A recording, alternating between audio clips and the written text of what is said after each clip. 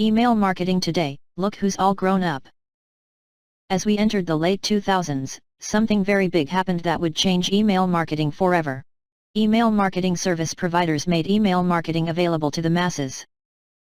The idea that email could be more than just a way to communicate between friends had been embraced within the marketing departments of large companies, but it wasn't until companies like Constant Contact, Aweber, MailChimp, iContact, Vertical Response, and Infusionsoft developed email marketing technology as a software-as-a-service product that it started on its path to becoming a critical part of every marketing plan. Software as a Service, SaaS, is a software distribution model. The software provider hosts the application and makes it available to users online, rather than allowing users to install it locally on their computers. SaaS products made email marketing affordable and easy. Thanks to 24/7 access, low monthly subscription fees, and easy-to-use tools, anyone could build email lists from their websites, create professional-looking email messages, and send those messages to groups of people at specific times. Promoting sales, sending discount codes, and announcing new products to people who had already opted in to receive these types of messages was suddenly easier than ever. And that's where we are today. Email marketing is mature, stable, and effective. Remember, the power is in your list. You just need to learn how to build that list and use it to turn subscribers into paying customers and brand advocates. Fortunately, that's exactly what you'll learn in this book. Why you should invest in email marketing. Just like every marketing tool that is available for you to connect your brand with consumers, email marketing has pros and cons. You should understand what you're getting into before you invest in an email marketing application. Email marketing is one of the most cost-effective investments you can make to promote your products and services, but it's not perfect. Advantages of email marketing. Let's start with the pros. Email marketing has more advantages than disadvantages since consumers have become more accepting of it during the past decade. To determine if email marketing is right for you and your business, consider these advantages. Affordability. If you or an existing member of your team can manage your email marketing programs and learn how to use your chosen email marketing application, then it's an extremely affordable way to connect with large numbers of people who have expressed interest in your products or services. Since you can send email messages only to people who have opted into your list by law, see Chapter 3 for legal details. Email marketing service providers typically offer their software at low monthly fees. They might charge you based on the number of subscribers on your list, the number of messages you send per month, or a combination of the two. For example, some providers offer plans that allow you to send messages to a small list for free or for less than $10 per month. You'll learn more about these providers and their applications in Chapter 4. For now, understand that pricing usually starts quite low and increases as you add more subscribers to your list or send a higher volume of messages. Effectiveness. According to the Direct Marketing Association's National Client Email Report 2015, http://emailmonday.com/wp- content/uploads/2015/04/National Client Email 2015 DMA.pdf. For every dollar you spend on email marketing, the average return you can expect is $38. Of course, that return isn't guaranteed, but if you test, tweak, and optimize your campaigns, it's very achievable. Furthermore, Forrester's Social Relationship Strategies That Work report revealed that people are very willing to receive email messages from businesses. Forrester found they're twice as likely to sign up to a business email list than they are to interact with a business on Facebook. In other words, despite all the hype that Facebook marketing gets, consumers are more engaged with email marketing. Whether you're using email marketing to drive more website traffic or increase conversions and sales, email marketing is an important piece of your marketing plan. Measurability. Most email marketing tools give you access to a lot of data about your subscribers and their behaviors. For example, you can quickly learn who opened your email messages and clicked the links in your messages. Using this data, you can test elements of your email campaigns, such as subject lines, time of delivery, and more. When you set up email automation sequences, you can even track where people fell out of your marketing funnel and develop new ways to not just keep them in the funnel but continue moving them through it to a conversion, see Chapter 5 for more information about funnels and sequencing. You can even integrate your email marketing tool with Google Analytics to do a deeper dive into subscribers' behaviors. The information you collect could help you create additional email campaigns as well as add retargeting campaigns. In fact, all this data can get overwhelming, but don't worry. You'll learn all about tracking email marketing performance in Chapter 12. Customization and personalization.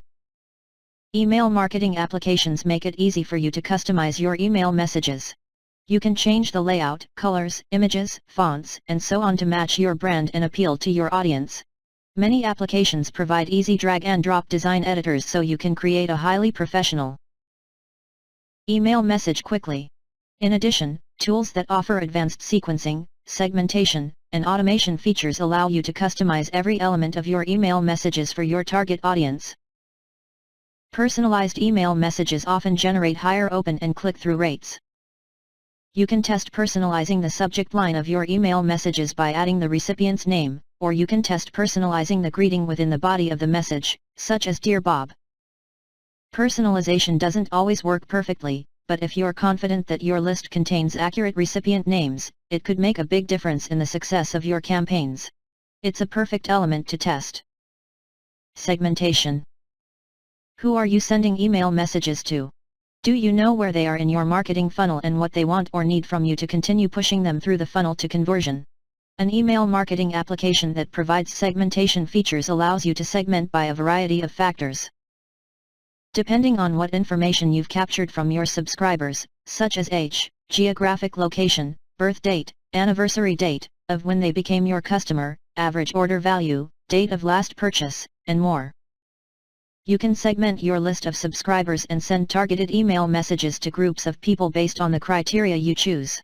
For example, you might set up an email automation that automatically sends a coupon to prior customers on their birthdays. This is a great way to increase loyalty. Segmentation can increase open rates, click-throughs, and conversions. Some email marketing applications offer advanced segmentation features so you can segment by behaviors. For example, you set up a sequence that sends an email message to your list of customers that offers a special price on a product for sale on your website. Those recipients who click on the link in the email to get the offer are taken to a special landing page on your site where they can click the buy button and make a purchase. People who make the purchase would then be segmented separately from those who did not make a purchase. The buyers would receive a follow-up email sequence offering related products and services while the non-buyers would receive reminders that the discount is expiring soon. You can get very complex in your segmentation and automation processes in an effort to increase conversions. Relationship and trust building. One of the most important aspects of building a successful business is building a brand that consumers recognize and trust. Email marketing gives you the opportunity to demonstrate your authority on your subject matter so consumers trust that you know what you're talking about. They'll develop perceptions of your brand based on the email messages you send, and when the time comes that they're ready to make a purchase, they'll choose your brand. This is particularly important for businesses that sell products and services where purchase decisions are more complex or seasonal. Email marketing is one of the best ways to nurture leads until they're ready to act and make a purchase. As they become more comfortable with your brand and reliant on the information you send to help solve their problems, save them time, or simply make their lives a bit better, they're also more likely to spread the word about your brand to other people. Email messages are highly shareable, and it takes just a second for a recipient to click the forward button and send your message to another contact. Therefore, email marketing can be an excellent form of word-of-mouth marketing and brand advocacy, too. Time saving. Once you set up your email marketing tool, create some email automation sequences and integrate your email marketing with your website, Google Analytics, and other marketing programs, you can save a significant amount of time on a daily basis. Rather than manually sending thank you messages, confirmations, offers, and so on to people, you can set everything up in advance, turn it on, and let it run by itself. It's important to test your automations on an ongoing basis to ensure nothing has gone wrong. No technology is perfect, so it's better to be safe than sorry. Add yourself to your automation lists and see what happens. If something goes wrong, fix it immediately. A poorly developed, written, or Configured email message could do far more harm to your business than good. Disadvantages of email marketing. The negative aspects of email marketing should not deter you from using it. Regardless of the challenges, it's still one of the most effective ways of promoting your products and services to consumers and motivating them to take the action you want them to, such as making a purchase. However, it's important to understand the disadvantages so you're not surprised down the road. They include the following. Deliverability. Two things can affect the deliverability of your email messages. The first is spam. Internet service providers, ISPs, that deliver messages to email inboxes are actively looking for spam, and they'll either stop it before it reaches a recipient or send it to a recipient's spam folder if it's suspicious. Fortunately, there are steps you can take to reduce the risk that your messages will be flagged as spam, which you'll learn more about in Chapter 3. However, the risk is still always there. The other problem is your email marketing service provider. Not all tools are equal in the minds of internet service providers. Some have better reputations than others, and with those better reputations come better deliverability rates. High-quality email service providers take steps to reduce the number of messages they send that are flagged as spam and to ensure ISPs will accept and deliver the messages that come from them. These steps include authentication, using a dedicated domain, getting whitelisted by internet service providers, and more. If your email service provider doesn't work on an ongoing basis to optimize deliverability, then your email marketing results will be negatively affected. With that in mind, make sure you choose a reputable email service provider. You'll be introduced to many of them in Chapter 4. Clutter. People are inundated with messages every day, and that includes inside their email inboxes. According to Internet Live Stats, as of August 2017, more than 2.6 million email messages are sent per second, and 67% of them are spam. www.internetlivestats.com/1-second. It's hard to stand out. With that said, it's very easy for people to unsubscribe from your email list, but think of it this way. They can easily look away from your print ad, click away from your online ad, or throw away your direct mail piece. It's the same thing, but with email marketing, you can send highly relevant information, not just promotional messages. Hopefully, interested consumers who might buy one day won't hit the unsubscribe button, and those who will never buy can unsubscribe. As a result, you can invest your time and money on those people who will have the potential to drive revenue for your business in the future. Time requirements. If you're technically savvy and you can write great email marketing messages, then email marketing can be easy. Not only can you set up automated email marketing campaigns that run without your daily involvement, but you can also create email marketing campaigns anytime a new opportunity arises. Furthermore, you can strategize comprehensive email marketing programs that are key components of the integrated marketing plan for your business. However, there's something important to remember. Email automation can save you a lot of time, but email marketing can be very time-consuming.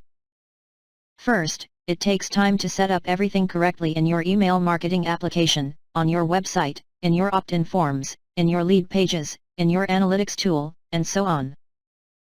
If you're segmenting your list into smaller groups of people with similar characteristics or behaviors so you can send the most relevant messages possible to them, as discussed in detail in Chapter 9, it's even more time-consuming to set up everything correctly. If you're not technically savvy or you're not a copywriter, it will take you even longer to set up and manage your email marketing on an ongoing basis. Skills. Many people who don't have the necessary skills to set up and manage email campaigns and automations in their email marketing applications have to invest more money to hire someone to do it. If that describes you, then you'll need to find someone to help you set up and or manage all your email marketing programs for you. Make sure you hire someone who understands the email marketing application you've chosen. While they're all similar, they offer different advanced features that an email marketer might not be familiar with. For example, the advanced segmentation and automation capabilities of Infusionsoft are extremely different from the capabilities offered by MailChimp. These are important challenges to consider before you hire someone. Final thoughts about email marketing pros and cons. Keeping all the pros and cons you just learned in mind, you could do everything right and still not get the response you want from your email marketing campaigns. Email marketing is not a once-and-done strategy. You should use it to keep your brand top of mind without being annoying. That means you need to send useful, meaningful, relevant content to your audience that solves problems, entertains, educates, or motivates them to take some kind of action. See Chapter 10 to learn more about writing email messages your audience wants to receive. Introduction to email marketing tools, processes, and terminology. As email marketing has evolved over the years, so have email marketing tools. We've moved from mass email marketing to highly targeted, time-sensitive, and event-triggered email marketing. As spam filters improved and more companies stopped sending unsolicited email messages, consumers discovered that they want to hear about promotions, offers, deals, news, and more from companies via email. They're more than willing to opt into brands' email lists to get this valuable information.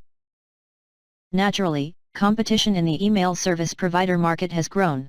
Not only are there more companies offering email marketing SaaS tools, but these companies are offering long lists of features within their software applications. All the tools and terminology can get confusing, so before you go any further in this book, take a few minutes to learn the key terms discussed in the remainder of this chapter. Without this knowledge, you could invest time and money into tools you don't need. ESP vs Marketing Automation vs CRM. First, you should understand the difference between an email marketing service provider or email service provider, ESP, marketing automation, and customer relationship management, CRM. These terms are important because the features offered by an ESP are different from those offered by a comprehensive marketing automation tool or a CRM. Email Service Provider, ESP. An ESP provides software that enables you to send email messages to lists of people at specific times. You might be able to create multiple lists, segment those lists into smaller groups of people, and even automatically send newsletters and specific campaigns that you create. Typically, the ESP provides easy-to-use design tools so you can create messages that look highly professional. An ESP might even offer great-looking opt-in forms you can use on your website to collect email addresses from new subscribers. Some ESPs include simple automation features that allow you to set up a series of messages, which are automatically sent to people on your list at specific times or after specific behaviors, such as when a recipient clicks on a link in a message. An opt-in form appears on your website and invites visitors to subscribe to receive email updates from you. The form includes a field for visitors to input their email addresses. Depending on the ESP you're using, you might be able to include additional fields in the form such as name and address. Ideally, when visitors subscribe using the opt-in form, their email addresses will automatically be added to your list within your ESP account. Think of an ESP's software as a tool to build relationships with consumers and make sales. Popular ESPs include MailChimp, Constant Contact, iContact, Aweber, ActiveCampaign, ConvertKit, ClickFunnels, and Emma, to name a few. Marketing Automation. Marketing automation providers have developed software that enables you to do email marketing and much more. Using marketing automation software, you can integrate your email marketing, content marketing, online advertising, and many other marketing efforts so you can track leads from acquisition to conversion. The goal of using this software is to streamline and automate tasks to save time and money. Furthermore, centralizing marketing activities in a marketing automation software improves tracking so you can better identify which tactics perform the best and adjust your marketing budget quickly and efficiently. Marketing automation is all about lead nurturing and moving consumers through the marketing funnel, discussed in detail in Chapter 2. The software offers advanced segmentation features to ensure highly targeted audiences get the best messages at specific times. The automation features are also very advanced, so a business can run much of its marketing on autopilot once it's set up. Popular marketing automation software providers include HubSpot, Marketo, SharpSpring, and Pardot by Salesforce. Customer Relationship Management, CRM. A CRM is a sales tool, not a marketing tool, although there is some overlap. CRM software enables you to follow a person's entire lifetime with your business. You can quickly see all of a person's contact information, your interactions with that person, dates and notes about phone conversations, notes about the person's needs and preferences, their purchase history, and more. The goal of using CRM software is to improve interactions between your business and consumers so they're more likely to buy and to tell other people about how satisfied they are buying from you. Your salespeople can easily track prospects and close more sales when they have all this useful information at their fingertips. Popular CRM software is available from Salesforce, Zoho CRM, Insightly, Pipeline Deals, Nimble, and NetSuite CRM. You'll learn more about email marketing tools throughout this book, and a complete resource list is included in the appendix. For now, don't worry about which tool you'll choose when the time comes. Instead, focus on learning how to use email marketing to grow your business by creating campaigns that work. Software that does it all. There are some software products available that don't fit neatly into the ESP, marketing automation, or CRM categories because they do a little bit of each. For example, Infusionsoft and Ontraport are excellent tools for email marketing, as well as some marketing automation and CRM. Similarly, ActiveCampaign offers email marketing and marketing automation features with some CRM features included in plans at higher price points. HubSpot offers a marketing automation product and a CRM product, and both include email marketing features. The best advice is to not worry about semantics. As you read this book, make a list of the features you need in an email marketing tool, then search for software that offers all those features. For most small businesses, this will be an ESP software to start. You might want to graduate to a marketing automation or CRM tool in the future, but an ESP meets most entrepreneurs' needs at first. Email automation vs drip email marketing. Two more terms that can be confusing because they're often used interchangeably are email automation and drip email marketing. Both these terms refer to the process of automatically sending email messages to people on your list. In other words, you create a sequence of messages and set up specific times or actions that signal the next message in the sequence to be delivered.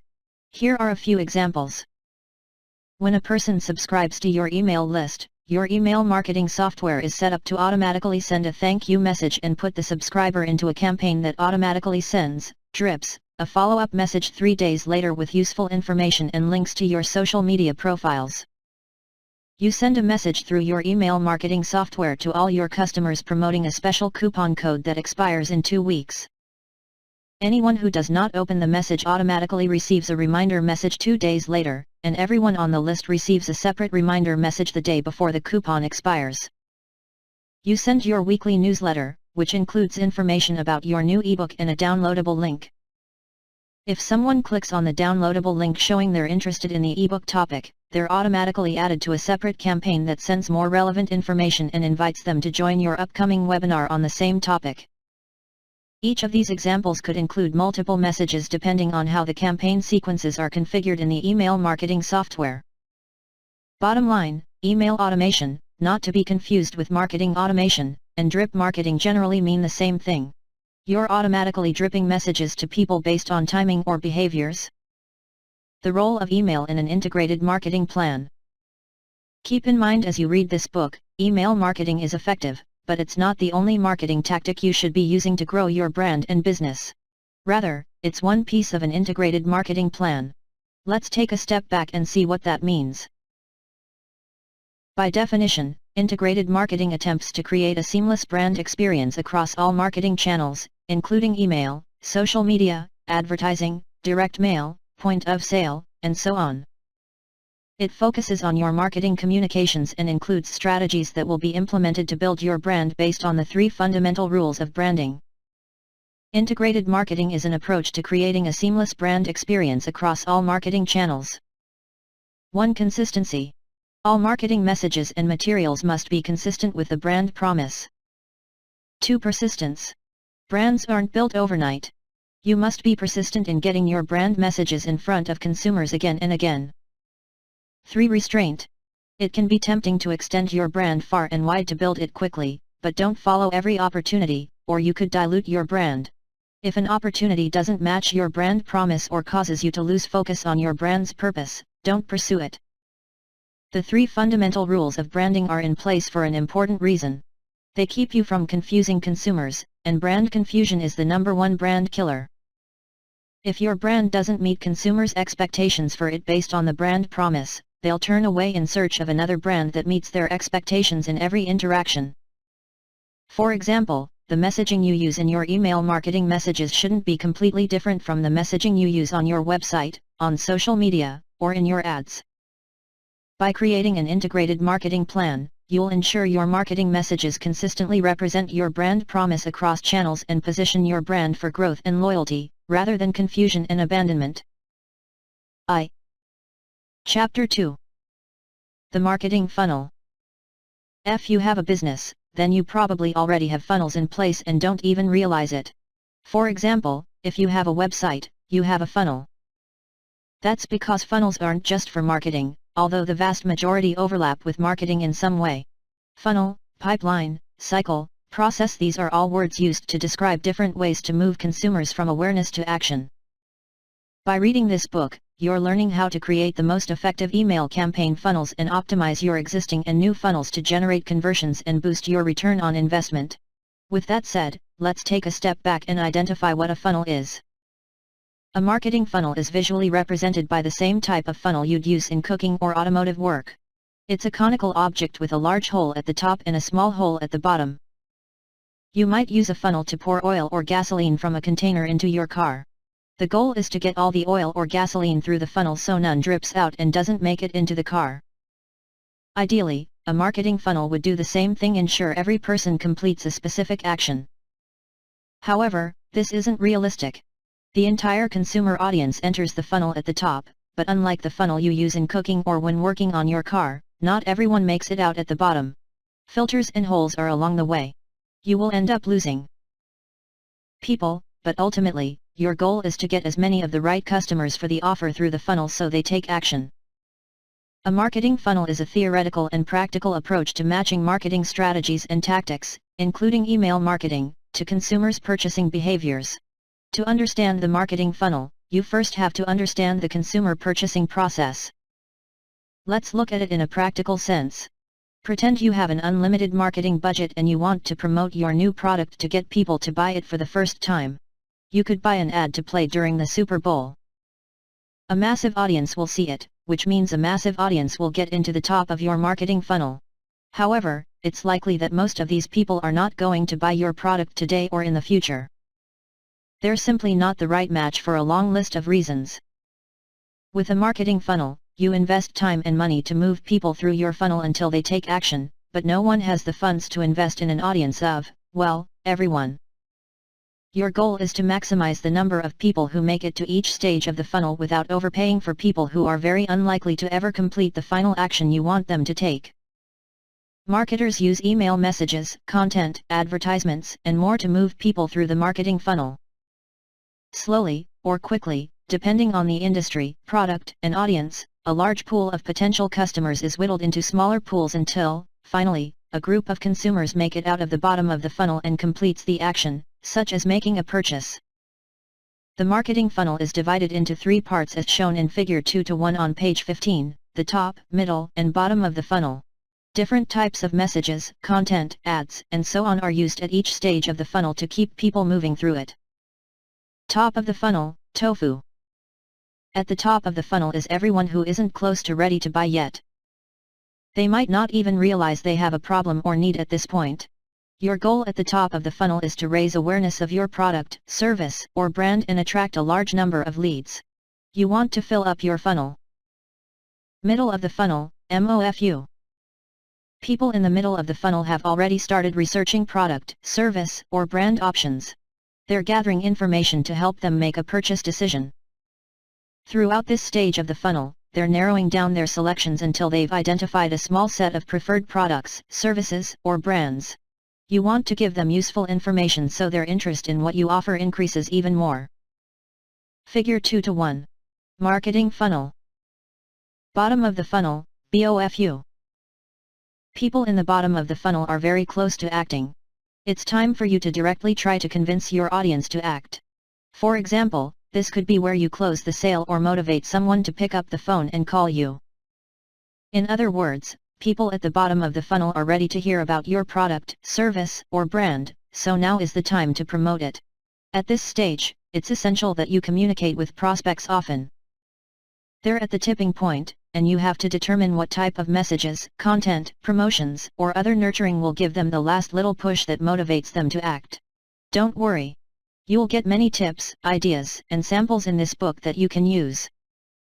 Email conversion funnel campaigns. This book teaches you about a specific type of marketing funnel, the email conversion funnel. You'll learn how to create email marketing campaigns that successfully lead consumers to take a predetermined action, i.e., convert. The end goal or desired action might be to increase email subscribers, boost webinar sign UPS, generate free trials, close sales, or something else. The choice is yours. However, it's important to understand that email conversion funnels are usually made up of a lot of parts and pieces, not just a series of email messages.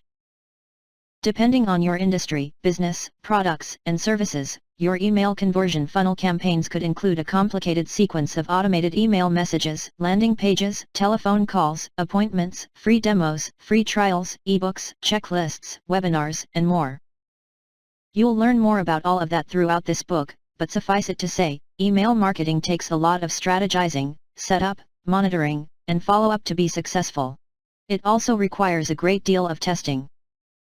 Fortunately, when you can identify where the consumers you're communicating with through your email messages are in the buying cycle and marketing funnel, your campaigns will be more successful.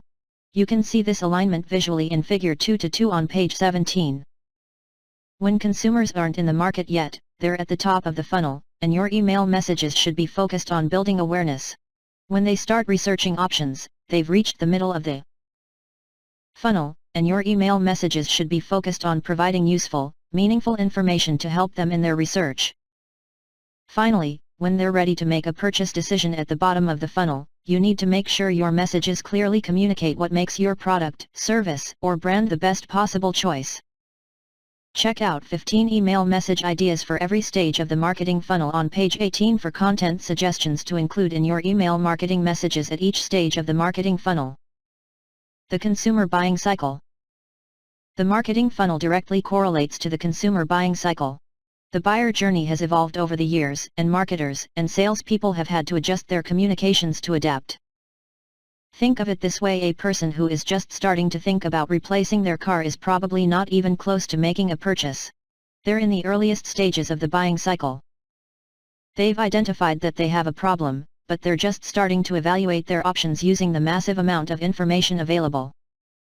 People in this stage of the buying cycle need to see and hear different messages and consume different content than people who are ready to buy a new car right now. Figure 2:2. The marketing funnel aligned with the consumer buying cycle. As shown in Figure 2-3 on page 19, there are 5 primary steps in today's consumer buying cycle, which you should consider before creating an email campaign, or any marketing campaign or content. 15 email message ideas for every stage of the marketing funnel. Top of the funnel. 1. Educational articles. 2. Educational videos. 3. Short, introductory ebooks. 4. Checklists. 5. Worksheets. Middle of the funnel. 1. How-to videos. 2. Case studies. 3. Product descriptions. 4. Long, deep dive ebooks. 5. Webinar replays and presentation slides. Bottom of the funnel. 1. Testimonials. 2. Demo videos. 3. Product or service reviews. 4. Competitor comparison tables. 5. Discounts and special promotions. 1. Not in the market yet. In stage 1, the consumer has not identified a problem that has created a want or need. Therefore, they are not in the market for a product or service at all. 2. Problem identified. In stage 2, the consumer has identified a problem that created a want or need. That problem could be physical or emotional, and the consumer might not actually call it a problem. They are about to enter the market for a product or service to solve the problem. 3. Research and evaluation. In stage 3, the consumer has started conducting research to find solutions to their problem and is evaluating different product or service options.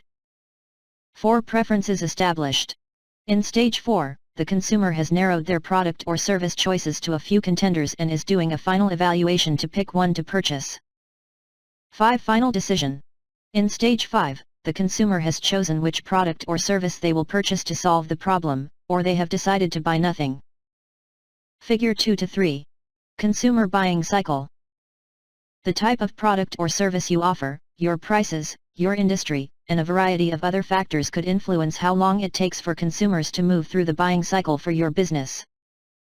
For example, the process is certainly longer for a car than a candy bar. In addition to these tangible factors, there are many emotional factors that influence consumers' purchasing decisions. Buying decisions are rarely 100% rational. As you develop email marketing programs, you also need to understand who your customers are, what makes them tick, and what motivates them physically and emotionally. Fortunately, while the world has changed around us over the years, people's needs and their behaviors related to satisfying those needs haven't changed as much as you might think. This includes how people make purchase decisions. We are still guided by psychologist Abraham Maslow's hierarchy of needs, which he developed in 1943. Maslow identified 5 human needs and ranked them in a hierarchy as shown in Figure 2-4 on page 20. Figure 2-4. Maslow's hierarchy of needs. At the bottom of the hierarchy are physiological needs. These are the things humans need to survive, such as food and water. The second level includes safety needs such as health, family, and a job. These are the needs that give humans a sense of security.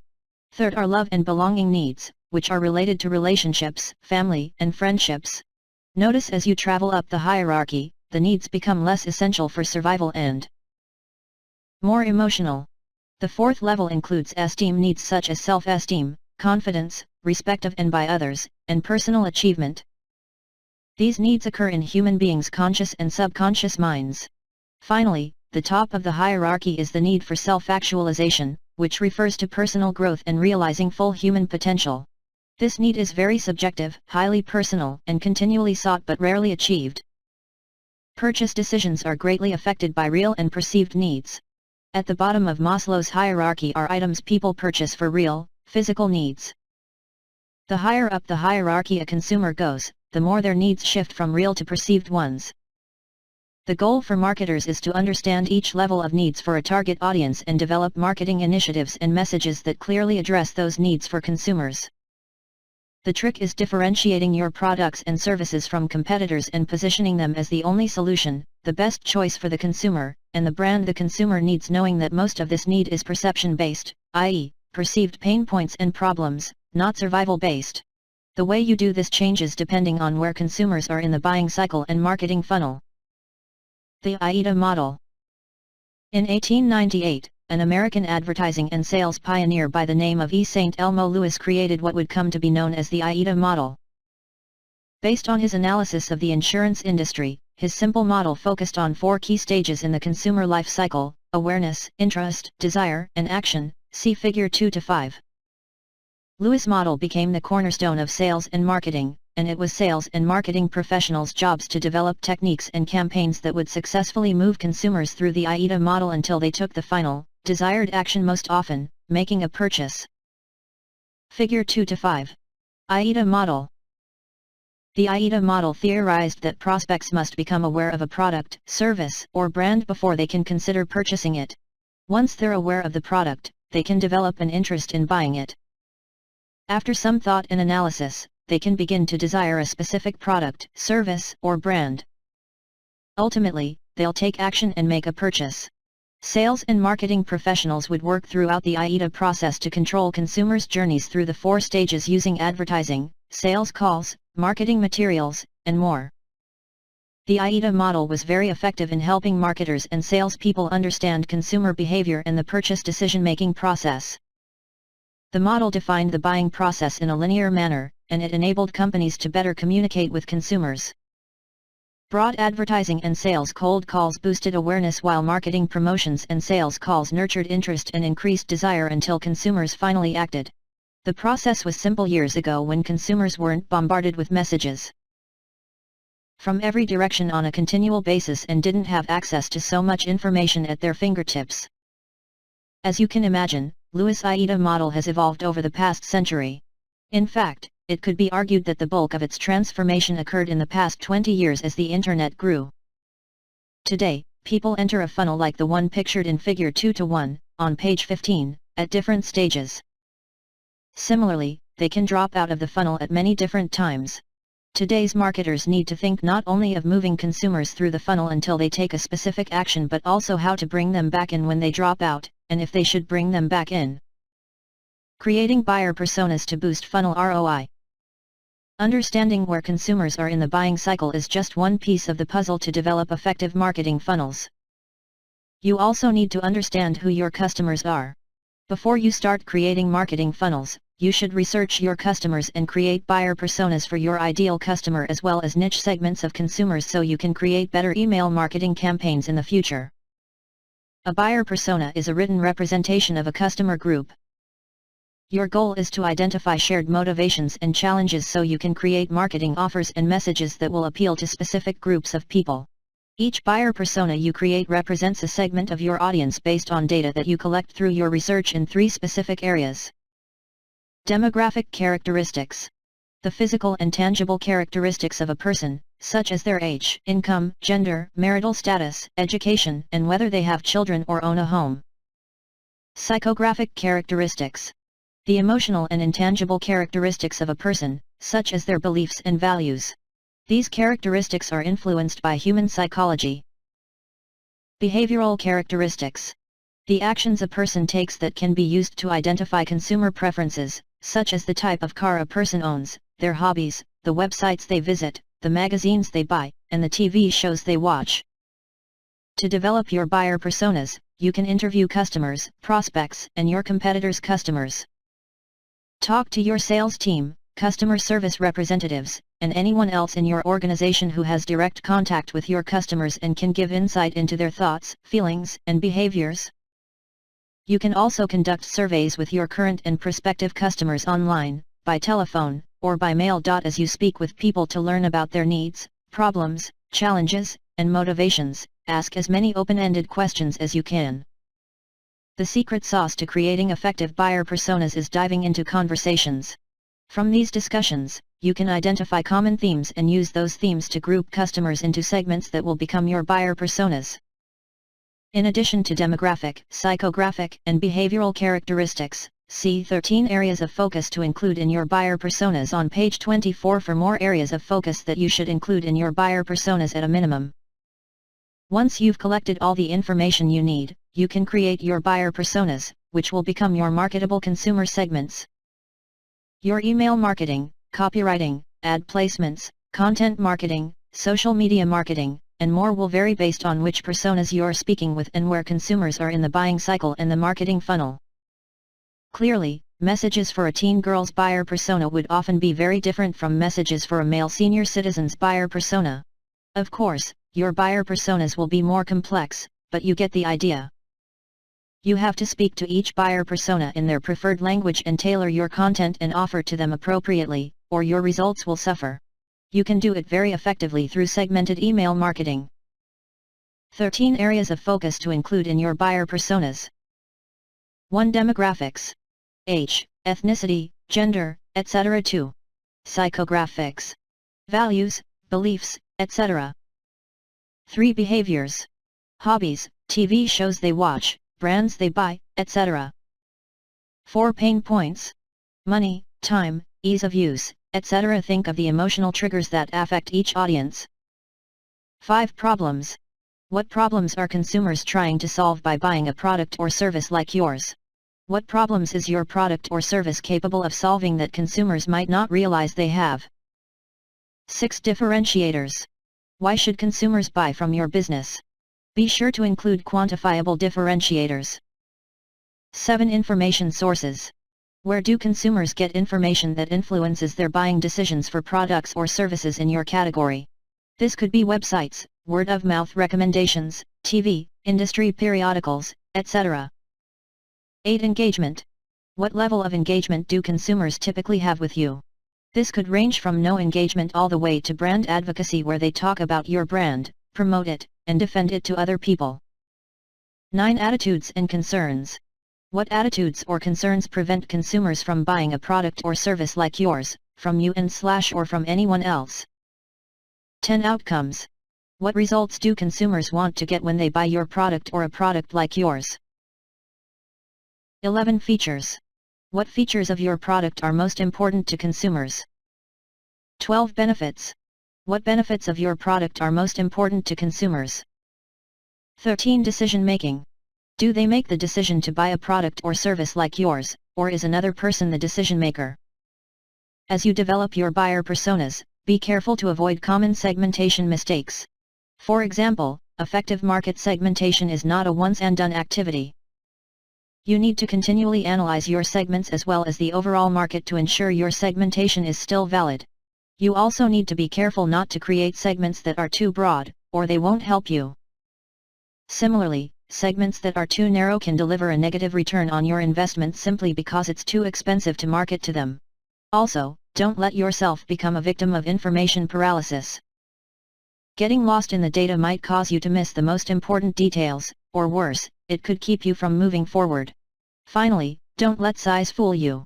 Just because an audience segment is the largest doesn't mean it will be the most profitable. Buyer Persona Worksheet. Visit www.ultimateguideoemailmarketing.com/bpw to download a free buyer persona worksheet you can use to develop your own buyer personas. Bringing it all together for email marketing. Think about how your email marketing can align with the marketing funnel and consumer buying cycle, as well as how you can make your messages more appealing to recipients by leveraging buyer personas, rather than sending a message with a 15% discount to a broad audience of people at the top of the funnel who may not be interested or might have bought anyway without the discount. You should save that discount to use in messages sent to people in the bottom of the funnel who need that final extra push to buy. In addition, rather than sending a message containing a basic, educational article to people who are at the purchase decision stage of the consumer buying cycle, you should be sending them demo videos and testimonials. Similarly, rather than sending a generic competitor comparison table to consumers at the bottom of the funnel who are ready to make a purchase decision, you should send tables that are customized to each person's buyer persona. It's highly likely that different people will be motivated by different features and benefits. Your conversion numbers will go up if that competitor comparison table is tailored to each person's physical and emotional needs. These are just a few examples to consider as you learn about email campaign conversion funnels. Always remember, there is a great deal of strategy behind every marketing funnel. Return to this chapter whenever you need a refresher. Chapter 3. Know the laws and deliverability rules. As an email marketer, you need to comply with laws that were put in place to protect consumers. While it might be tempting to buy a list of email addresses and just start sending messages to everyone on that list, this is a bad idea for a few reasons. First, you might be breaking the law. Second, you might be hurting your chances of your future email marketing messages getting into people's email inboxes, including inboxes belonging to your own customers. The bottom line is your actions as an email marketer can affect the deliverability of your email today and in the future. Definition. Email marketing is an important form of permission marketing. In simplest terms, permission marketing is any form of consumer communications where companies should obtain permission from individuals before contacting them. Just as companies should obtain permission to call consumers on the telephone, they also should obtain permission to send commercial email messages to consumers. Believe it or not, the vast majority of email doesn't make it to people's inboxes. ReturnPath's 2015 Email Deliverability Benchmark Report revealed that 21% of emails that people have opted in to receive never make it to an inbox.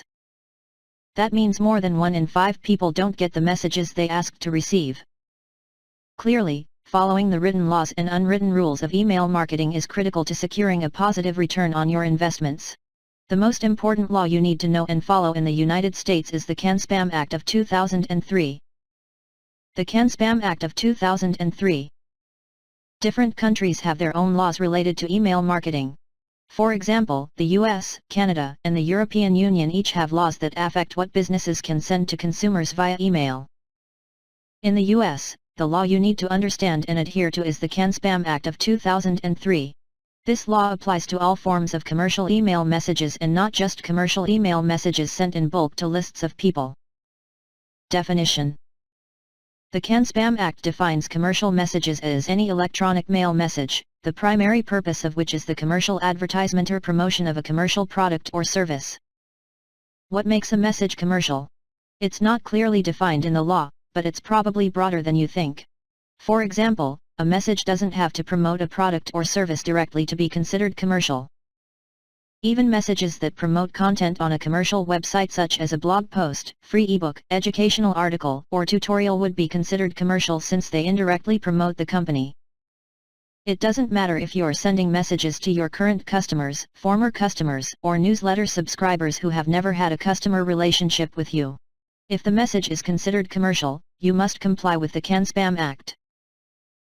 The cost for non-compliance can be very high, particularly since you can be charged penalties for each separate email violation up to $40,654.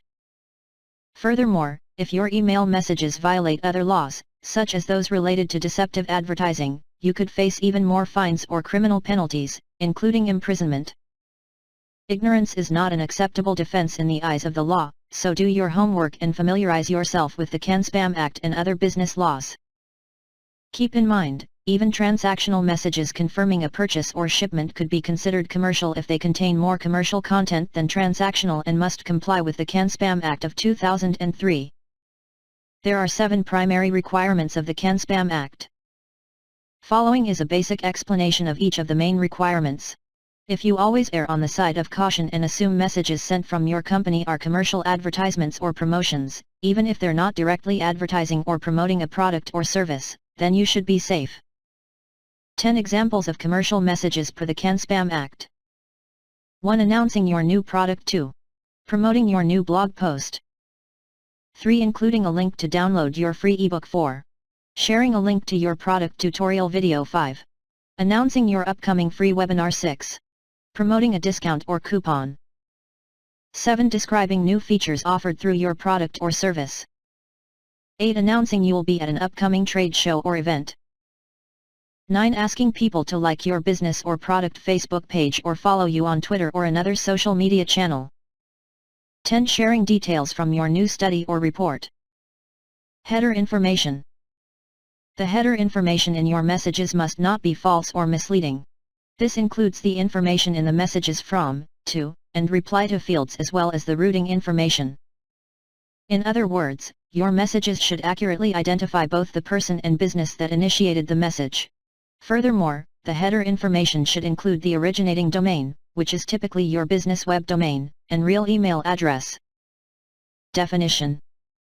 A domain includes a name and suffix, such as google.com or microsoft.com.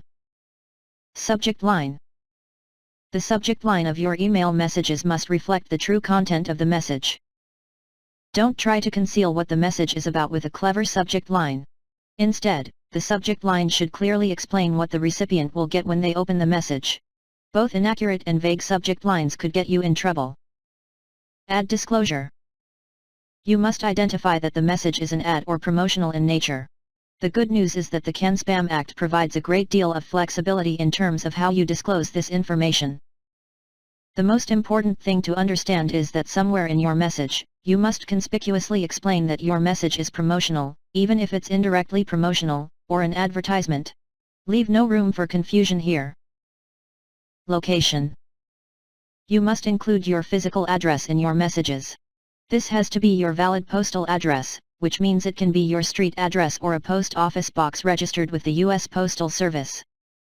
It could also be a private mailbox that you registered with a commercial mail receiving agency, but make sure that agency was established under Postal Service regulations or it won't meet the requirements of the CAN-SPAM Act. Unsubscribe option. Your messages must include an easy and obvious way to unsubscribe if recipients want to opt out of receiving email messages from you in the future. You cannot create conditions to opt out, such as requiring a person to pay a fee or provide any personally identifiable information aside from an email address. Furthermore, the opt-out process must not require a person to do more than send a reply email message or visit one web page.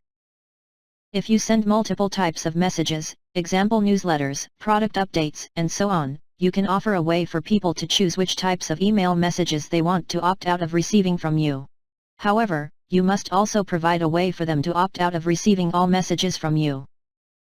Opt-out completion. After you send a message, recipients must have 30 days to unsubscribe. If someone unsubscribes, you must honor that request within 10 business days. Once a person unsubscribes, you're not allowed to transfer or sell that person's email address, individually or as part of a list, to anyone else. Unless the company you're transferring the list to is helping you comply with the CAN-SPAM Act. Third parties. If you hire another person or company to manage your email marketing, you're still responsible for complying with the CAN-SPAM Act. In fact, both you and the person or company handling your email marketing are responsible and could get in trouble if the law isn't followed. Therefore, make sure anyone you work with knows the laws and complies with them. You'll need to monitor their activities for compliance on an ongoing basis. Where to learn more about the laws? Learn more about the CAN-SPAM Act at https://www.ftc.gov/tips-advice/business-center/guidance/kin-spam-act-compliance-guide-business. Learn more about advertising and marketing laws at https://www.ftc.gov/tips-advice/business-center/advertising-and-marketing. Understanding the importance of email deliverability. Just because you hit the send button doesn't mean the people on your email list will receive your messages. In fact, even if they've opted in to receive messages from you, studies show that for every 5 opt-in messages sent, at least 1 doesn't make it to people's inboxes. You don't want that to be your message. That's why understanding the factors that affect email deliverability is so important. Sending messages that never land in the intended recipients' inboxes is a waste of time and money. First, consider the path your messages take to get to recipients' inboxes. It's filled with obstacles put in place by Internet Service Providers, ISPs, that have a single goal in mind: to keep spam out of their customers' inboxes. When you send your messages, your ISP sends them to recipients' ISPs, such as Google, Yahoo, Comcast, and so on. The receiving ISP has a long list of filtering processes in place to analyze incoming messages for potential spam. If 1 or more of these flags are detected, the message is flagged as spam and goes directly to the recipient's spam or junk folder. Even if you're sending legitimate messages that people have opted in to receive, your messages could end up being undelivered because they triggered a spam filter. Look through your own email spam folder. What do you see? If you subscribe to a lot of email newsletters, chances are 1 or more messages from sites you've subscribed to or companies you've purchased products from are sitting in your spam folder unread. Why? Your ISP detected an element within those messages that triggered them to be flagged as spam. You must mark those messages as not spam to train your ISP not to recognize them as spam. Otherwise, they'll keep going into your spam folder. The same thing happens to your email marketing messages. And possibly your transactional messages, if you're not continually monitoring your email deliverability. How to improve your email deliverability? Fortunately, you can improve your email deliverability. If you're working with a reputable email service provider, ESP, to send your email marketing messages, it's highly likely the company has a wide variety of processes to improve email deliverability. Do your research and make sure this is the case before you choose your provider. Don't simply believe claims of 99% deliverability or similar deliverability rates. Instead, read the rest of this chapter, make sure you understand the factors that affect deliverability, and then do your due diligence and make sure the provider has appropriate processes in place. Reducing the chances that your messages are flagged as spam by ISP filters requires following the law and taking steps to make your messages as authentic as possible. The remainder of this chapter focuses on many of the factors that directly affect whether ISPs will see your messages as spam or not, so take some time to review and improve each to boost your email deliverability rates. Reputation. The reputation of the IP address and domain that you're sending email messages from is one of the first things ISPs look at when determining whether your messages are spam. Your IP address is the numeric address of your device on a network. It is used to identify you and allow you to communicate with others across the network. If you're using an ESP such as ActiveCampaign, GetResponse, MailChimp, or Aweber to send your email marketing messages, then those messages are sent using the ESP's IP address. In this case, the IP is shared among many users, so the behaviors of one user could affect the deliverability of other users' messages. What's the difference between an ESP and an ISP? As noted earlier in the book, an ESP is an email service provider. This is the company that provides your email marketing software, sends your email marketing messages for you, tracks your results, and so on. An ISP is an internet service provider. This is the company that provides email accounts and message accessibility to people. For example, you might use MailChimp as your ESP to send, automate, and track email marketing campaigns to your subscribers list on behalf of your company or brand, but you might use Comcast or Verizon to send and receive your personal email messages or a web-based email host such as Gmail or Yahoo. In simpler terms, if you use MailChimp as your email marketing application and another MailChimp user consistently sends out spam, but MailChimp doesn't catch and stop that user, then the IP address's reputation could be negatively affected. As a result, the deliverability of all messages sent from that IP address will decrease, which means your messages have a greater chance of going to spam folders rather than inboxes. That's why it's so important to choose an ESP that uses multiple IP addresses and continually works to maintain high deliverability rates, which includes blocking accounts that send spam. When your messages are sent, the receiving ISP checks the reputation of the sender's IP address. If you're using a dedicated IP address, meaning only one sender or company uses that IP address, then it's up to you to build your IP address's reputation. Until ISPs can detect that your IP address sends legitimate messages on a consistent basis, they'll throttle your messages, which means they will go to the spam folder. That's why it's important to warm up your IP address by sending a low volume of messages consistently to build your reputation. Once you've developed a reputation, you can increase the volume, but if you suddenly send a large volume of messages from a random IP address, ISPs will think you're a spammer. Improving your IP address's reputation after it has been tarnished isn't easy. The reputation of the domain name you're sending messages from also affects deliverability. Your domain name is the name you've registered online. Example: my company's domain is keysplashcreative.com and my blog's domain is womenonbusiness.com. Even if you're using an ESP to send your email marketing messages, your domain name is still detected through the authentication process discussed in the next section of this chapter. Your domain's reputation is affected by how often messages from your domain go into spam folders due to content or IP address reputation problems vs. how many times messages go into inboxes, as well as by how many times recipients mark your messages as spam vs.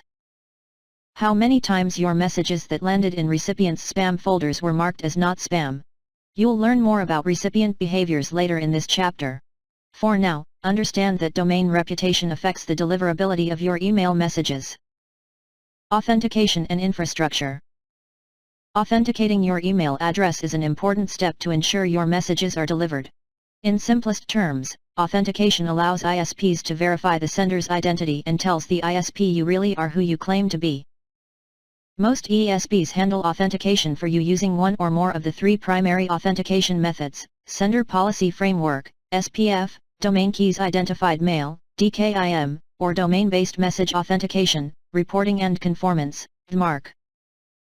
Authenticating your email address helps build your domain reputation and protects you from spammers who use forged email addresses to send phishing and spoofing campaigns. Once you authenticate your email address, you need to update your email domain's DNS, domain name systems, records, text, records, and MTA, mail transfer agent, records with your hosting provider. Every hosting provider has different instructions to accomplish this, so if you plan to authenticate your email address yourself, check with your provider to learn how to do it.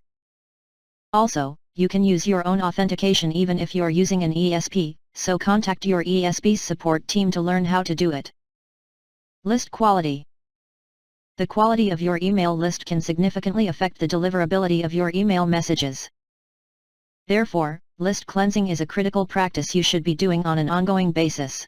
You also need to make sure you follow the law and send email only to people who have opted in to receive messages from you. That means you need to honor unsubscribe requests on a timely basis, too. Where to get SPF, DKIM, or DMARC records. To get an SPF record for your email address, visit these sites: openspf.org, www.openspf.org, spfwizard.net, www.spfwizard.net. To get a DKIM record for your email address, visit these sites: dkim.org, www.dkim.org. SakiTLabs.com, www.sakitlabs.com/domain-key-d-kim-generation-wizard. To get a DMARC record for your email address, visit these sites. dmarc.org, https://dmarc.org/resources/deployment-tools globalcyberalliance.org, https://dmarc.globalcyberalliance.org. You can maintain a quality email list in several ways. First, make sure people opt in to receive messages from you. Not only is required by many ESPs to get permission before emailing people, but opting in ensures people know who you are. If they recognize you as the sender in their email inboxes, they're less likely to flag your messages as spam. Second, make sure you send messages to your list on a consistent basis. If people forget who you are, they're more likely to mark your messages as spam the next time you email them. Third, you need to clean your list regularly by removing addresses that delivered hard bounces, meaning there is something wrong with the email address, so messages cannot be delivered to it at all.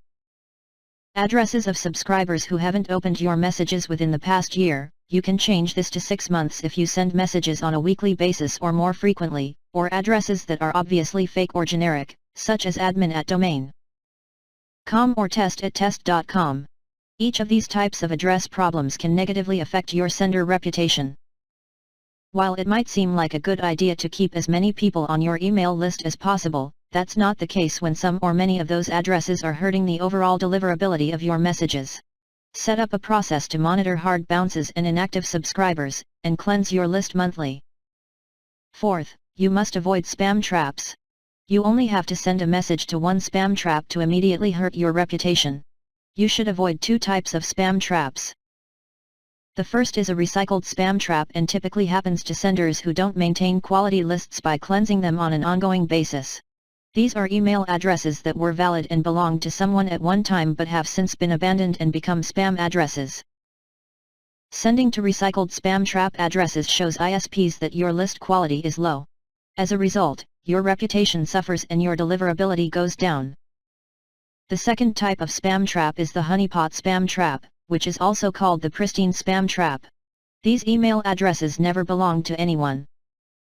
ISPs create them with one goal in mind: to catch spammers who use robots to crawl websites for email addresses. ISPs hide these addresses on websites for this purpose, or to catch people who purchase lists that include these addresses.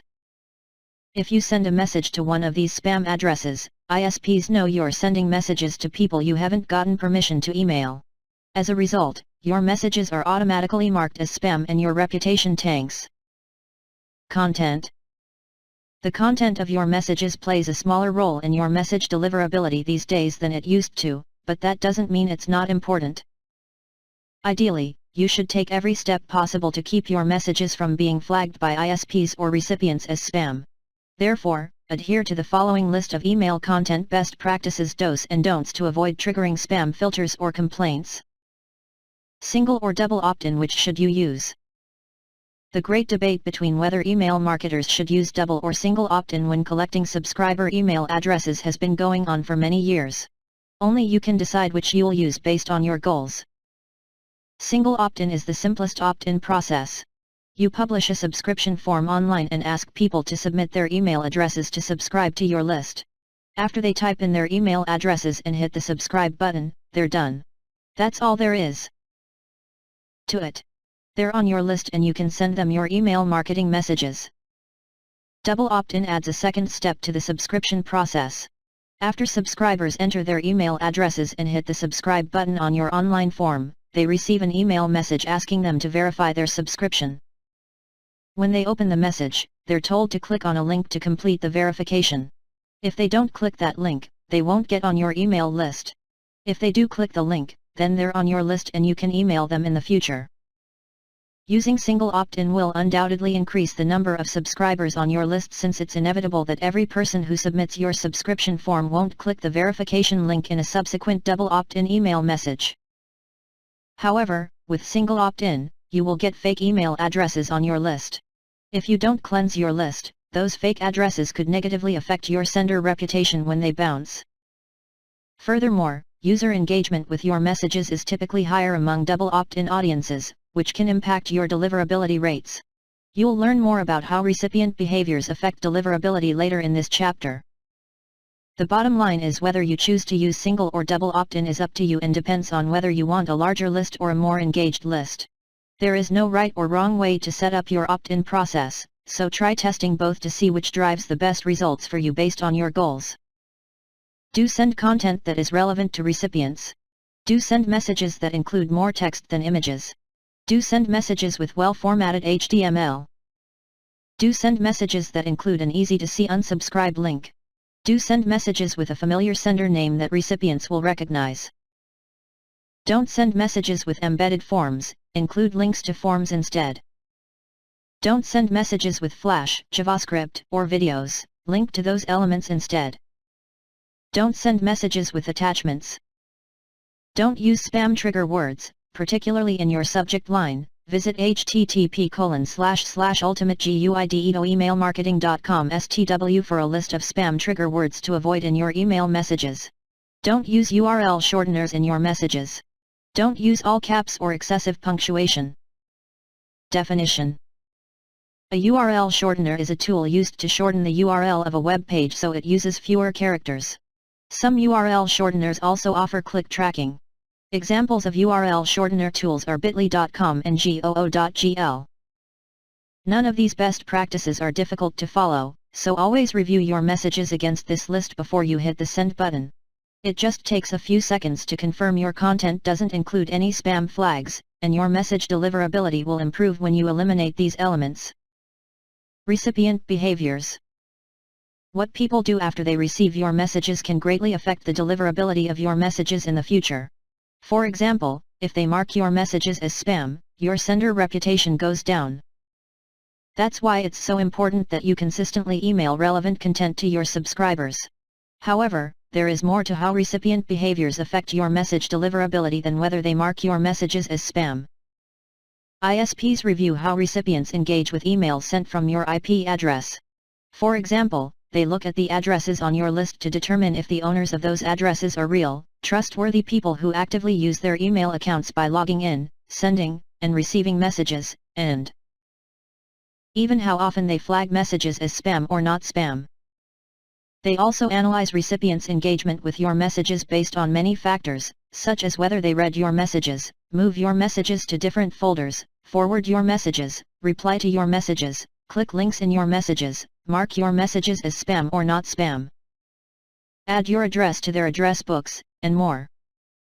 Recipient engagement matters a lot to the future deliverability of your messages, but you need to make sure your messages get to subscribers' inboxes in the first place. A great way to do that is to ask your subscribers to add your email address to their personal safe sender lists, also called whitelists, within their email applications. When someone submits your web form and subscribes to your list, display a thank you page that asks them to add your address to their safe sender lists. You can also include this request in the first email message you send to them, such as your double opt-in verification message or a welcome message. It's also a great idea to remind them to whitelist your email address by including a link to a web page that provides instructions on how to do it with common mail providers like Gmail, Yahoo, and Outlook. Blacklists. There are hundreds of blacklists used by ISPs to filter out spam and unwanted email messages, but there are just two main types of blacklists: IP address-based blacklists and domain-based blacklists. IP address-based lists query IP addresses in real time to find spammers. Domain-based lists search for URLs, including redirects, within the content of email messages to find domains that have been identified as spam sources. Definition: an email blacklist is a database of IP addresses or domains that are known to send spam messages. If you land on a blacklist, your messages could be blocked by certain ISPs. The extent of the damage depends on how many ISPs use the list.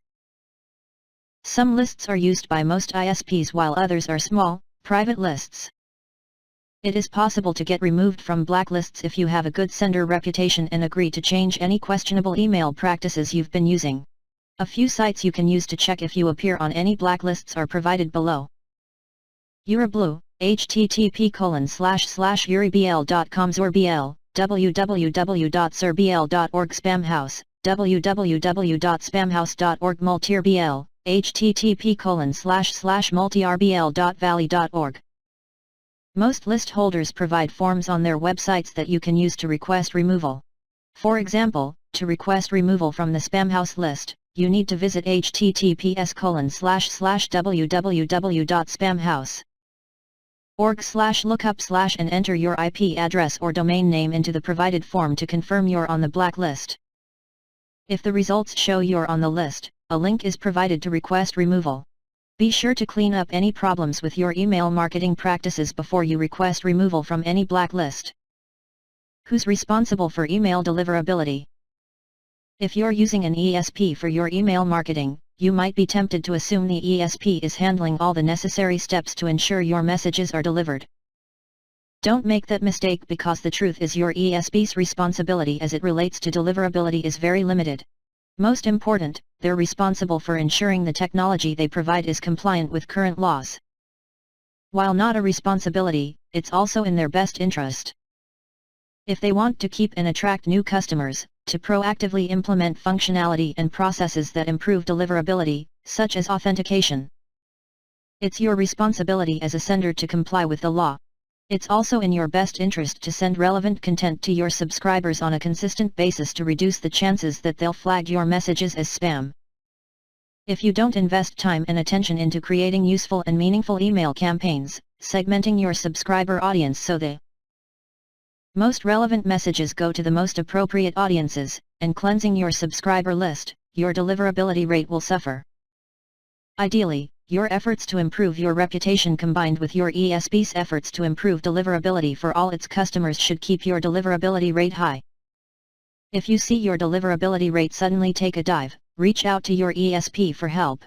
Remember, if people don't get your messages, you're wasting your time and money by sending them. Oh. Chapter 4. Choosing your tools. NCE, you've decided to invest some time and money into building your own list of prospects and customers to boost your business through email marketing. You need to choose the tools you'll use to collect those email addresses and send your messages. Many different email marketing tools are available today. Many offer very similar features with smaller nuances that could motivate you to choose one over another. On page 42, you'll find a list of 15 popular email marketing tools to start your research.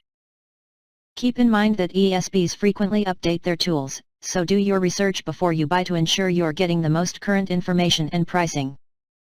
The tool you choose depends very much on your goals for your email marketing investment. Do you just want to collect email addresses and send the same monthly newsletter to everyone? Might you want to send messages based on your subscribers' individual behaviors in the future? Do you want to offer free ebooks or checklists to your website visitors in exchange for their email addresses and automatically send them a link to that free content after they submit a form on your website? Your answers to these questions affect which email marketing tool you need to use.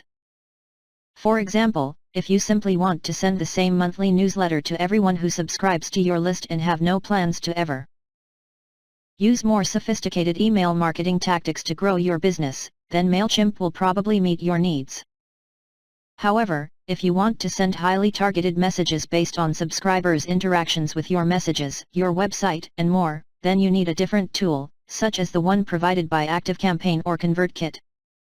15 popular email marketing tools. Here are 15 well-known email marketing providers to start your research. Note that this list does not include marketing automation and CRM tools, which also provide email marketing functionality. Instead, it only includes tools that focus on email marketing. Some may offer CRM features as add-ons. 2.1. ActiveCampaign, www.activecampaign.com. 2. Aweber, http://aweber.com. 3. Campaign Monitor, www.campaignmonitor.com. 4. ClickFunnels, www.clickfunnels.com. 5. Constant Contact, www.constantcontact.com. 6. ConvertKit, https://convertkit.com. 7. Drip, www.drip.co. 8. Emma, https://myemma.com. 9. GetResponse, www.getresponse.com. 10. iContact, www.icontact.com. 11. Infusionsoft, www.infusionsoft.com. 12. MadMimi, https://madmimi.com 13. MailChimp, https://mailchimp.com 14. Ontraport, https://ontraport.com. 15. Vertical Response, www.verticalresponse.com. Therefore, sit down and document your short and long-term email marketing goals. While switching from one ESP to another can be done, it's cumbersome and rarely a perfect process.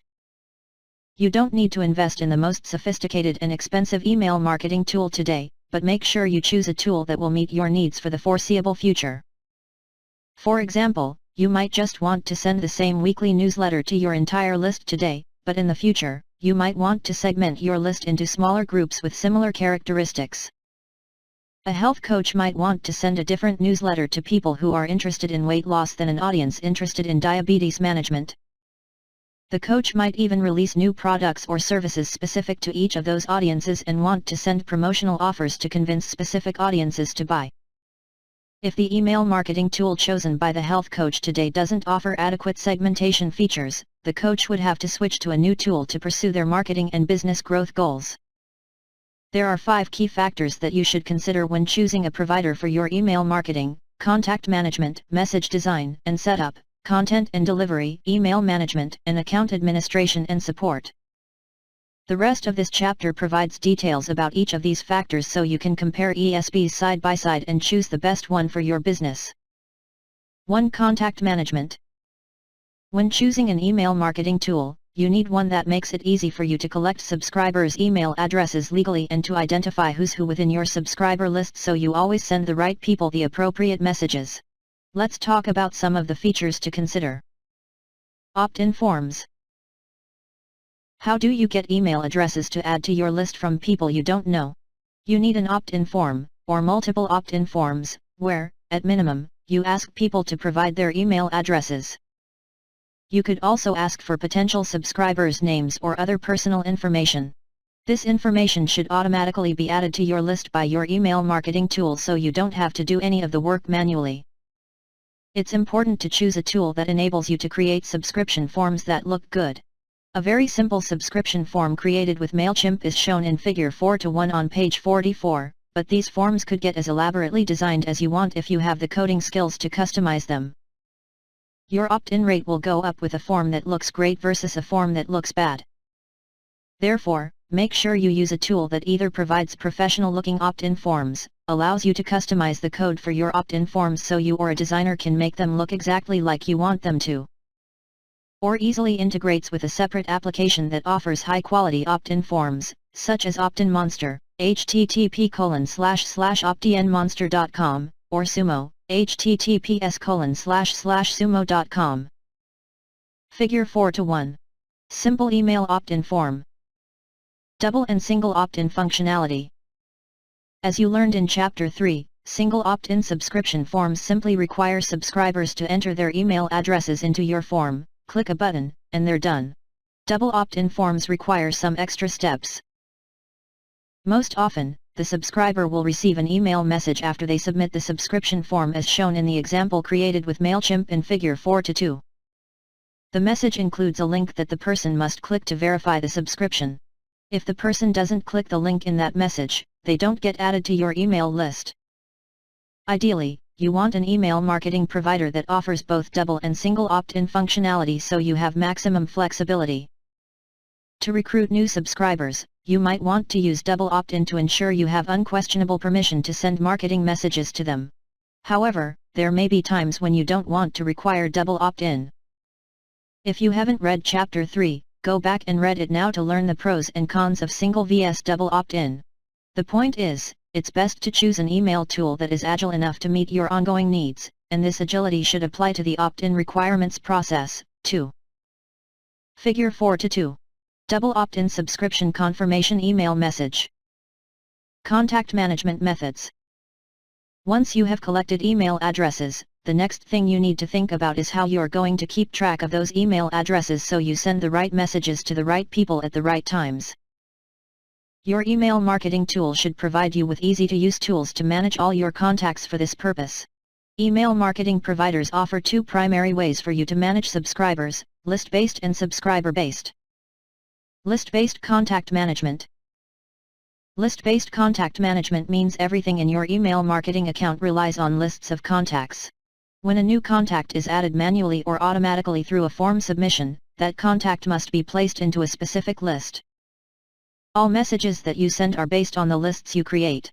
For example, you might create a list of people who subscribed to your weekly newsletter, a list of people who requested information about your products from your website, a list of people who requested a copy of your free ebook, and so on. In a list-based system, the same contact could appear on multiple lists. It's up to you to remember what all those lists were for and make sure you choose all the appropriate lists every time you send an email campaign. When someone submits an opt-in form, they're added to one or more lists depending on how you set up the form in your email marketing tool. For example, a person might submit a form to subscribe to your weekly newsletter. As a result, that person will be on your weekly newsletter list. Later, they might submit a form to download your new free ebook, and they'll end up on your free ebook list, too. If you decide to send a promotional campaign announcing a discount off a new product in the future and you want that message to go to all your contacts, you'll need to send it to both of your lists to ensure you capture everyone. Unfortunately, that means some people might get your message twice, and not all email marketing providers automatically remove duplicates when you send messages to multiple lists. Again, that means people on multiple lists could get the same message multiple times. Subscriber-based contact management. Lists are the cornerstone of email marketing, but they're not perfect. Marketing automation tools such as SharpSpring, Marketo, and HubSpot use tags to manage contacts rather than lists. Think of it this way. A list is like a giant file cabinet where all your customers' contact information is included without any kind of organization. You could buy multiple file cabinets to hold many different customers' contact information. However, if customers are just thrown into those file cabinets with no organization, it can be very hard to find specific groups of customers when you want to communicate with them. That's where tags make everything easier. Tags are like the folders in a large filing cabinet. Just as you could create folders to group similar customers together within your large filing cabinet, you can add tags to contact records in your marketing automation tool so it's easy to find them and send them the right marketing offers in the future. A customer could be filed in multiple folders in your filing cabinet based on specific characteristics or behaviors, example everyone who purchased a specific product and who visited the pricing page on your website, which correlates to having multiple tags in your marketing automation software. When you need to find customers with a specific tag, you filter your list of contacts and you're done. You can send email marketing messages to all your contacts who have one or more tags of your choice whenever you want to. Definition. Tags are identifiers you add to contact records to easily find smaller segments of your email marketing list. Some email marketing providers like ActiveCampaign, Infusionsoft, Ontraport, and ConvertKit offer hybrid email marketing, marketing automation, and customer relationship management solutions so you can manage your email marketing contacts using tags. These tags are used to identify contact actions and behaviors, and they make it much easier to send specific messages to laser-focused audiences. In other words, tags, a sophisticated marketing automation feature, can be found in several hybrid email marketing platforms at more affordable prices than typical marketing automation tools cost. Rather than using multiple lists, you create just one list and select whom to send messages to based on the tags that have been applied to each contact. For example, you'd have your master list of contacts, and based on how people interact with your subscription forms and email messages, tags can automatically, or manually, be applied to give you more details about each contact's preferences and activities. You can create tags to identify where a contact is in the marketing funnel as you learned in Chapter 2. Identify links the contact clicked that show they're interested in your products, or to identify newsletters they've subscribed to. Tags are very flexible and make it quick and easy to segment your list of contacts. However, you must be very careful not to let your tags get out of control. If you don't know what they're for and why you created them, they won't help you. Furthermore, a drawback of using tags with just one contact list is the unsubscribe process. If a contact clicks the unsubscribe link in one of your email messages, they will be unsubscribed from your list and will receive no messages from you in the future regardless of your tags. That is because unsubscribes are based on lists, not tags. A workaround that many top marketers use is to include a short message at the end of every email.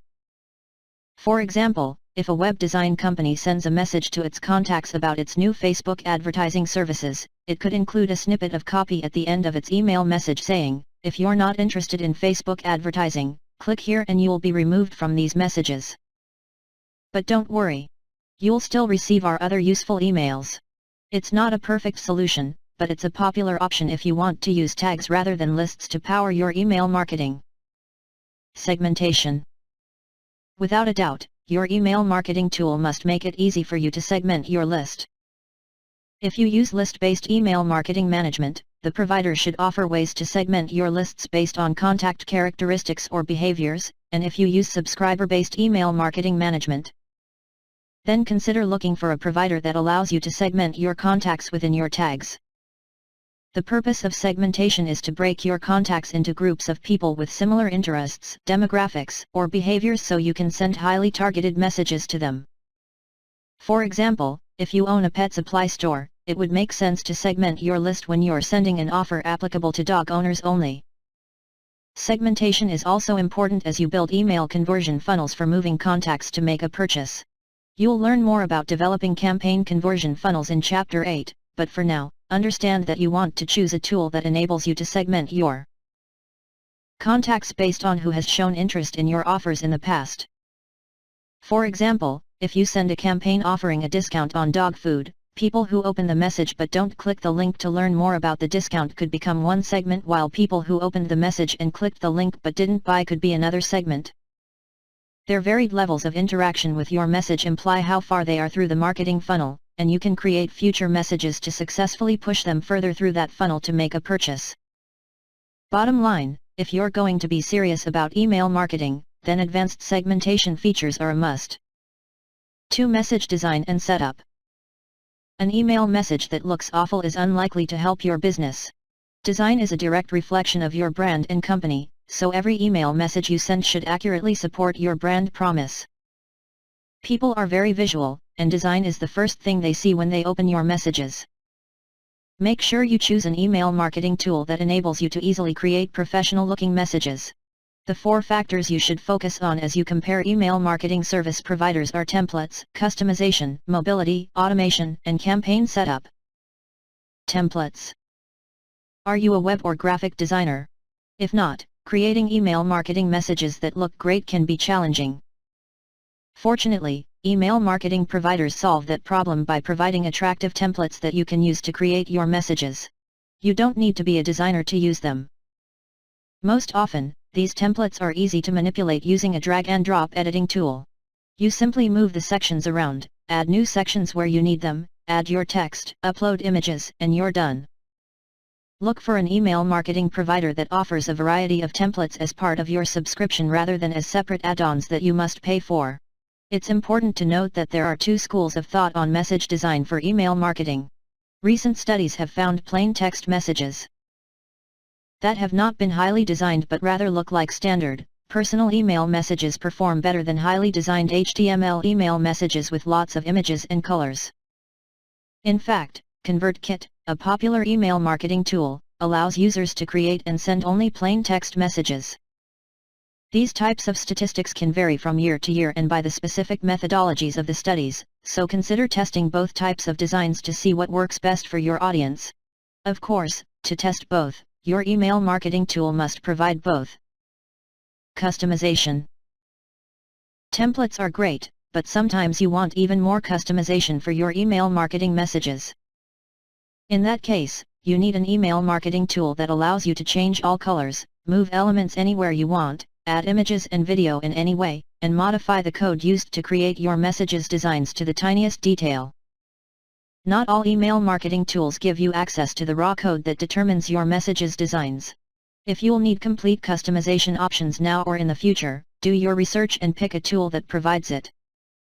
For advanced users, look for an email marketing tool that makes its application program interface, API, code available so your programmers can build and integrate exactly what you need when you need it. For example, if you want to automate a process but need your email marketing software to communicate with your internal project management software to do it, then your programmers would need access to your email marketing software's API to build that custom integration. Keep in mind, this is not something that most small businesses need, but if you're one of the companies that has a need for extensive customization, it could be important to you. Definition: an application program interface, API, is computer code that enables two software programs to communicate with each other. Mobility: every day, more people open and read email messages on mobile devices, so it's essential that your email marketing messages display and function correctly on smartphones and tablets. In other words, mobile friendliness shouldn't be an afterthought. It should be a priority. With that in mind, choose an email marketing provider that prioritizes mobile. You need email templates that are automatically optimized for mobile devices. Templates should also be sized so they are viewable on both desktop and mobile devices. 600 pixels wide is the optimal width. Images should be saved so they load quickly on all devices, and fonts should be readable on various devices. Automation and campaigns. Here's where email marketing really becomes powerful. Different email service providers use different terms to refer to individual email messages via sequences of email messages. For simplicity in this book, the terms automation and campaign will be used. Email automations are sequences of messages that are sent out based on actions that people take, such as submitting a form or clicking a link. Automations include simple email responders, such as the thank you message sent after someone submits your subscription form. Campaigns are sent manually and include one message, since there are no messages sent automatically after the first. For example, you might create an automation that goes out when someone requests your new free ebook. The first message could include the link to download the ebook. The second message could be scheduled to go out, i.e., drip, 2 days later with useful tips, and a third message could go out 3 days after that with a discount on a product related to the ebook topic. On the other hand, you would send a campaign each time you send out your weekly newsletter. These are one-time messages with no follow-up messages or other automations attached to them. Look for an email marketing provider that makes it easy for you to send one-time campaigns and automated sequences of messages. Many ESPs provide drag-and-drop tools to quickly set up automations, including what action triggers them to start, when messages should be sent, and even what messages people get depending on what they click within previous messages or other behaviors. You can get very advanced with automations, and as your email marketing program grows, you'll want to use these features. However, you need to choose a provider that offers them. 3. Content and delivery. Once you've considered design features, you need to think about which email marketing tools allow you to create content that meets your goals as well as which provide the best deliverability rates. All email marketing tools make it easy to send messages to your contacts, but those messages aren't always optimized to ensure you get the best results. Personalization and dynamic content. Personalization refers to more than just including a contact's name in the subject line and your message's greeting. In recent years, personalization has come to mean delivering highly personalized content based on each contact's behaviors and preferences. This type of changing content depends on the contact and is called dynamic content, adaptive content, or smart content. In simplest terms, the content in your messages changes depending on who is looking at it. A great example of adaptive content is a retailer's recommendation tool. Have you ever looked at a product on a retailer's website and seen a bunch of suggested items on your screen that you might be interested in? Those suggestions change based on your behaviors, such as the search terms you've used and other items you've looked at. The content adapts to the visitor. Dynamic content makes it possible to show offers to the right people at the right times. For example, if you send a holiday discount promotion to your subscribers, you can display dynamic content within your message showing people specific products they might want to use their discounts to purchase. Using the earlier pet supply store example, you could show dog-related products to people who have purchased similar items in the past and cat-related products to people who have purchased items for cats in the past. Rather than trying to please a large, broad audience, you can use smart rules within your email marketing application to show the best content to each person. Dynamic content and personalization is getting increasingly popular, so even if you don't believe you'll use it soon, you might want to use it sooner than you think. With that in mind, Be sure to include it as part of your overall comparison when you choose your email marketing tool. Testing. Testing is an essential part of email marketing, so you should choose an email marketing provider that allows you to test as many elements of your campaigns and automations as possible. Many email marketing tools have built-in A/B split testing functionality. With A/B testing, you can divide your audience into segments and show different messages to each segment. Ideally, you should only test one variable at a time. For example, you could test your headline or the time of day when you send your message, but don't test both elements at the same time. The reason is simple. If you test multiple elements at the same time and see a significant lift in performance in one version of your message compared to the other, you won't know which element was responsible for the improvement in performance.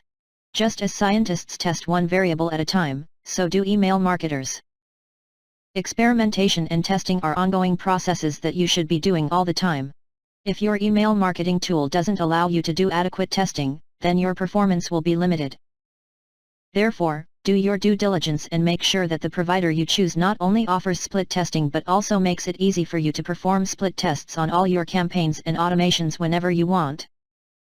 Inbox Preview. Don't send email marketing messages without seeing how they'll first look in subscribers' inboxes.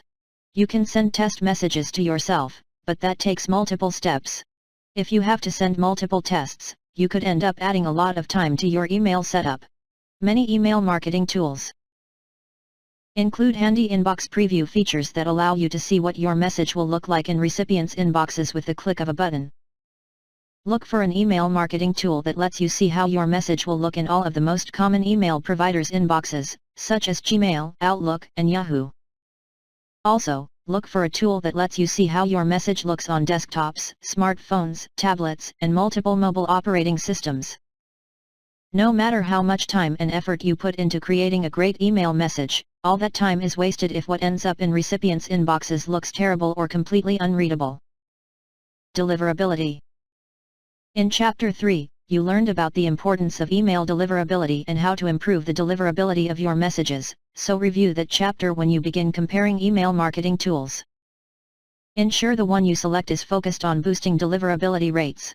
Not only should it follow all email delivery best practices, but consider choosing a tool that automatically takes care of some processes that can improve your message deliverability.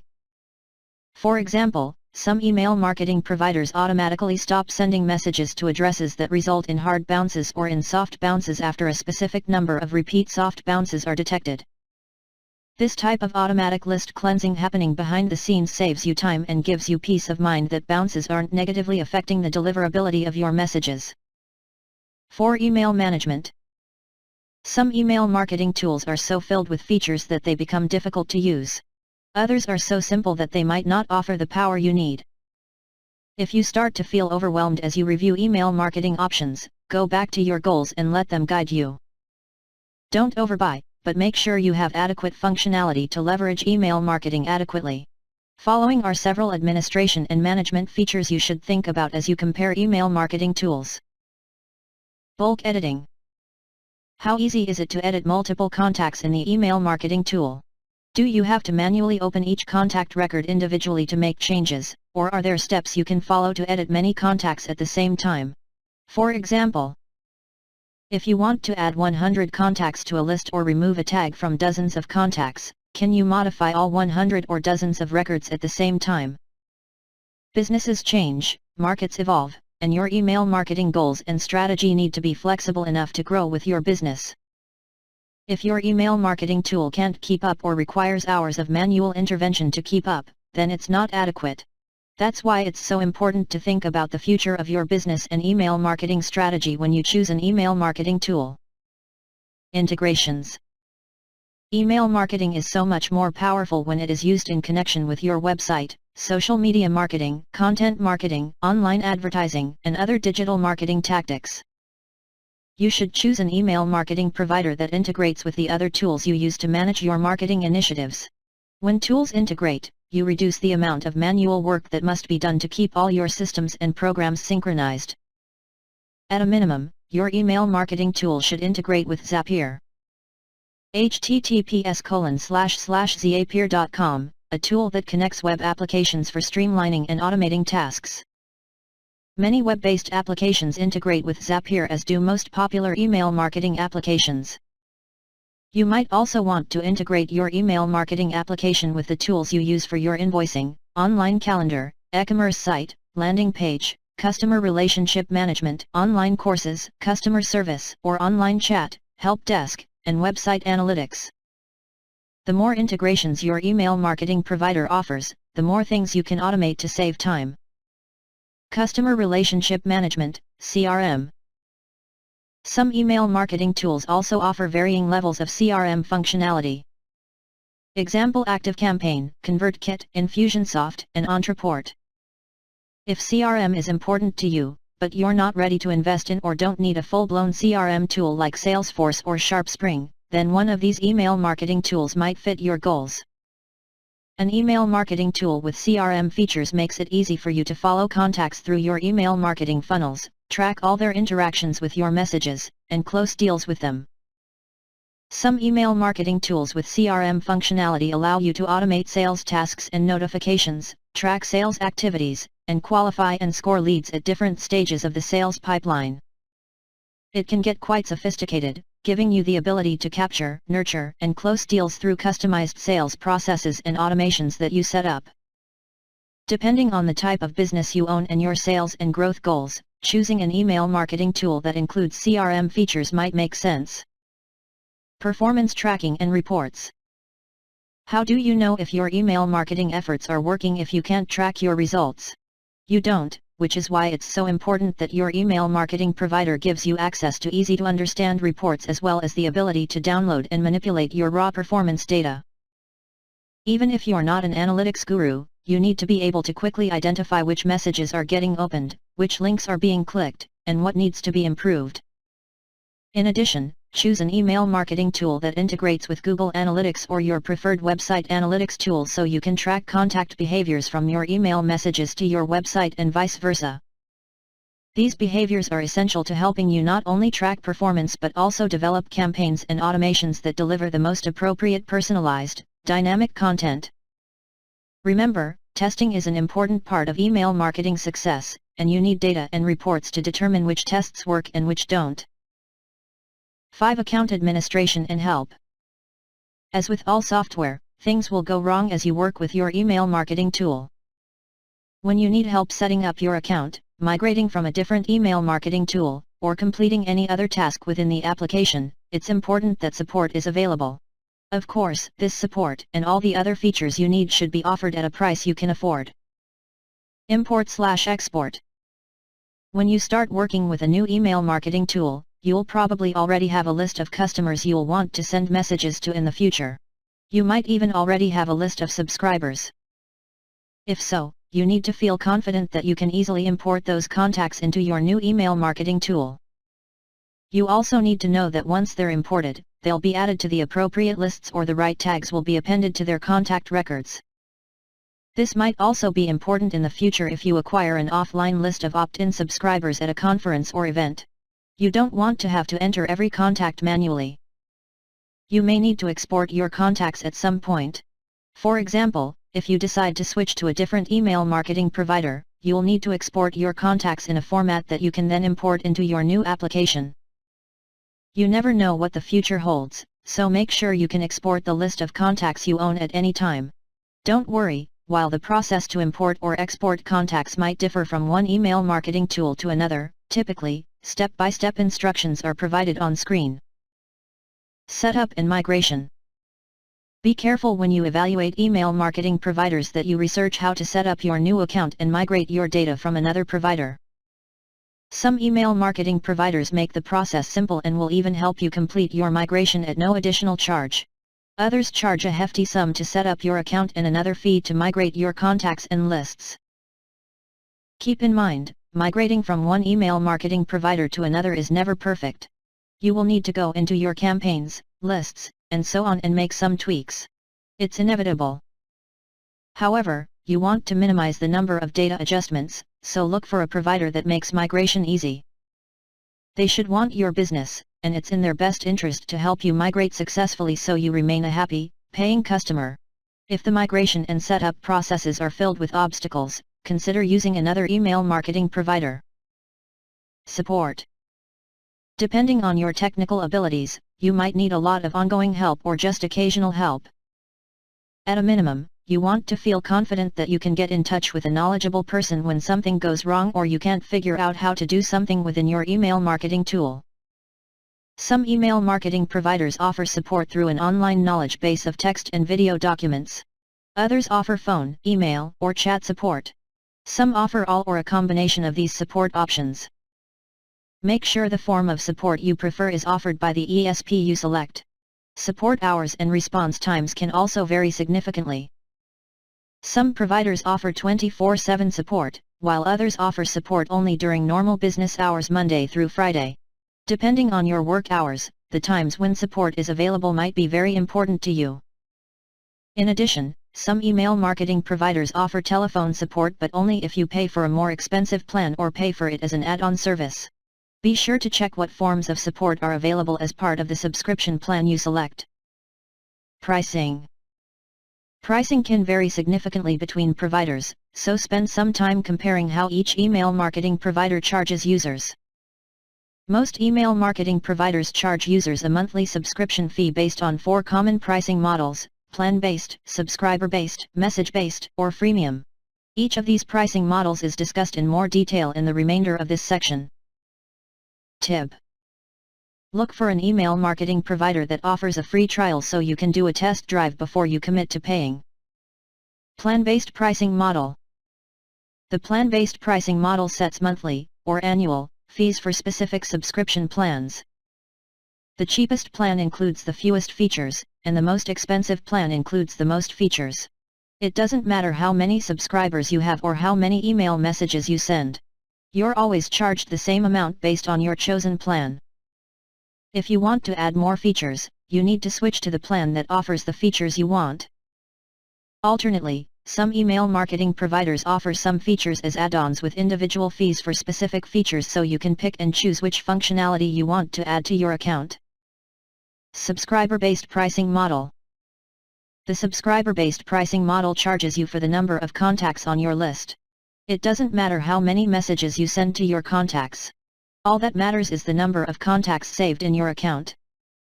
Typically, providers offer a tiered pricing structure that increases when you hit specific quantities of subscribers. For example, you could pay one fee if you have up to 500 contacts, a higher fee if you have 501 to 2000 contacts, a higher fee if you have 2001 to 5000 contacts, and an even higher fee if you have 5001 or more contacts. Warning: some email service providers using the subscriber-based pricing model with list-based subscriber management functionality count a contact multiple times if that contact appears on more than one list in your account. Keep this in mind as you compare pricing. Some email marketing providers use the subscriber-based pricing model in addition to plan-based pricing. If you choose an email marketing provider that charges users this way, you'd select your plan and your fee would be determined by the monthly plan fee in addition to any premium charged based on the number of contacts in your account. Message-based pricing model. The message-based pricing model charges fees to users based on the number of messages they send per month. It doesn't matter how many contacts are on your list. Instead, these providers count messages and bill you accordingly. If you have 100 contacts and send 10 messages to all the contacts in your account during a single month, you'll be charged for 1000 messages. If you have 1000 contacts and you send them one message in a single month, you'll be charged the same thing for 1000 messages. Similar to the subscriber-based pricing model, email marketing providers that use the message-based pricing model often set up tiers where the fee you're charged depends on the tier you're in each month. For example, the lowest tiered price might apply to users who send between 1 and 500 messages, and a higher fee would apply to users who send between 501 and 1000 messages. Also similar to the subscriber-based pricing model, some email marketing providers combine the message-based pricing model with the plan-based pricing model. Freemium pricing model. While uncommon, some email marketing providers use a freemium pricing model where the tier with the fewest features or that allows the fewest subscribers or sent messages per month is offered for free. Once you exceed the limits of the free tier, you're required to pay to continue using the application. At that point, you would be charged based on the plan you choose, the number of contacts in your account, the number of messages you send, or a combination of these pricing models. The freemium pricing model is very popular for SaaS tools because it allows people to try an application and get committed to it enough that changing to another tool would be too inconvenient and time-consuming. It's very effective for companies, so be careful. It can be tempting to use the tool that is offered for free, but it might not be the best one for you in the long term. As you learned earlier in this chapter, switching from one email marketing provider to another can be done, but it's rarely problem-free. Choose the right tool to meet your goals, and that might not be the cheapest or free one. Making your final decision. Narrow the list of email marketing tools that might work well for you down to 3, and then compare them side by side using each of the factors discussed in this chapter.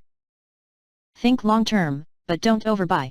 You want a tool that gives you flexibility and room to grow, but you don't want to be overwhelmed and overpay for features you'll never use. Make a list and compare the pros and cons of each tool. It's very likely that one will come out on top. Chapter 5. Types of email marketing funnels. It's important that you choose an email marketing tool that enables you to build automated sequences. These automations are created when you set up processes to send messages to people on your list once and let them run on an ongoing basis without your intervention aside from monitoring their performance. If you can't build automated sequences of messages, then you can't build email marketing funnels that push consumers through your overarching strategic marketing funnel, which you learned about in Chapter 2. Your email marketing results will be limited if you cannot engage consumers at each stage of the marketing funnel. To effectively move people through your overarching strategic marketing funnel, you need to build specific email marketing funnels. These email marketing funnels are created to bring prospective customers into your overall marketing funnel and keep important prospects from falling out over time. Your email marketing funnels can be simple or complex depending on their purpose, but they're all triggered by specific actions that flag a person as someone who could be pushed further through the overall marketing funnel if they received some additional prodding via an email message. Selecting an email marketing funnel. You can create dozens and dozens of email marketing funnel campaigns to move consumers through your overall marketing funnel. In fact, you're limited only by your creativity. However, all email marketing funnels fall into one of 3 categories: acquire, nurture, or convert. The type of email marketing funnel you create depends on your goals for it. Is your list small? Do you need to collect more leads at the top of the marketing funnel? If so, you need an acquisition funnel. Do you need to keep leads in the middle of the marketing funnel engaged so they'll move to the bottom of the funnel? Then you need a nurturing funnel. Have you identified customers who are at the bottom of the marketing funnel and only need an additional nudge to make a purchase? A conversion funnel is the answer. Use figure 5:1 on page 61 to identify where your audience is in the marketing funnel, what your goals are, and which type of email funnel you need to create to reach those goals for each audience. Acquisition email marketing funnels. Acquisition funnels serve a very specific purpose. They attract leads to your subscriber list so you can market to them in the future. When you create an acquisition funnel, you need to make sure you're attracting the right kind of leads. With that in mind, your acquisition tactics should appeal to your target audience. They must be relevant, meaningful, and useful to your target audience, or you're wasting your time and money by building a list of leads that will never convert into sales.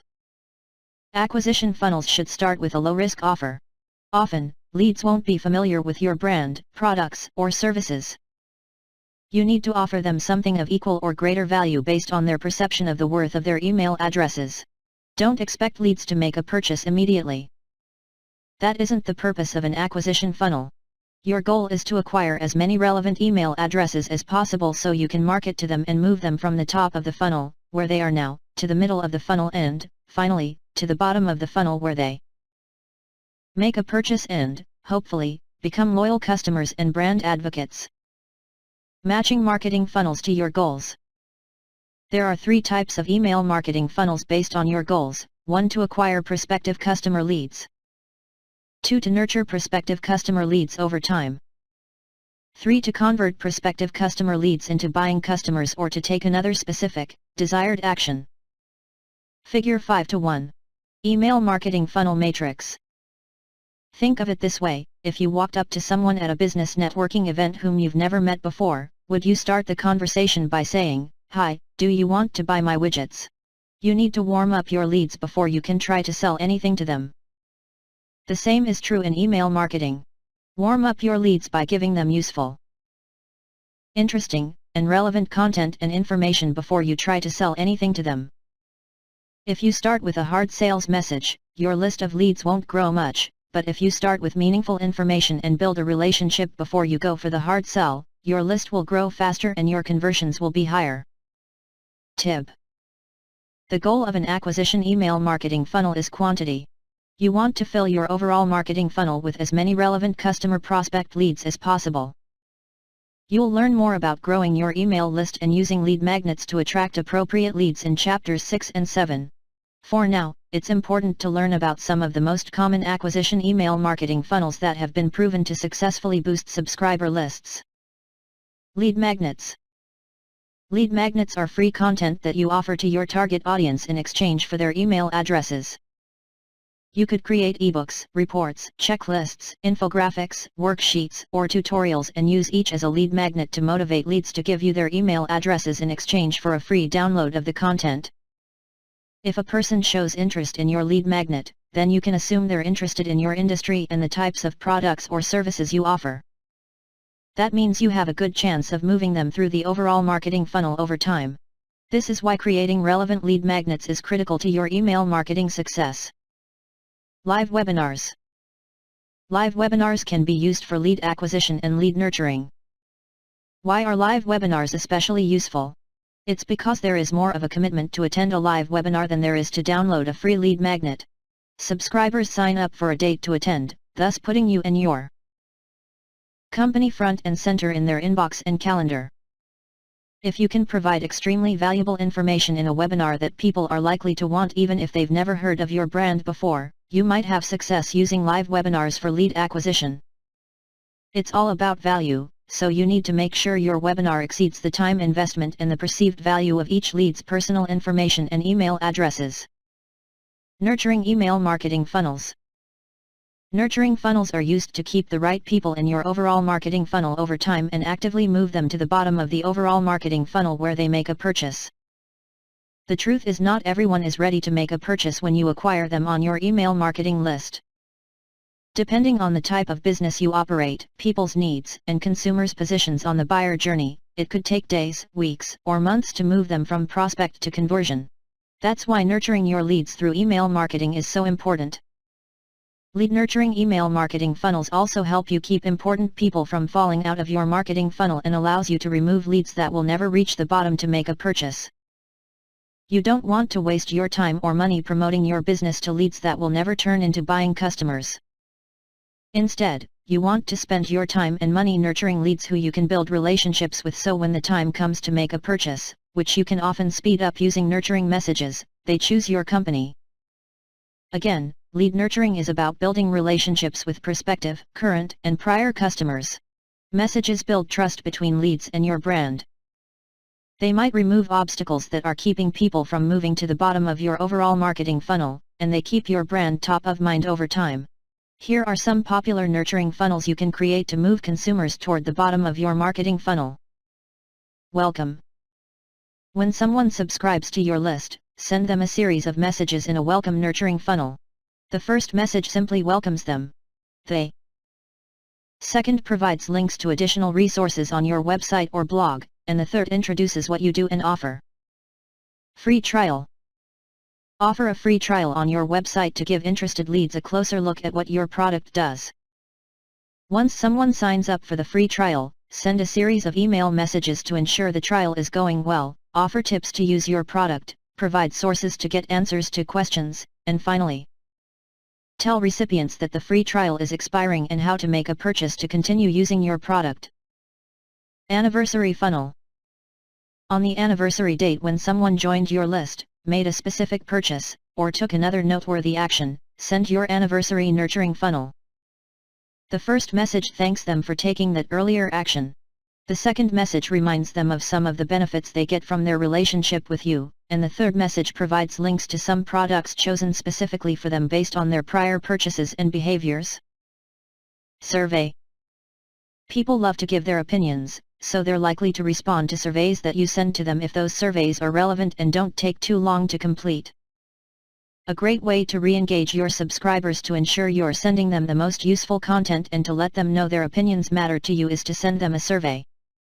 Start with a message that warns them the survey is coming and asking them to be on the lookout for it.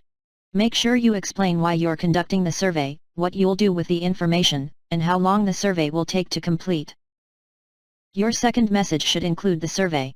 You can survey your existing list for free using a tool like Google Forms, www.google.com/forms/about.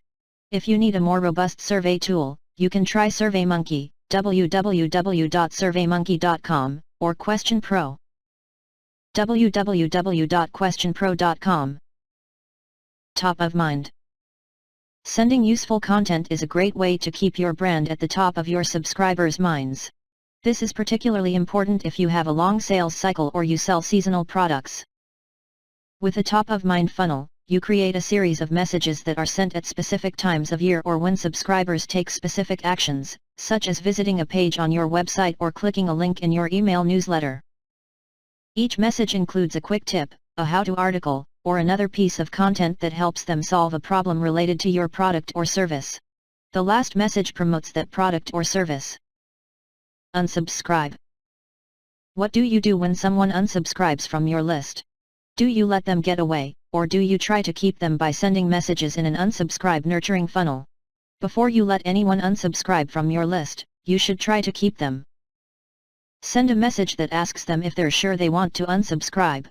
Provide reasons why they shouldn't, and if your email marketing service provider allows it, give them the option to unsubscribe only from specific types of messages. For example, they might want to unsubscribe from promotional messages, but they want to continue getting your newsletter with educational content. Webinars. Webinars can be used to acquire leads, as mentioned earlier, but they also work well to move people from the top of the funnel to the middle, and even from the middle of the funnel to the bottom. For example, once you've acquired leads with a specific lead magnet, you could hold a webinar that provides the next logical step that people should take after reading, viewing, or using the lead magnet. This type of webinar moves them to the middle of the funnel. From there, you could offer a discount on your related service or product to move them to the bottom of the funnel. Webinar funnel messages vary depending on how you're using them to move people through your overall marketing funnel. Subscriber re-engagement. Over time, some of the contacts on your subscriber list will stop opening your messages. It makes no sense to continue emailing people who have no interest in your products and services. In addition, emailing people who don't interact with your messages can damage the overall deliverability of your messages, as you learned in Chapter 3. Therefore, it's important to identify unengaged contacts and try to re-engage them.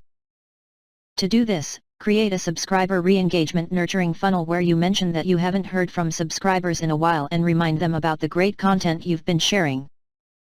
Next, ask them if they want to continue getting messages from you. If so, they need to click a link to stay subscribed. This is the easiest way to determine who wants to stay engaged with your brand. Conversion email marketing funnels.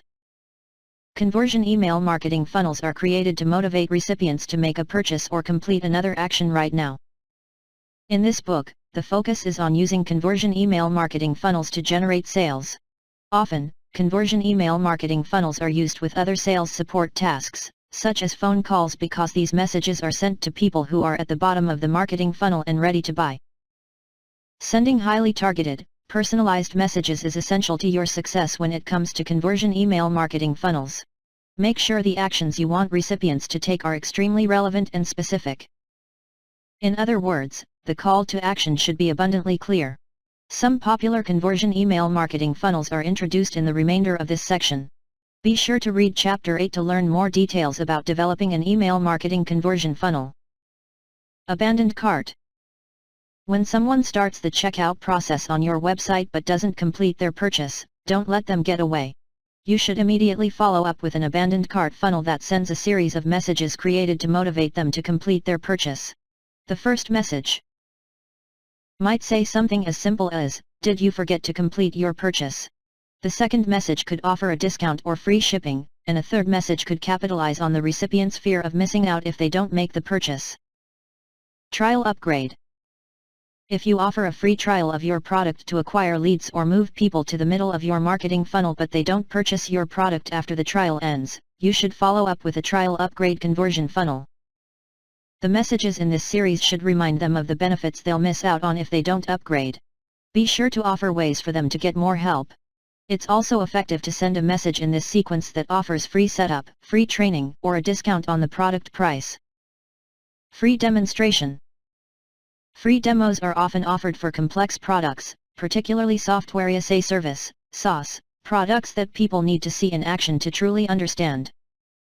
Not only do people have to give up their contact information and email addresses to get a free demo, but they also need to speak with a salesperson. This is not a low-risk proposition for people, so free demos are usually used to move leads from the middle of the funnel to the bottom or to motivate people at the bottom to finally make a purchase. When someone signs up for a free demo, you must make them feel comfortable with that decision. Send a series of messages that confirms the demo time and explains what will be discussed. Follow up with a reminder message before the demo, and after the demo, send additional messages with useful information, helpful links, testimonials, case studies, and other content that will remove any barriers to buying. Cross-sell and add-ons. The perfect time to present complementary products to a customer is when they're actively making a purchase on your website. However, don't forget to offer complementary products as soon as the transaction is completed. You can create cross-sell and add-on conversion funnels that are sent as soon as customers purchase specific products or services. Your messages should introduce the products, explain why they're perfect complements to the original purchase, and include customer reviews. You can even include a discount on the complementary products to boost sales. Special offers and promotions. Often, consumers want to make a purchase but need one more nudge to take action. This is particularly true since people are so busy these days. It's easy to put off making a purchase until that purchase is no longer important or necessary. To give people on your list that extra nudge, create special offer and promotion conversion funnels that are sent when people view specific pages on your website or on specific dates for seasonal or time-sensitive products. Send a message hyping the discount or promotion, and follow up with additional messages reminding people when the offer ends and why they don't want to miss out on getting the products they're interested in through the special offer. Including a countdown timer in these messages works extremely well to increase the response rate. Refer a friend. All your subscribers are connected to other people online and offline, which means your brand has the potential to reach far and wide if you create refer-friend programs and promote them through email marketing funnels. These funnels can be triggered after someone on your list makes a purchase or any other time you choose. Your messages should explain how the program works and what people get for referring a friend. Make sure they can share it online and offline. To turn this into a conversion funnel, offer a special discount to recipients who actually refer friends. Loyalty programs. Earlier in this chapter, you learned about using anniversary funnels to nurture subscribers. You can take that concept a step further and create loyalty programs that reward your most loyal customers. Create a funnel that is triggered to start based on a subscriber's actions. For example, the subscriber makes a purchase for the first, second, third, or any number of times you choose. Messages in this funnel should explain how the loyalty program works and make the customer feel special as a member of this exclusive group. Keep in mind, loyal customers can become your most vocal brand advocates, so be sure to nurture them using personalized, dynamic content. Offer a discount when recipients join the program to turn this into a conversion funnel that leads to a purchase right now. You'll learn more about how to do this in Chapter 9. Remove obstacles to purchase.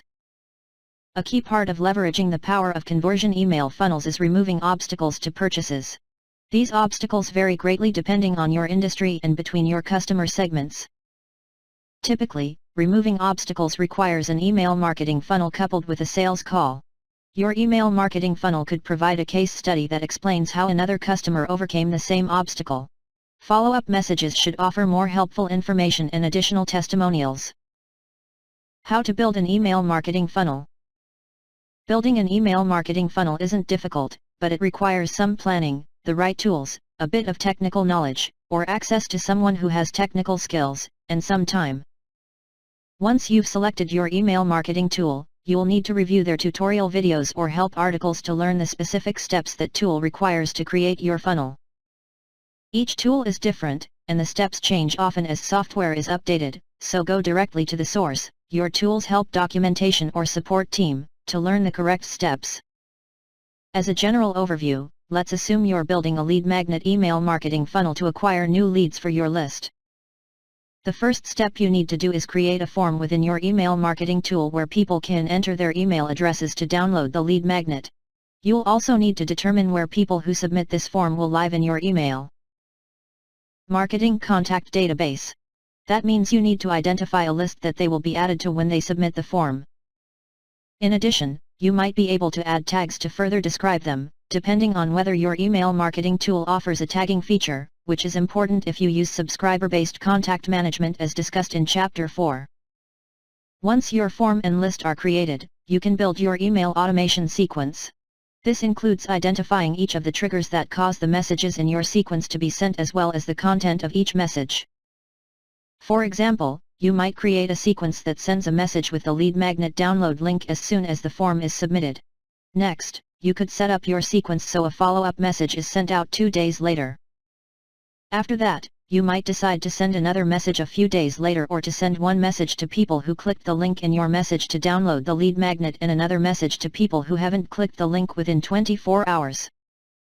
You can create your automated sequence of messages however you want, but once that sequence is built, you need to activate it, so it's live and working, and double check that it's connected to the form you created to trigger it. Once you know everything is set up correctly in your email marketing tool, it's time to add the form to your website or landing page so people can see and use it. The steps to embed the form typically require that you copy some code from your email marketing tool and paste it into your website's code. Many email marketing providers offer free plugins that integrate directly with WordPress and other website and landing page building tools, so it's very easy to add your form to your site. Once the form has been added, publish your web page and test it. If everything works, you can start promoting it through social media, online advertising, and so on. You need to get traffic to the page, or no one will know about your lead magnet or submit the form to subscribe to your list. You'll learn more about using opt-in forms and acquiring email addresses in Chapter 6, but this overview gives you a basic introduction to how the process of building email marketing funnels works. Thanks to email marketing tools and website and landing page builders, it's quite easy. Once you build your first funnel, you won't feel intimidated by the process anymore. Creating your own email marketing funnels. There are so many email marketing funnels you can create to acquire leads at the top of your marketing funnel, build relationships with leads in the middle, and convert those leads into sales at the bottom. Check out Chapter 13 for examples that you can use for your own business. Chapter 6. Growing your list. Mail marketing doesn't work unless you build a list of people to send messages to who are interested in your products or services. If you've captured email addresses from your prior customers, then you have a great head start.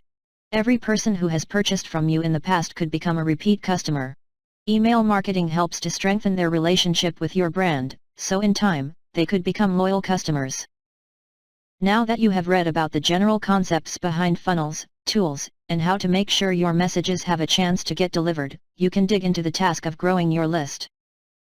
As you learned in Chapter 5, nurturing your brand's relationship with current and past customers is critical to your business, but you need to invest time and money into connecting with new prospects. If you're not continually adding more leads to the top of your overall marketing funnel, your business growth will be limited. You need to cast a wide net, then use email, content, and sales tactics to push those leads through the marketing funnel until they make a purchase. According to Ascend2's 2017 Email List Growth Trends Survey Summary Report, the most effective tactics to grow your email list according to marketers are social media advertising, content marketing, and search engine optimization. Using these tactics and more to build your list is vital to growing your business. Remember, the power is in your list. You own it, and you can use it to your advantage. There are 5 key steps to growing your email list. 1. Develop relevant opt-in offers. 2. Create effective online opt-in forms. 3. Drive targeted visitors to your online opt-in forms. 4. Show your offer to those visitors. 5. Improve the results of your online opt-in forms. Tip. The terms opt-in form and subscription form are often used interchangeably to refer to the form used to add people to your email list. In simplest terms, people use the form to opt in or subscribe to your email list. This chapter walks you through all 5 of these critical steps so you have the necessary foundation to grow an email opt-in list of subscribers who want to hear from your brand and have the potential to move further through your marketing funnel with effective email engagement and offers. Step 1. Develop relevant opt-in offers. The first step to growing your email marketing list is to develop an offer with a high enough perceived value that your target audience is willing to provide their email addresses in exchange for it. Your offer could be an amazing weekly newsletter, a discount on a future purchase, a free trial or demonstration of your product, or a free tangible item, which marketers refer to as an incentive or lead magnet. In other words, it's an item that the target audience of prospects is so interested in that it attracts them to your subscription form like a magnet and motivates them to submit the form to join your list. You can learn about creating lead magnets in detail in Chapter 7. For now, think of offers as the bait that will attract people through all the ways you promote it, including advertising, search engine optimization, guest blog posting, and so on. These are the tactics you'll use in Step 3 of the list building process discussed in this chapter. If your offer isn't valuable enough to your target audience, it doesn't matter how much you promote it online and offline, no one will be interested enough to take action. That means not only won't you get traffic to your online opt-in form, but you also won't get any subscribers. With that said, an opt-in form that doesn't promise a special offer or free content as a lead magnet could simply promote all the great content you'll share in your email newsletter. For example, your opt-in form could simply say, "Sign up now so you don't miss the important news and tips you need to be successful." You can get more specific with your promise with copy that says, "Subscribe now and get a critical tip to grow your business every week delivered directly to your inbox." You'll learn more about writing your opt-in form copy in Step 2, but these examples demonstrate that you don't have to give anything more away than the promise of useful and meaningful information to motivate people to subscribe to your email marketing list. You can see a simple opt-in form like this created using ActiveCampaign in Figure 6:1. Figure 6:1. Simple opt-in form without a lead magnet offer. Step 2. Create effective online opt-in forms. You can create opt-in forms directly in most email marketing tools, such as ActiveCampaign, MailChimp, and Constant Contact. Simply follow the directions within your email marketing software to create the form, copy the form code, and paste it into your website. It's a very simple process, but there is usually a problem. Most opt-in form designs offered within email marketing tools are very basic. You might be limited by the layout, colors, and even the amount or placement of copy. If you're serious about growing your email marketing list, you should consider using a more robust opt-in form tool. Choosing an opt-in form tool. There are a variety of applications you can use to create beautifully designed opt-in forms that can be displayed in a variety of places on your website. Most of these tools offer libraries of free opt-in form templates complete with images, fonts, and colors chosen by experienced designers. Often, these templates have been tested and have proved to convert visitors to subscribers, so you can feel confident using them. Here is a list of several opt-in form tools you can choose from if you want a better design than what your email marketing tool provides. Opt-in Monster, http://optinmonster.com. Opt-in Monster was developed to do one thing, and the tool does it very well: create and track the performance of opt-in forms. A wide variety of opt-in form styles and functionalities are available to choose from. Sumo, https://sumo.com. Sumo offers several opt-in form tools to display forms in different areas of your website, as well as a social media sharing button tool. Unbounce, https://unbounce.com. Unbounce offers tools to create landing pages and opt-in forms, called convertibles. Leadpages, www.leadpages.net. Leadpages offers landing page design and opt-in form pop-ups, called leadboxes. Instapage, https://instapage.com. Instapage offers landing page design and opt-in form creation tools. Mailmunch, www.mailmunch.co. Mailmunch offers a variety of opt-in form features to display different kinds of forms on your site. Thrive Themes, https://thrivethemes.com. Thrive Themes is a WordPress plugin that offers landing page and opt-in form creation. Each of the preceding tools gives you the ability to make beautiful opt-in forms. For example, the form in Figure 6-2, on page 73, was created using Opt-in Monster and looks much better than the basic form shown in Figure 6-1. Many opt-in form tools include free trials or free accounts with basic functionality. Prices and features change often, so visit each website to review the current offerings. Be very careful to make sure the tool and plan you choose allows you to capture leads from all your monthly traffic. Some limit the amount of traffic or form submissions allowed at different price points. If your form looks great but isn't displayed to some of your visitors, then don't use it. Furthermore, some opt-in form tools don't integrate directly with all email marketing tools. In other words, you can't log into your opt-in form tool, enter some information from your email marketing tool, usually a license key, click a button, and automatically add or edit contacts in your email marketing contact list based on how they interact with your opt-in forms. That means you'll either need to use another tool, such as Zapier, to integrate the two tools, or you'll need to manually add or edit leads that come from your great-looking opt-in forms to your email marketing contact list. The purpose of using these tools is to streamline processes by automating them.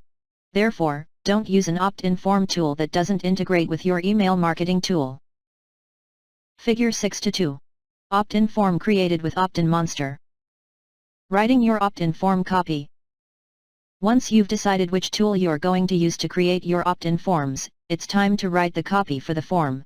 It's essential that the form copy excites your target audience and compels them to take action. They need to understand the value they'll get when they give you their email addresses, and they need to feel confident doing so. To that end, following are 7 things you should try to accomplish in your copy. 1. Answer the question, what's in it for me? An essential question that every marketing message should answer for consumers is, what's in it for me? Copywriters use the acronym WIIFM to refer to this critical question. Your copy must explain the benefits your audience will get when they submit your opt-in form. For example, if you're not offering a lead magnet but, rather, simply inviting people to join your weekly newsletter list, what benefit do they get from subscribing? Instead of using copy that says, subscribe to my newsletter, a fitness coach could use copy that says, subscribe now and get my weekly exercise video to keep the weight off. 2. Describe the offer.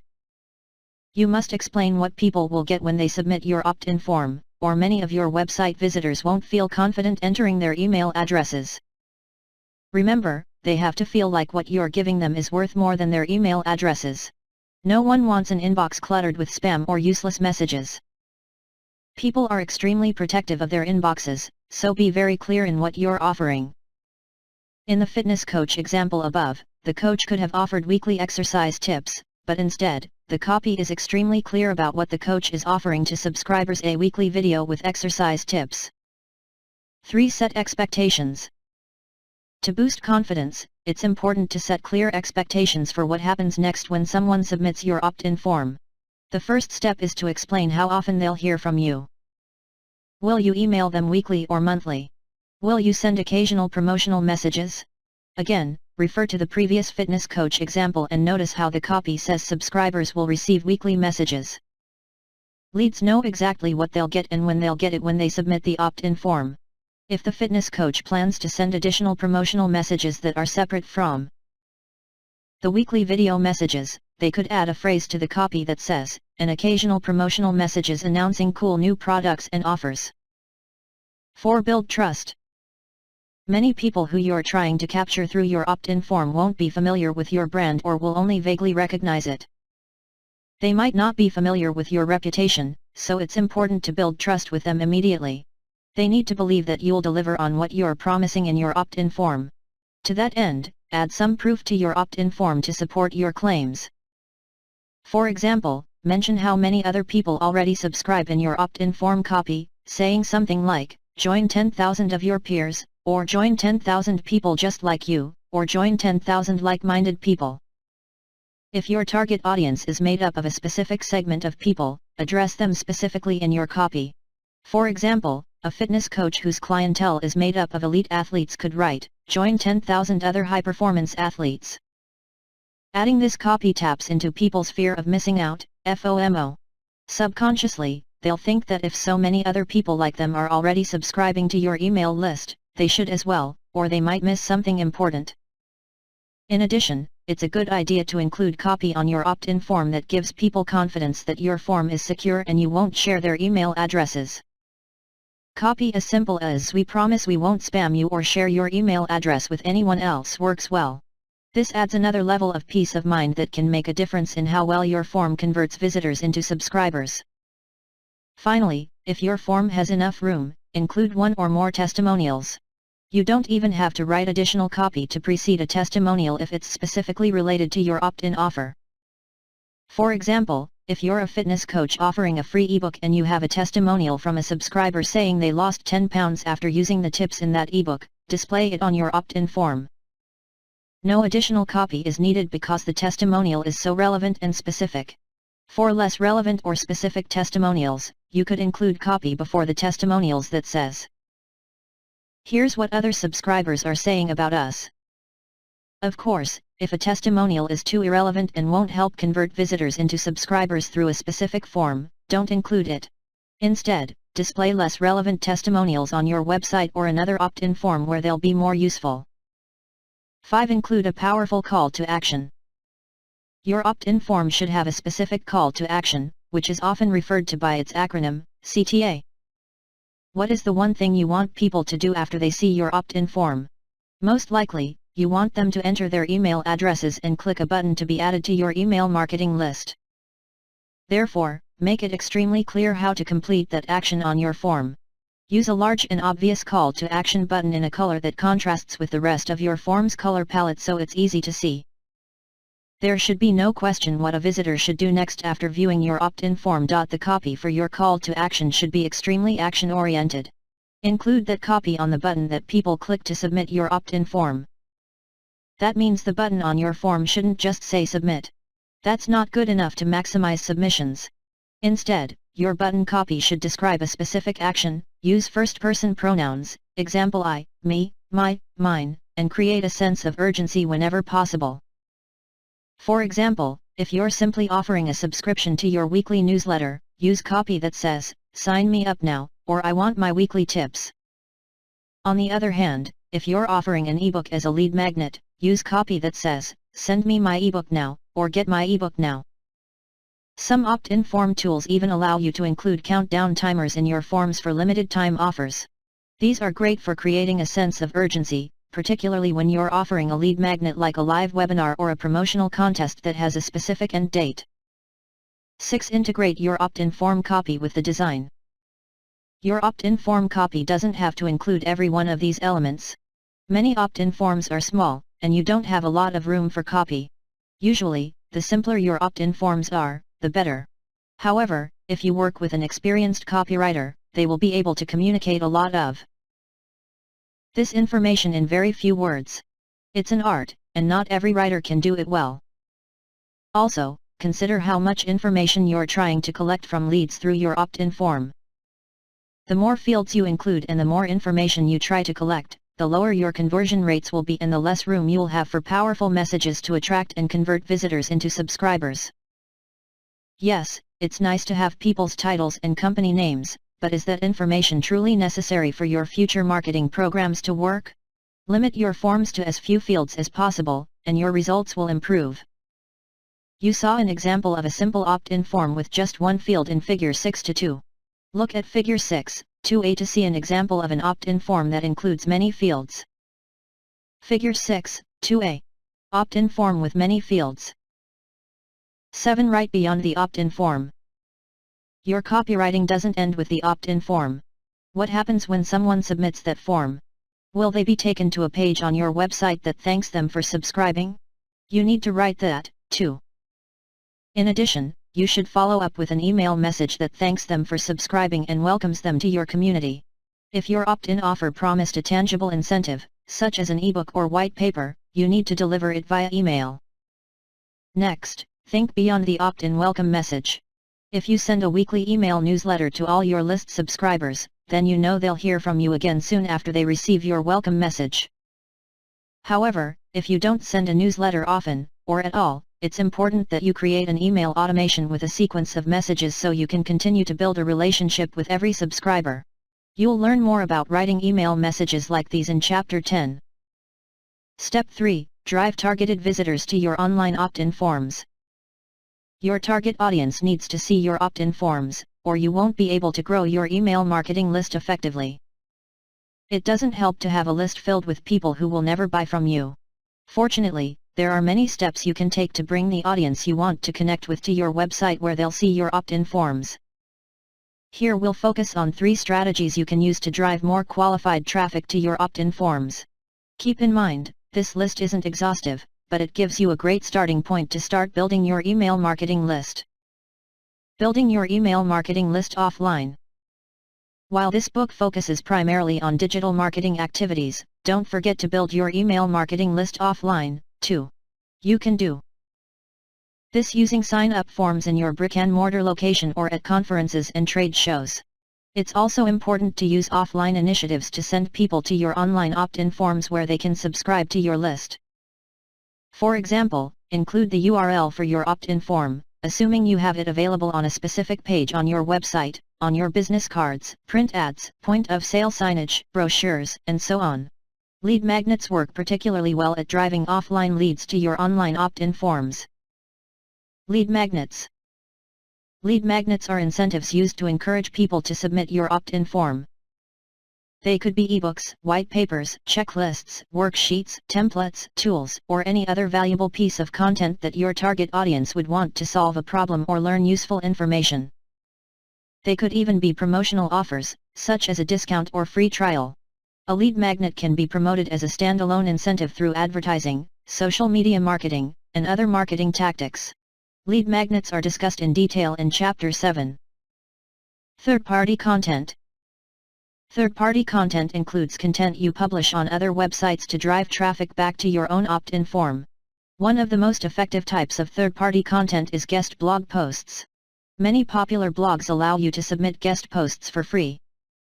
Do a Google search for "submit a guest post" or a similar keyword phrase to find blogs your target audience might read that accept guest posts. Visit the blog and look for guest post submission guidelines. Be sure to follow these guidelines exactly to increase your chances of getting your posts published. Every piece of content you publish on another website creates a new entry point to your site. Make sure you include a link back to the page with your opt-in form on it either within your post or in your author biography that is published with your post. The key is to find sites where your audience already spends time so you're sending qualified leads from your guest posts to your opt-in form. The same is true of other types of third-party content. Don't be afraid to seek creative ways to drive traffic to your opt-in forms. For example, visit online forums, Facebook groups, and LinkedIn groups where your target audience is likely to spend time, and look for people who ask questions related to your lead magnet or your products and services. Join the conversation and include a link to your opt-in form for more information. You can do the same thing on popular question and answer sites like Quora.com. But don't self-promote in your responses. Instead, answer the question in detail and offer the link to your opt-in form simply as a way for people to get more information. Social media. Social media marketing is an excellent way to drive traffic to your website and your opt-in forms. Post useful information to your social media accounts with links to your opt-in forms. Lead magnets work extremely well to build your list using social media marketing tactics. You can share sneak peeks from the lead magnet, images, charts, related videos, and more to boost interest in your lead magnet and motivate people to click the link and submit your opt-in form. Any social media posts that lead to your opt-in form should be pinned to the top of your newsfeed if possible. You can do this in Facebook, Twitter, Pinterest, and other popular social media tools so people are sure to see your opt-in post before they see other posts from you. You can also use social media to promote creative lead magnets, such as social media contests and giveaways. Host a contest on Facebook, Instagram, Twitter, and so on using tools like ShortStack. www.shortstack.com, Woobox, https://woobox.com, or Wishpond. www.wishpond.com, to set it up. To make this work for list building purposes, people should be required to provide an email address to enter the contest. Just make sure the prize is of equal or lesser perceived value than an email address, or no one will enter the contest. Advertising. Online advertising on targeted websites or through Google AdWords, Facebook ads, Twitter ads, LinkedIn ads, and other digital advertising services can work extremely well to increase opt-in form submissions. Particularly if you're offering a lead magnet that your target audience really wants. Of course, great copywriting also matters, but if you don't have a great lead magnet to advertise, your conversions will probably be lower than they could be. The key to success is to choose laser-focused audiences to show your ads to. Many email marketers working in a wide variety of industries have great success in building their lists by advertising lead magnets through promoted posts on Facebook. The targeting tools are excellent and allow you to hone in on very specific people. Make sure you use a compelling image, in addition to powerful copywriting, and you should see your opt-ins climb. In addition to traditional digital advertising, test native advertising, also referred to as sponsored posts or paid posts, where you pay a website or blog to publish a post for you with a link back to your opt-in form page. Just make sure the website or blog discloses that the post has been paid for, or you could violate the Federal Code of Regulations rules related to disclosing material connections in online content. Retargeting is another great way to convert visitors to subscribers. In simplest terms, retargeting ads are shown to people who already visited specific pages on your website or displayed specific behaviors while engaging with your content.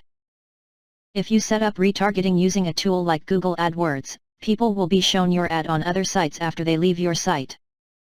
If you set up retargeting using a tool like Facebook ads, they'll be shown your ads when they visit Facebook after leaving your site or displaying your chosen trigger behaviors. For example, if someone sees your opt-in form on a page of your website, then leaves your site, if you set up a retargeting campaign to be triggered by that action, the visitor should see one of your ads on another site after they leave yours. The purpose of retargeting is to show the same offer to a targeted audience repeatedly so the fear of missing out is piqued, interest increases, and more people take the next step to submit the form. It's extremely effective simply because often people just need an extra reminder or gentle nudge before they act. Step 4. Show your offer to your visitors. Once you've driven traffic to your website, make sure visitors see your opt-in forms. There are dozens and dozens of ways that you can put your opt-in forms in front of people who visit your website. Some are unobtrusive and others are far more obvious, resembling a hard sales technique. You need to decide which types of opt-in form placements you'll use to convert visitors into subscribers while ensuring your efforts don't annoy your visitors. People come to your website to read or view your useful, meaningful, and relevant content.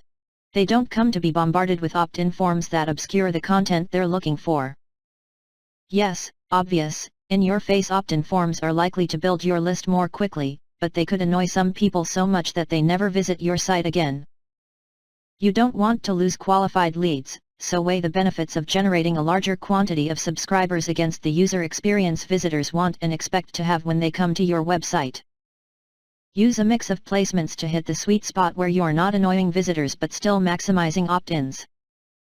Tip: the opt-in form in your sidebar or any other location doesn't have to include a lead magnet or incentive offer. Whether or not you include one depends on your goals and is entirely up to you. Determining the best placements for your opt-in forms requires testing and tracking results. Chapter 12 discusses performance metrics in more detail, so be sure to read that for more information. Most important, understand that to optimize your opt-in form performance, you'll need to experiment not just with form design, copy, and offers but also with form placement and form type. Opt-in form placements and types. Opt-in forms can be displayed in various ways on your site. These are referred to as your form placements. Different placements use different types of forms, so you need to understand what types of forms are available to you either through your email marketing tool, your opt-in form tool, or your coding skills. Next, you need to make sure that the placement you want to use will fit and work properly on your website. With that in mind, here are some of the most commonly used form placements and types to consider using on your website if you're serious about building your email list. Sidebar. A sidebar is the left or right column of content that appears on some web pages. Sidebar forms are extremely popular because they're unobtrusive and easy to create. Most email marketing tools allow you to create forms to place in your site's sidebar. Simply copy some code and paste it into your website, example in a text widget in the sidebar of a WordPress site, within minutes. You can see an example of a simple sidebar form created with OptinMonster in Figure 6-3. Figure 6-3. Sidebar opt-in form. Many people expect to find a subscription form in your website's sidebar, so include one. You want it to be as easy as possible for people to subscribe to your email marketing list from any page of your website, and a form that appears on all, or many, pages that use a layout, which includes a sidebar, is an extremely effective way of accomplishing this goal. Pop-up. Pop-up opt-in forms are extremely effective, however, they can also be obtrusive. The key to making pop-up forms work for you is to use them strategically and sparingly. A pop-up form appears on a visitor's screen in front of the browser window. Pop-ups can be triggered to appear when someone first visits your website, when they visit a specific page, when they click on a specific link, when they scroll to a specific point on a page, or when they try to exit your site. You can see what a pop-up form created with GetResponse looks like in Figure 6-4. Depending on the tool you're using to create your pop-up opt-in forms, your options for configuring when your pop-up appears will vary. The secret to success is ensuring your pop-up forms enhance the user experience on your website rather than hinder it. When you set up your pop-up opt-in forms, you should consider two things: behavior and frequency. Both are discussed in Pop-up Opt-in Form Triggers on page 83. Inline. Inline opt-in forms appear in the body of a web page. The position where you can display an inline form depends on your website and coding ability. For example, some WordPress themes might make it more challenging for you to display inline forms exactly where you want them to go than others. Simply copying and pasting text might not work perfectly, which means you'll need to be able to do some coding to ensure your forms look the way you want them to on your live site. You can see a sample inline form from OptinMonster in Figure 6-6 on page 85. Figure 6-4. Pop-up opt-in form. Opt-in form triggers. Most email marketing providers and opt-in form tools allow you to set rules when certain types of opt-in forms are displayed to visitors, such as pop-ups, overlays / lightboxes, slide-ins, and full-screen forms. Visitors' behaviors and frequency of visits to your website determine when these forms are triggered to display. Behavior refers to the actions visitors take that trigger your opt-in forms to be shown. These behaviors could be visiting a specific page on your website, page-based trigger, being referred from a specific site to yours, referrer-based trigger, the type of device they're using to view your website, device-based trigger, if they try to leave your site, exit intent trigger, and so on. You can see an example of an exit intent, pop-up opt-in form in Figure 6-5. Figure 6-5. Exit intent triggered, pop-up opt-in form. Again, check with your opt-in form tool to see what behaviors you can set as triggers to display your opt-in forms. Once configured, your opt-in form will be shown to anyone who visits your website and takes the action defined as your pop-up form trigger. For example, if you created a lead magnet ebook that is related to one of your products, it would make sense to display a pop-up form offering that ebook to anyone who tries to leave that product's page on your website. They might not be ready to buy now, but a relevant ebook that is useful and meaningful to them just might be enough to push them further through the marketing funnel to the point that they will make a purchase. Frequency refers to how often your triggered opt-in forms are displayed. This is particularly important to consider if people visit your website on a consistent basis. You don't want to show the same pop-up form to the same person every time they visit because it can become annoying. Instead, configure your triggered opt-in forms to display only to visitors who haven't seen them for a specific period. For example, you could configure your trigger rules so you don't show the same form to someone who visits your site for 3 days after they see it. It's also a good idea to give visitors an opportunity to see your site before you interrupt their user experience with a triggered opt-in form. For example, you could time a welcome opt-in form to display 5, 10, or 30 seconds after a visitor lands on your site's home page. Waiting at least 5 seconds before displaying an obtrusive opt-in form makes it far less annoying because visitors have a chance to view your page and confirm that it's relevant to them before that page is covered with a form. Both behavior and frequency must be tested to find the best settings for your opt-in forms to maximize submissions while minimizing their negative effects on the user experience. That means in addition to testing your offer, form copy, and form design, you also need to test when and how often your trigger-based forms are displayed to visitors. For example, you can display an inline opt-in form on your e-commerce checkout page, after every blog post, or after a specific blog post on your site. This is particularly effective when you're offering a lead magnet that is directly related to the topic of the blog post where it appears. The blog post could introduce visitors to a topic, and the lead magnet offered in the corresponding inline opt-in form might provide critical information about the next logical step people should take after reading the blog post. This type of offer is often referred to as a content upgrade because you start by providing free information and then offer directly connected additional information in exchange for an email address. Figure 6-6. Inline opt-in form. Note, when an inline form is live on your website, the content surrounding it won't be grayed out like here, where the text has been faded so you can see the opt-in form. Lightbox/overlay. A lightbox or overlay is a type of opt-in form that eliminates distractions and can greatly increase the number of subscribers you get from your opt-in form. When your lightbox or overlay is shown on screen, all other content is faded out in the background. Visitors are forced to interact with your opt-in form to continue using your website or even navigate to another website. An example created with Opt-in Monster is shown in Figure 6-7 on page 86. Lightbox/overlay opt-in forms are usually triggered by a visitor action, such as clicking a link, scrolling, or exhibiting exit intent. You can learn more about triggers in opt-in form triggers on page 83. Since lightbox/overlay forms require interaction, many marketers have great success adding a second button to the form. For example, rather than just including a button that says, "Yes, I want to subscribe" or another call to action, you can add a second button that says, "No, I don't want to get awesome tips in my inbox." In other words, rather than simply clicking the X to close the lightbox/overlay, the visitor is more likely to read the copy and pick one of the two responses provided. When the second button uses psychologically unappealing copy, opt-ins can increase significantly. Figure 6-7. Lightbox/overlay opt-in form. Full screen welcome mat, exit gate, interstitial. A full screen opt-in form covers the visitor's entire screen, which means they cannot view the content on your web page until they scroll past your form, usually by clicking a down arrow at the bottom of the form.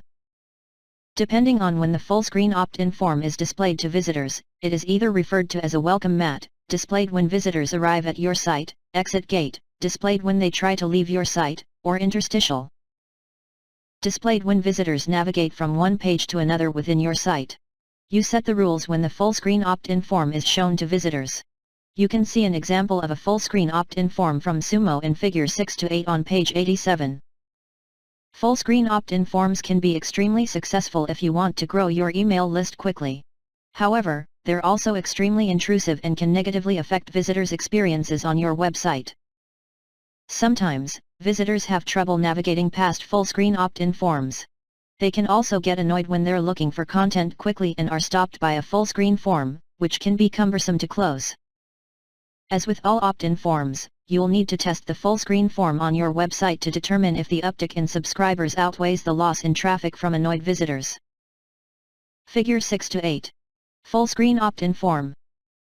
Floating header or footer bar. A floating header opt-in form appears across the top of a web page when a visitor's mouse hovers near there. A floating footer bar does the same thing, except it appears across the bottom of a web page when a visitor's mouse hovers near there. You can see an example of a floating footer bar from Sumo in Figure 6-9. Figure 6-9. Floating footer bar opt-in form. A floating header or footer bar opt-in form is a great choice when you don't want your opt-in form to be too intrusive, but you want it to be easy for visitors to access. The floating header or footer bar opt-in form can also be displayed when visitors scroll on a page, depending on the tool you use to create it. Since it's sticky, it stays affixed to the bottom or top of the page no matter where visitors scroll. If pop-ups, lightboxes/overlays, and full-screen opt-in forms seem too pushy, then a floating header or footer bar might be a great option to maximize subscribers without overly annoying visitors. Slide in. Slide-in opt-in forms typically slide in from the right side of a visitor's screen when they scroll to a specific point on your web page. You determine the page and the rules for when the opt-in form will appear as discussed in Opt-in Form Triggers on page 83. You can get very strategic with your form and time it to display when the most relevant information is on the visitor's screen. As a result, they can be very effective in boosting highly targeted subscribers. You can see an example of a slide-in opt-in form from Opt-in Monster in Figure 6 to 10. Slide-in opt-in forms are particularly effective when you're offering a content upgrade, discount, or an incentive or offer that is related to the content on the web page that a visitor is likely to be reading or viewing when the opt-in form appears. Therefore, create a complete campaign to go with slide-in opt-in forms to ensure you're offering the right thing to people who see it based on the corresponding page content and where they're likely to be in the marketing funnel. Figure 6 to 10. Slide-in opt-in form. Mobile pop-ups. Mobile pop-up opt-in forms appear in front of your web page content on mobile devices. However, be very careful because Google and other search engines don't like anything that blocks web page content on mobile devices. This includes pop-up forms of any kind. You can see an example of a mobile pop-up form from Opt-in Monster in Figure 6 to 11. Figure 6 to 11. Mobile pop-up form. In fact, Google could penalize your site if you use obtrusive pop-up forms or other types of forms on your mobile site that could block the page content, such as floating headers and footer bars, slide-in forms, and full-screen forms. If your site is penalized, Google could send less traffic from searches to your site in the future. If you depend on Google to send visitors to your website, and most websites do, you might not want to risk it. Instead, use inline forms or in-text calls to action to increase opt-ins from your mobile audience. Tip: don't forget to collect opt-ins from your mobile app if you have one. Landing pages. A landing page is a web page created to motivate visitors to take a very specific action, which is referred to as a conversion. The conversion might be a sale, or it might be submitting an opt-in form to access a lead magnet, such as an ebook or webinar.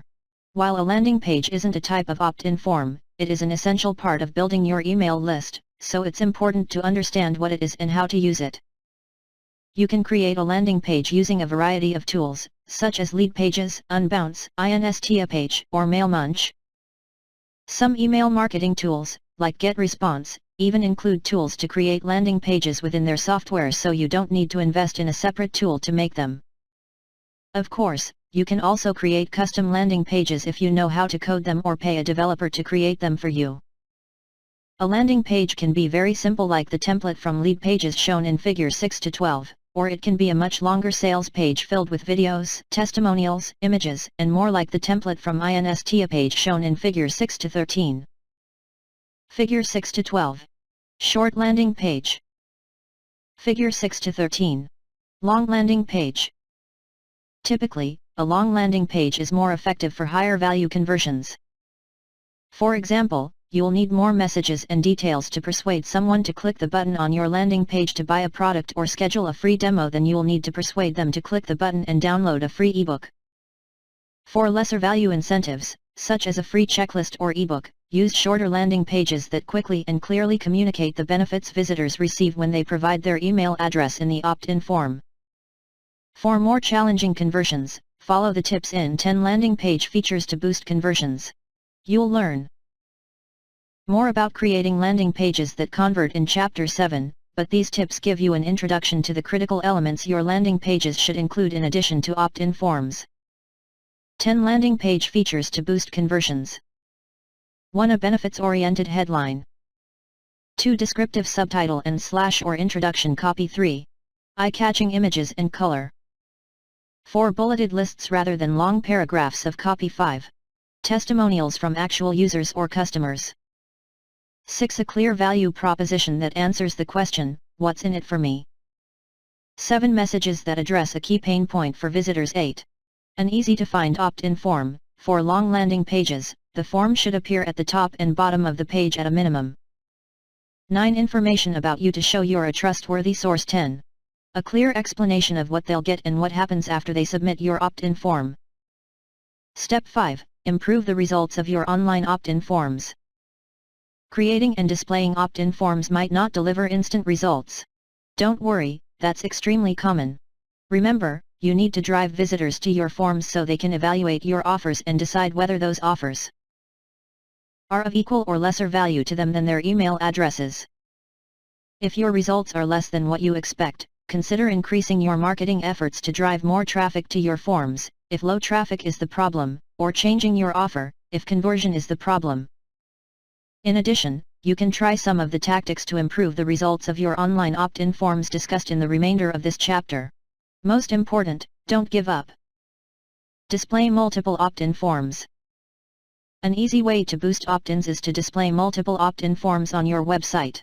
For example, you can show the same offer on the same page or on different pages throughout your site. You can also display different offers on the same page or on different pages using page-level targeting techniques. This is an area where testing is critical. You don't want to inundate visitors with opt-in forms, so you'll need to experiment to find the perfect balance between a large number of opt-ins and too many forms.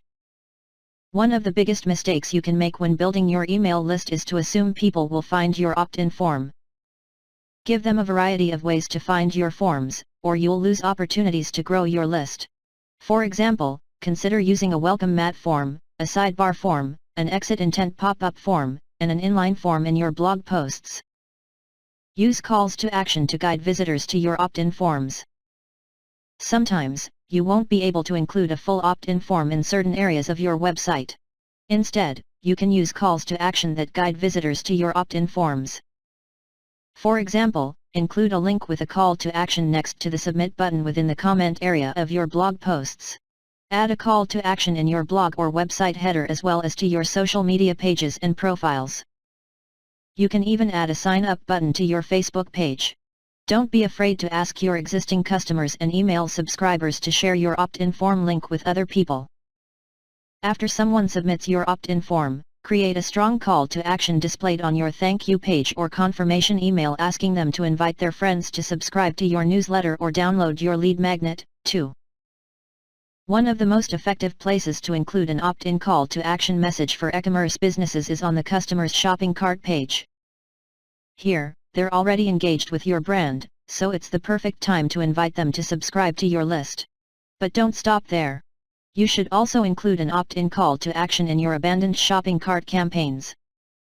Even if someone isn't ready to make a purchase, and hopefully, you can change that person's mind with abandoned cart email campaigns, they might be ready to download your free lead magnet. A sale is better, but getting a prospect into your marketing funnel with an opt-in is better than nothing. Once they're on your list, you can continue to engage with them via email to try to convert them from a lead to a customer. Offer options. If your offer exceeds your audience's needs, you might have to offer different options to boost conversions. For example, if visitors are promised a daily email newsletter when they submit your opt-in form, that might equate to too much email for some people.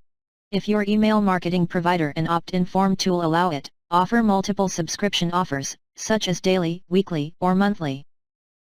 Another example involves allowing visitors to choose not just the frequency of communications they'll receive from you but also the types of messages they'll receive.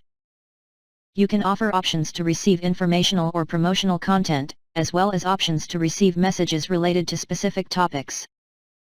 A health coach might offer options to receive content only about weight loss, exercise, recipes, or low cholesterol diet tips.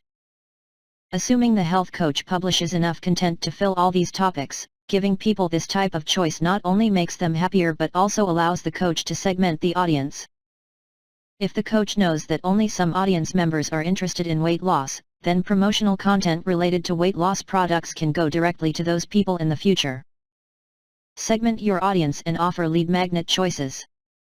You can also segment your audience by offering lead magnet choices. For example, a pop-up opt-in form that appears when someone visits a specific page on your website could give people a choice to download one of two ebooks on topics relevant to the page topic but different from each other. A follow-up email marketing campaign could include a link to download the second ebook as well, but based on the visitor's choice when they submitted the form, you can segment that person using a specific interest.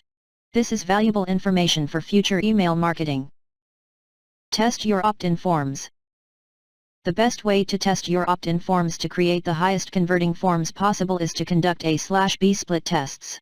In simplest terms, An A/B split test requires that you create two different versions of the same opt-in form. You change one element between the two forms, which is the element you're testing.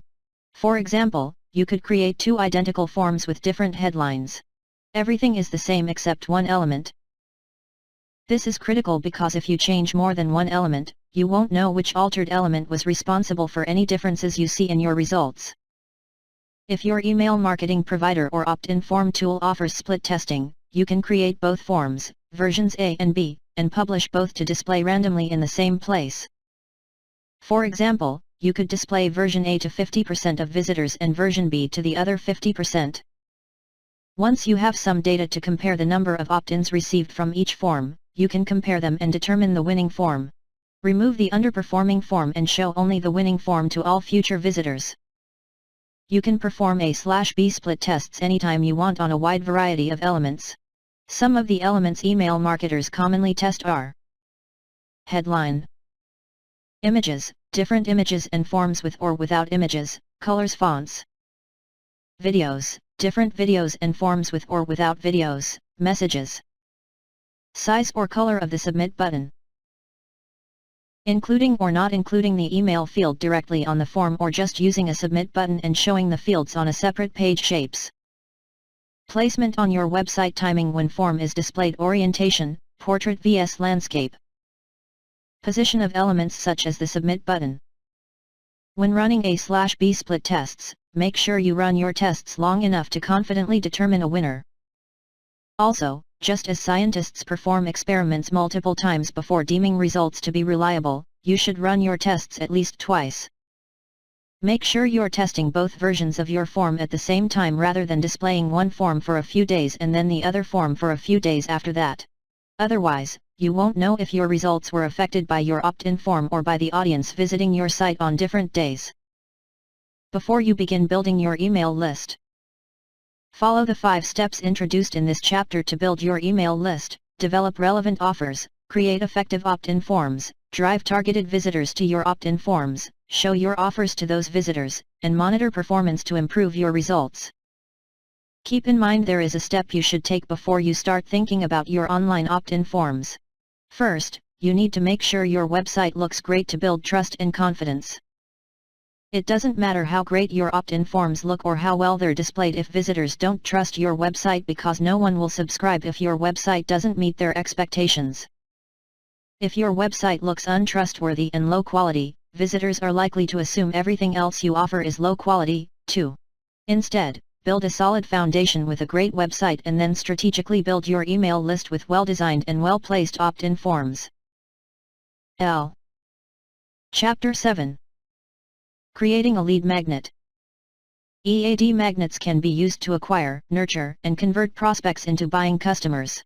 In simplest terms, a lead magnet is a bribe. It's a free incentive given in exchange for potential customers' email addresses. If the incentive is good enough, you could ask for even more information, such as name, address, phone number, and more. However, people put a high perceived value on their email addresses. They know that giving out their email addresses can lead to high volumes of unwanted email messages. Therefore, your lead magnets must be perceived by prospects as having an equal or greater value than their email addresses, or they won't be willing to exchange their email addresses for your lead magnets. A great lead magnet attracts a qualified audience of relevant consumers. Most of the lead magnets used by marketers today are forms of digital content, such as an ebook, checklist, worksheet, tutorial, template, or other lead-generating value add. Many of the email marketing programs you create will start with a lead magnet, but those programs will fail if you are not offering something your target audience wants enough to give you their contact information to get it. You can find a variety of resources, templates, and swipe files to create your own lead magnets and corresponding email. Marketing automations in Chapter 13 and the appendix. For now, focus on what separates good lead magnets from bad ones. The lead magnet email marketing process. Here's how a lead magnet email marketing program might work. You create a lead magnet that your target audience wants or needs. Your target audience provides their email addresses to you to download or access the lead magnet. You deliver the lead magnet to the people who opt into your list to get it. You follow up with ongoing email messages to nurture the relationship with your subscribers and convert them into buying customers. Good lead magnets vs bad lead magnets. The good news is if you choose the right lead magnet and spread the word to the right people, your email list is practically guaranteed to grow. With that said, you need to understand what makes a lead magnet successful. Successful lead magnets succinctly solve a specific problem. The best lead magnets provide useful, meaningful, or educational content quickly and clearly in a manner that is easy to digest so people can consume the content without feeling overwhelmed. Your lead magnets won't be successful if people don't use them. Instead, create lead magnets that do the thinking for your prospects. Don't communicate in general terms or about broad topics. Instead, choose a laser-focused topic and provide specific details to solve the prospect's primary problem related to that topic. Successful lead magnets are relevant. Lead magnets must be relevant to your business, products, or services as well as to your target audience, or they won't attract qualified prospects. For example, if you own an accounting practice, then giving away an iPad as a lead magnet might not drive the best results for your business. You'll get a lot of opt-ins for it, but how many of those leads will be interested in your accounting services? A lead magnet should fill up your funnel, but if you're filling your funnel with people who will never buy from you, you're wasting your time marketing to them. Instead, an accounting practice would have more success attracting qualified prospects with a tax preparation checklist or a hidden tax deductions cheat sheet. Someone who is interested in tax preparation and deductions is likely to have an interest in obtaining accounting services at some point. Once the accounting practice has qualified leads on its email list, it can use email nurturing and conversion funnels to push those leads further through the overall marketing funnel until they purchase. Successful lead magnets are action-oriented. Your lead magnets should be easy to follow and give prospects everything they need to complete a specific action or take the next step to reach a desired goal. As you already learned, a lead magnet that speaks in generalities won't be useful to your target audience. Instead, you need to do the work for your prospects. If your lead magnet is a resource toolkit, provide links to all your recommended resources along with explanations of how and when to use them. If your lead magnet is a swipe file, make sure people know exactly how to use it immediately. If your lead magnet is a checklist, don't just provide 10 things people should do. Instead, explain how to do each of those 10 things. If your lead magnets aren't actionable, then they're not specific enough and are unlikely to be perceived as delivering adequate value. Successful lead magnets offer high perceived value. The perceived value of your lead magnets is the value that prospects attach to them. Since lead magnets are usually offered for free, prospects create a value for each lead magnet in their minds. This value is derived from the messages and images you use to promote each lead magnet. Remember, the perceived value must exceed your prospect's perceived value of their email addresses, or no one will want your lead magnet. The best course of action is to always offer lead magnets that could be sold for a fee. If the content is good enough that someone would pay for it, then it should pass most prospects' perceived value tests.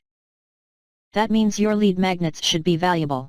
To that end, invest the time and money to create irresistible lead magnets that are better than what everyone else is offering to your target audience.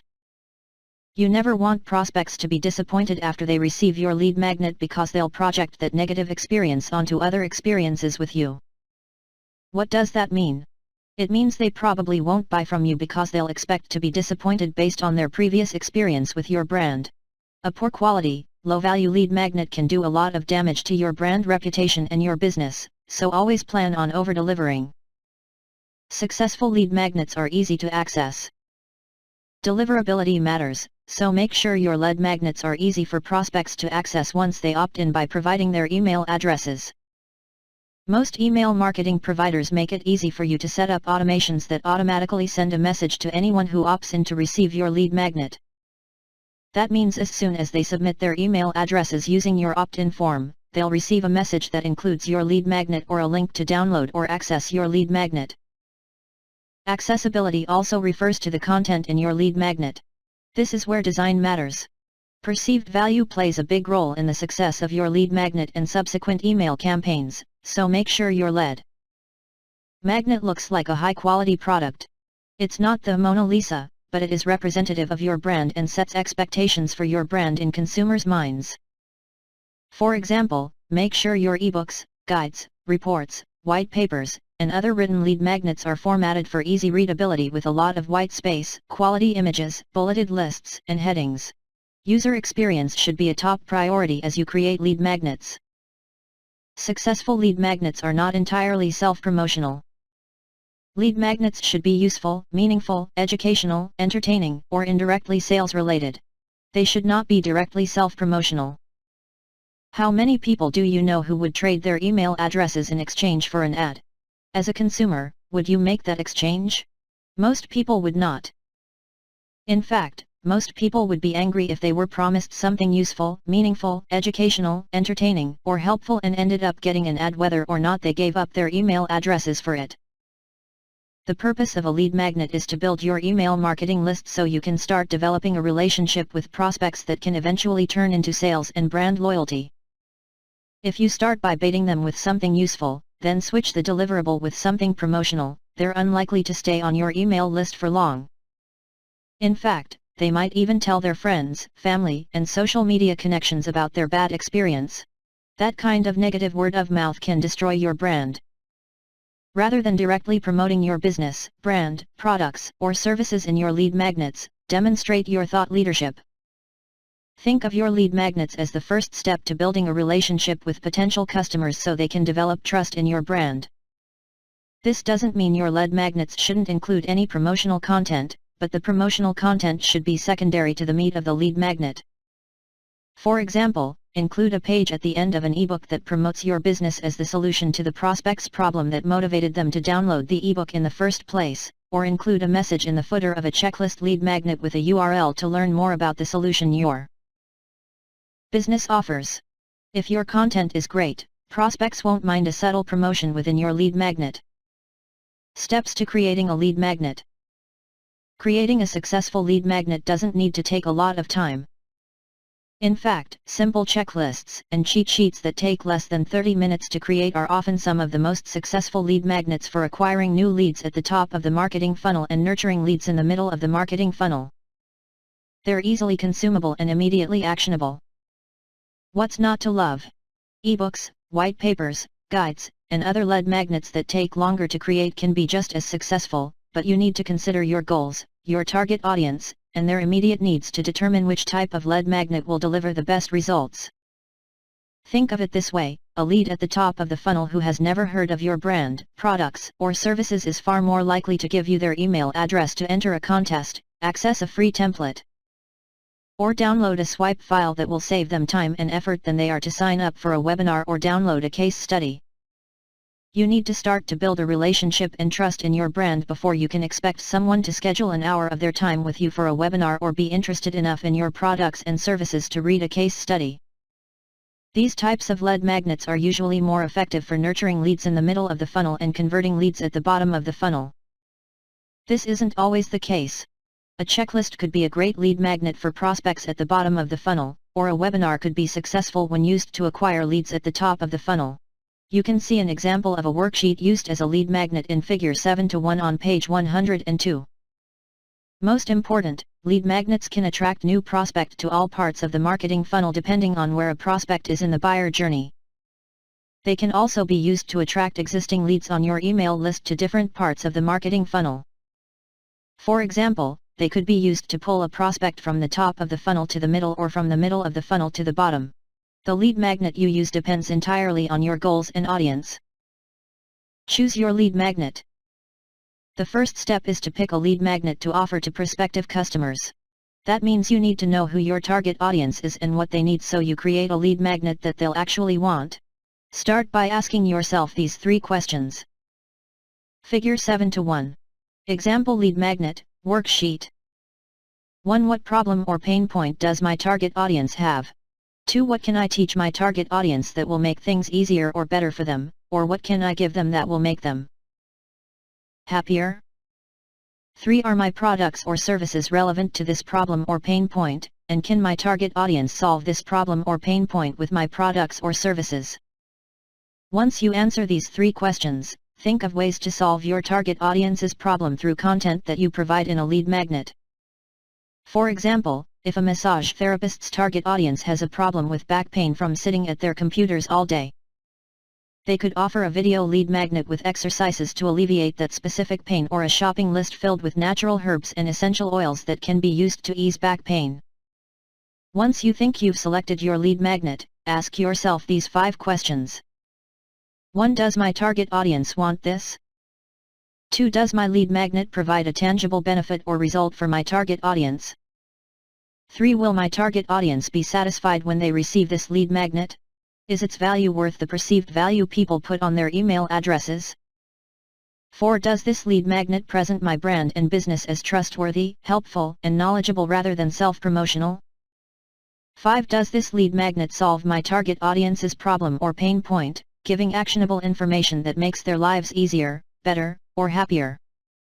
Your answers to these questions will tell you whether you've chosen the right lead magnet or if you need to start over. Now, let's back up and consider the 5 primary types of lead magnets you can choose from: useful, helpful, meaningful, emotional, educational, practical, entertaining, enjoyable, and sales, profitable. Depending on your target audience and where prospects are in your overall marketing funnel, the lead magnet you choose to create will vary. Useful lead magnets. Useful lead magnets are helpful. They help prospects solve a problem or ease a pain point. These lead magnets are created to help people save time, money, or effort because they address a problem or pain point and offer an actionable solution. That's why useful lead magnets are often referred to as silver bullets. When someone needs help, a useful lead magnet gives them exactly what they need in a concise and easy-to-use format. In other words, the lead magnet does all the hard work for them. For example, an advertising agency might offer a tutorial to create a specific type of Facebook ad that is proven to drive results. Other examples include checklists, cheat sheets, templates, swipe files, and tutorials. Meaningful lead magnets. Meaningful lead magnets elicit emotions. The vast majority of purchase decisions are based at least in part on emotions. Furthermore, establishing an emotional connection between prospects and your brand is one of the most powerful ways to move them through the marketing funnel. Relationships built on trust are a brand's ultimate goal. Therefore, creating lead magnets that tap into prospects' emotions can establish a strong connection between your audience and your brand. They have a meaning for consumers that transcends tangible results. For example, a life coach could offer a collection of journal prompts as a lead magnet. Other examples of meaningful lead magnets include videos, images, audio content, quotes, quizzes, and success stories. Educational lead magnets. Educational lead magnets are highly practical. They provide practical steps and instructions to teach prospects how to accomplish specific tasks or develop strategies. Educational lead magnets are particularly useful in industries with long sales cycles, complex industries, and highly regulated industries. For example, most business owners don't know how important it is to trademark their brand names. An intellectual property attorney could create a lead magnet that teaches entrepreneurs why they should trademark their brand names and how to do it. This type of lead magnet establishes the attorney as an expert in their field and helps to build trust between the attorney's brand and prospects. Of course, educational lead magnets also indirectly promote your products or services because once prospects learn about a topic, your products or services are positioned perfectly to help them take the next steps to solve their problems or address their pain points. Other examples of educational lead magnets include ebooks, guides, courses, tutorials, reports, videos, and webinars. Entertaining lead magnets. Entertaining lead magnets do exactly what the name implies. They entertain people. Entertaining lead magnets are enjoyable and are used to nurture prospects by strengthening their relationships with your brand. While not appropriate for every industry, they are very effective in a variety of industries, such as travel, fashion, and personal coaching. For example, a hair salon could send prospects a quiz to determine the best haircut for them. Other examples of entertaining lead magnets include quizzes, videos, images, cartoons, and contests. Sales lead magnets. Sales lead magnets are created with a single purpose: to convert leads at the bottom of the marketing funnel into buying customers. To that end, they're focused directly on a lead's specific problem or pain point and make it obvious that the solution is your products or services without being overly self-promotional. While it's less common to use lead magnets to acquire leads at the bottom of the funnel, the buyer journey isn't always linear. That means prospects who are close to making a buying decision could find your brand and business when they've already reached the last steps of the buyer journey. 40 lead magnets you can create. 1 checklist 2. Worksheet 3 workbook 4. Cheat sheet 5. Ebook 6. Webinar 7. Timeline 8. Mini video course 9. Template 10. Calendar 11. Recipe 12. Swipe file 13. White paper 14. Video 15. Resource list 16. Plan or planner 17. Tutorial 18. Sample files or documents 19. Report 20. Infographic 21. Case study 22. Spreadsheet 23. How to guide 24. Toolkit 25. Contest/giveaway 26. Discount or coupon code 27. Free trial 28. Free demonstration 29. Free coaching or consulting session 30. Audio content 31. Images 32. Quotes or quote collections 33. Email course 34. Free sample box 35. Script 36. PDF version of a popular blog post 37. Transcript of an interview or podcast 38. Presentation 39.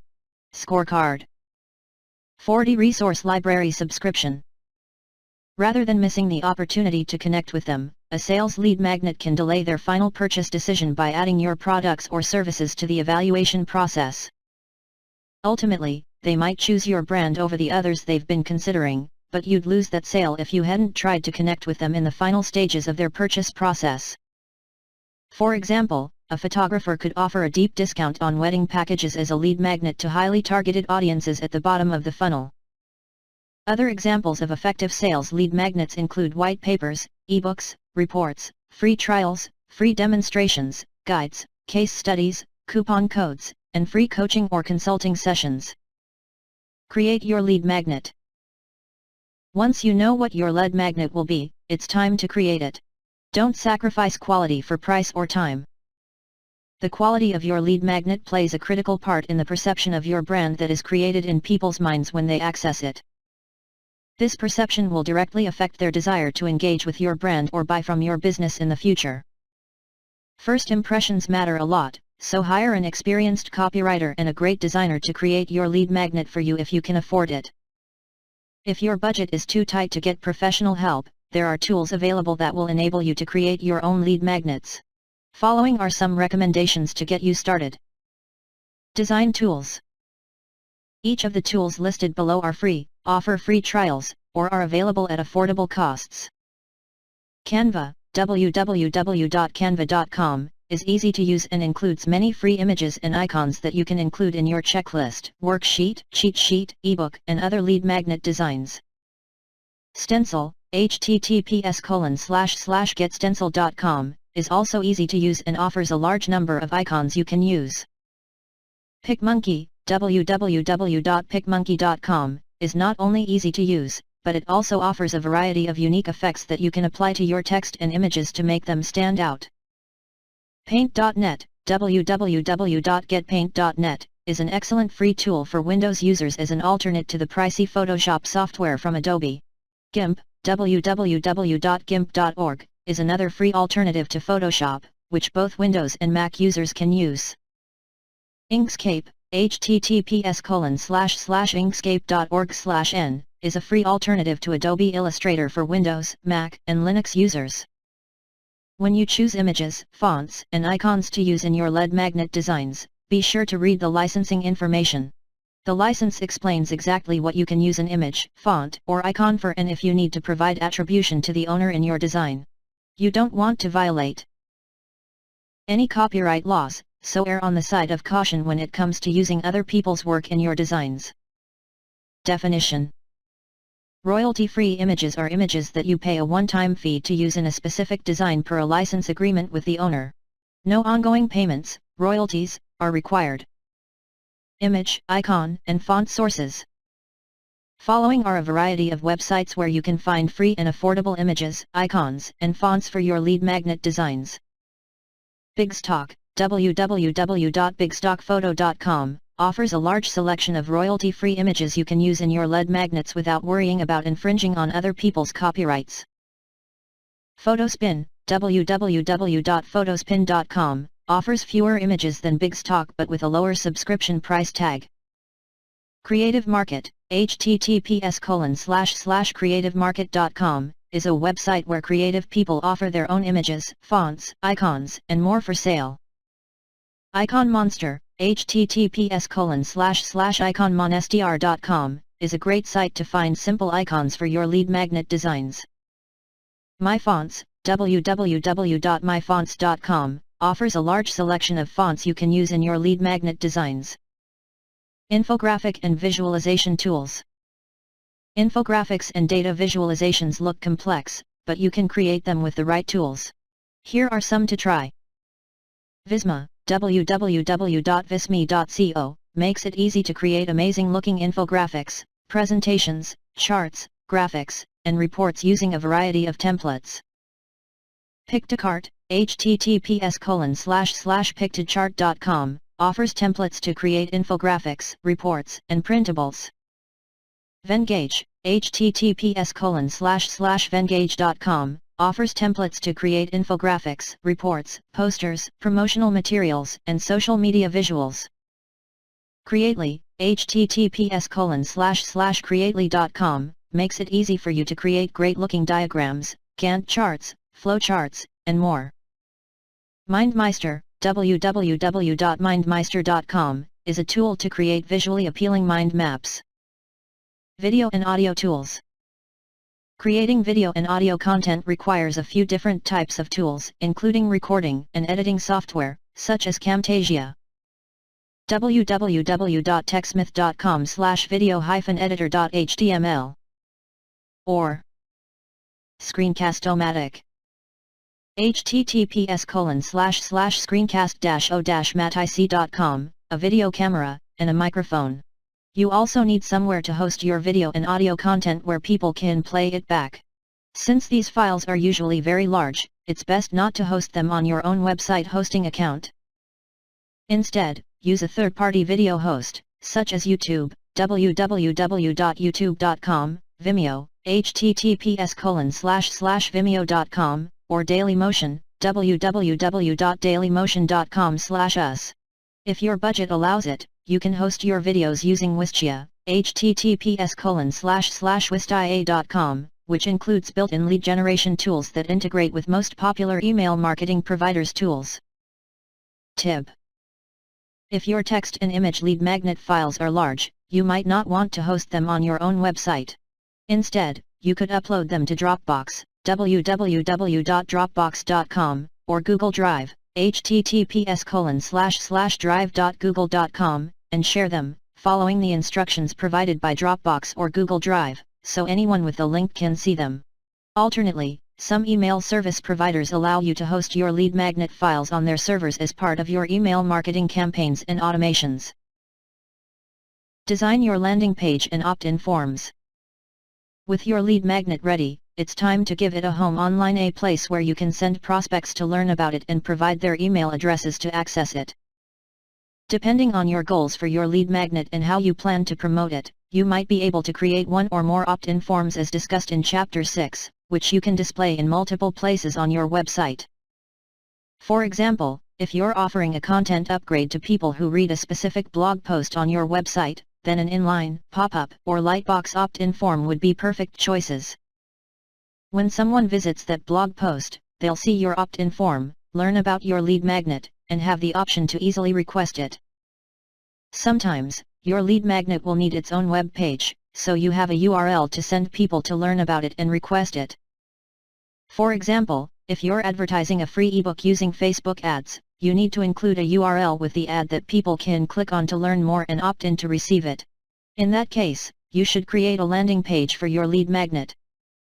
As you learned in Chapter 6, a landing page is a special type of web page that is dedicated to promoting one specific thing, such as a lead magnet. Lead magnet landing pages are filled with promotional messages and useful information about the lead magnet, so visitors are motivated to submit their email addresses to download the lead magnet. They're visually appealing and devoid of extraneous links and information that detract from the page's single purpose of promoting the lead magnet. If you're able to design and code web pages or have the budget to hire a professional to develop landing pages for you, then you're all set.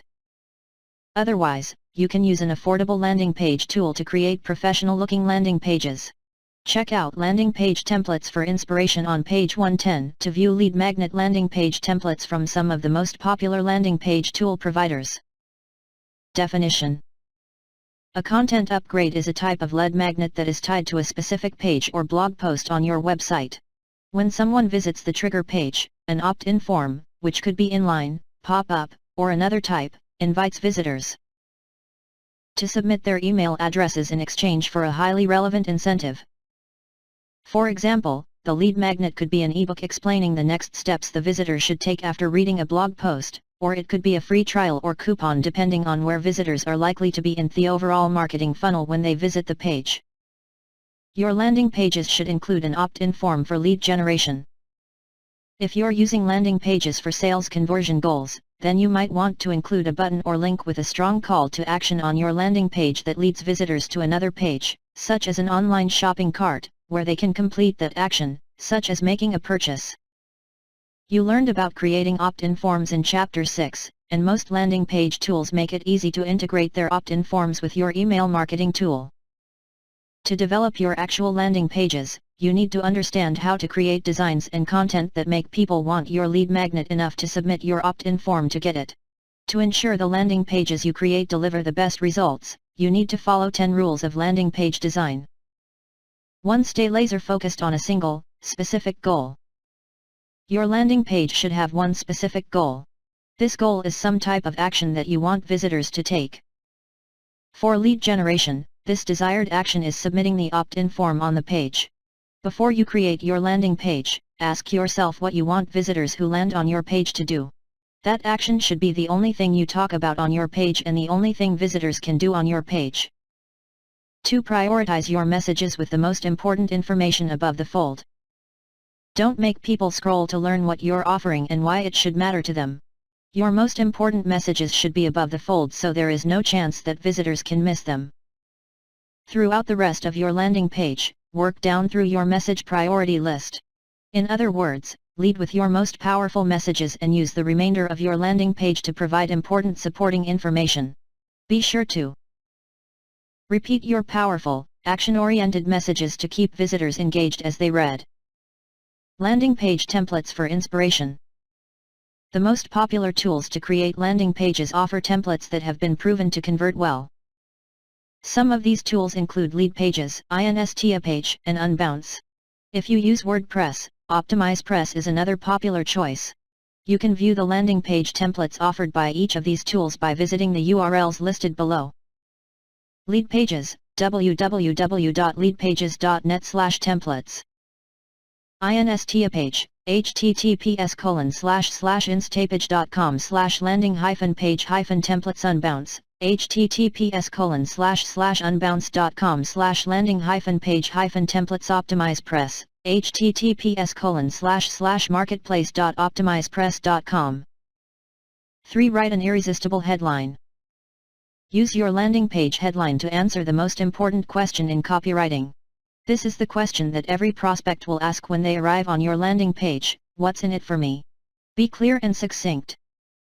Visitors should instantly understand that the information on the landing page addresses their problem or pain point and the solution they've been looking for is at their fingertips if they follow your call to action, such as submitting your opt-in form. Tip: if you're driving people to your landing page through ads and other promotional tactics, make sure the ad copy you use is directly related to the landing page headline so visitors immediately understand that they're in the right place. 4. Provide specific benefits to your target audience. Remember, consumers don't care about brands or companies. They care about what brands and companies can do for them. They care about how brands and companies can help them, make their lives better, or make their lives easier. Therefore, it's safe to assume that few people care about your lead magnet. They care about the benefits they'll get when they download and use it. With that in mind, your landing page should clearly highlight the benefits prospects will get when they access your lead magnet. Will they save time or money? Will they reduce their stress level or improve their peace of mind? Will they be able to acquire more customers of their own or make more money? Don't assume they know how your lead magnet benefits them when they read about its features. Instead, you need to make sure they understand the benefits with no room for confusion. 5. Explain desirable features. What are the most desirable features of your lead magnet? In copywriting, benefit messages are always more powerful than feature messages, but that doesn't mean your audience isn't interested in the features they'll get from your lead magnet. With that said, provide a bulleted list of features, such as a list of chapters for an ebook or the topics covered in a webinar. Think of it this way: benefits sell, but features prove that the lead magnet can deliver those benefits. 6. Provide a clear call to action and repeat it. What do you want people to do when they visit your landing page? For lead generation, you most likely want them to submit your opt-in form and provide their email addresses. This call to action should be clear and obvious. That means it should appear above the fold and again at the bottom of your landing page, if it requires scrolling to view the entire page, at a minimum. If your landing page is long and requires a lot of scrolling, it should also appear in the middle of the page. The call to action should always be easily accessible no matter where a visitor is on your page. 7. Include relevant images and videos.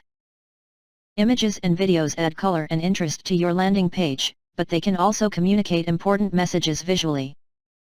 Charts, icons, screenshots, ebook covers, presentation slides, images of your checklists, and so on can provide additional information, and they can pique visitors' interest in your lead magnet. A checklist sounds great, but when a visitor can see a small image of the checklist, they'll better understand the quality of the lead magnet. This can increase their trust and your conversion rate. With that said, don't go overboard with images and videos. Just as all the text messages on your landing page should be relevant to the page's specific goal, so should images and videos. Every element on the page should support the call to action and make visitors believe that following it will help them address their pain point, or solve their problem. If an element on your page doesn't move visitors closer to taking that action, delete it. 8. Use proper formatting for a focused user experience. Since landing pages are focused on a single, specific goal, there should be no distractions from your call to action. Remove your website's top navigation bar and any other irrelevant links, images, text, and so on. Your design should use a single column and a lot of white space to ensure your key messages are easy to see. Use bulleted lists, headings, and subheadings to guide visitors through your copy. Always include a hero image at the top of your landing pages. This large image could be the cover of your ebook, report, or white paper. It could be an image of your checklist, cheat sheet, or worksheet. It could be a screenshot from your video or presentation. The image should be of your lead magnet if possible so visitors can see what they'll get in exchange for their email addresses. 9. Offer social proof. One of the best ways to build trust with visitors is to include testimonials on your landing page. This type of social proof makes visitors feel confident that your lead magnet is valuable enough to provide their email addresses to you. If other people had success with your lead magnet, then visitors are more likely to think they'll have success with it, too. As a result, they're more likely to follow your call to action and submit your opt-in form. Ideally, your testimonials should include people's full names and photos, as well as their company names so visitors know the testimonials are real. Always ask people for permission before you use their testimonials, names, and photos on any page of your website, including your landing pages. 10. Display an easy-to-complete opt-in form. It should be extremely easy for people to follow your call to action and opt into your email list from your landing page. To increase conversions, keep the form simple with as few fields as possible. Simply asking for an email address will yield the best results, but if you need more information, you can include fields to get that information in your opt-in form. Just remember, while it can be tempting to ask for a lot of information in your opt-in form, your opt-in rate will decrease with each additional field you add. Your lead magnet must be perceived as having a very high value for people to be willing to provide a lot of their personal information in exchange for it. Set up an email automation to deliver your lead magnet. With your lead magnet created and your landing page published, it's time to create an automated delivery sequence to go with it. Specifically, you need to create a sequence of messages to deliver the lead magnet to people who request it and then follow up with those people after the lead magnet has been delivered. You can learn more about developing lead magnet automations, also referred to as email conversion funnels, in Chapter 8 and find swipe files to write your own messages in Chapter 13. For now, think about how you can use email marketing to deliver your lead magnet and begin to develop a relationship and brand trust with each new subscriber to your email list. Your lead magnet email sequence should be scheduled to send the first message with a link to download the lead magnet as soon as someone submits the opt-in form. This message should thank the person for requesting the lead magnet, and it can provide any details they need to download and use it immediately. 2 to 3 days later, a second message should be sent automatically as part of this email sequence. This message can vary depending on the action taken by the subscriber when they received the first message. If they clicked the link and downloaded the lead magnet, they should get a message asking if they have questions or need additional help. If they didn't click the link, this message should remind them what they're missing out on by not using the lead magnet. A few days later, a third message can go out with another useful piece of information related to the content in the lead magnet. You can also include links to relevant resources on your website, such as blog posts or other content. The key is to continue offering them useful, meaningful information to nurture the relationship. About a week later, you could send a final message reminding them that you're available if they have questions or need help. For people who haven't downloaded the ebook, you could remind them of the benefits one more time. After this email sequence ends, make sure these new subscribers are included in your email newsletter and other email campaigns in the future. Promote your lead magnet. If no one knows your lead magnet exists, no one will opt in to receive it. You need to promote your lead magnet on your blog, write a blog post about it and include a link to it at the end of all your new blog posts, your social media posts, and any content you write for other websites. Investing in digital advertising can significantly affect your lead magnet conversions. Facebook ads are particularly effective since targeting is so useful, but Google AdWords and other ad networks can also be successful. Don't just promote your lead magnet once and never mention it again. Only a small percentage of your target audience will see your messages, posts, and ads the first time you promote it. Instead, you need to talk about it and invest in online advertising multiple times to truly drive traffic to it and motivate a large number of people to request it. You can also promote your lead magnet through your social media profiles by creating special cover photos for your profiles and pages on Twitter, Facebook, LinkedIn, and so on that hype the lead magnet and show the URL to your landing page. Another idea is to hype the lead magnet at the beginning of your Twitter, Facebook, and LinkedIn bios and about sections along with the URL to your landing page. If you participate in online forums or Facebook or LinkedIn groups where your target audience spends time, include a link to your lead magnet in your relevant comments or your own signature block. If you answer questions on Quora.com and your lead magnet is relevant to one of your answers, include a link to it within your answer or at least in your bio. You can also reach out to your social media communities and online influencers you know who have the eyes and ears of your target audience and ask them to share the link to your landing page with their online connections. Don't be afraid to get creative with your promotional efforts. Track your results. If you've integrated your landing page, opt-in forms, Google Analytics, or the website analytics tool of your choice, your online advertising, and your email marketing tool, then tracking the results of your lead magnet and associated marketing campaigns to promote your lead magnet isn't difficult. You want to focus on which marketing investments are driving the most traffic to your landing page and which are resulting in the most opt-ins for your lead magnet. You also want to track the ratio of your landing page visitors to opt-ins and the ratio of opt-ins to the number of people who clicked the link in your delivery email message and downloaded the lead magnet. Look for conversion rates at each step and the cost to acquire each of your leads. Conducting A/B split testing, discussed in more detail in Chapter 6, of your opt-in forms, landing pages, ads, and so on will help you improve results along the way rather than waiting until you've invested a lot of money in advertising to discover that the lead magnet isn't working. The landing page needs to be revised, or your ads are ineffective. Analytics and testing email marketing campaigns is covered in depth in Chapter 12. So be sure to read it closely to get a better understanding of performance tracking. Moving from lead magnets to email marketing funnels.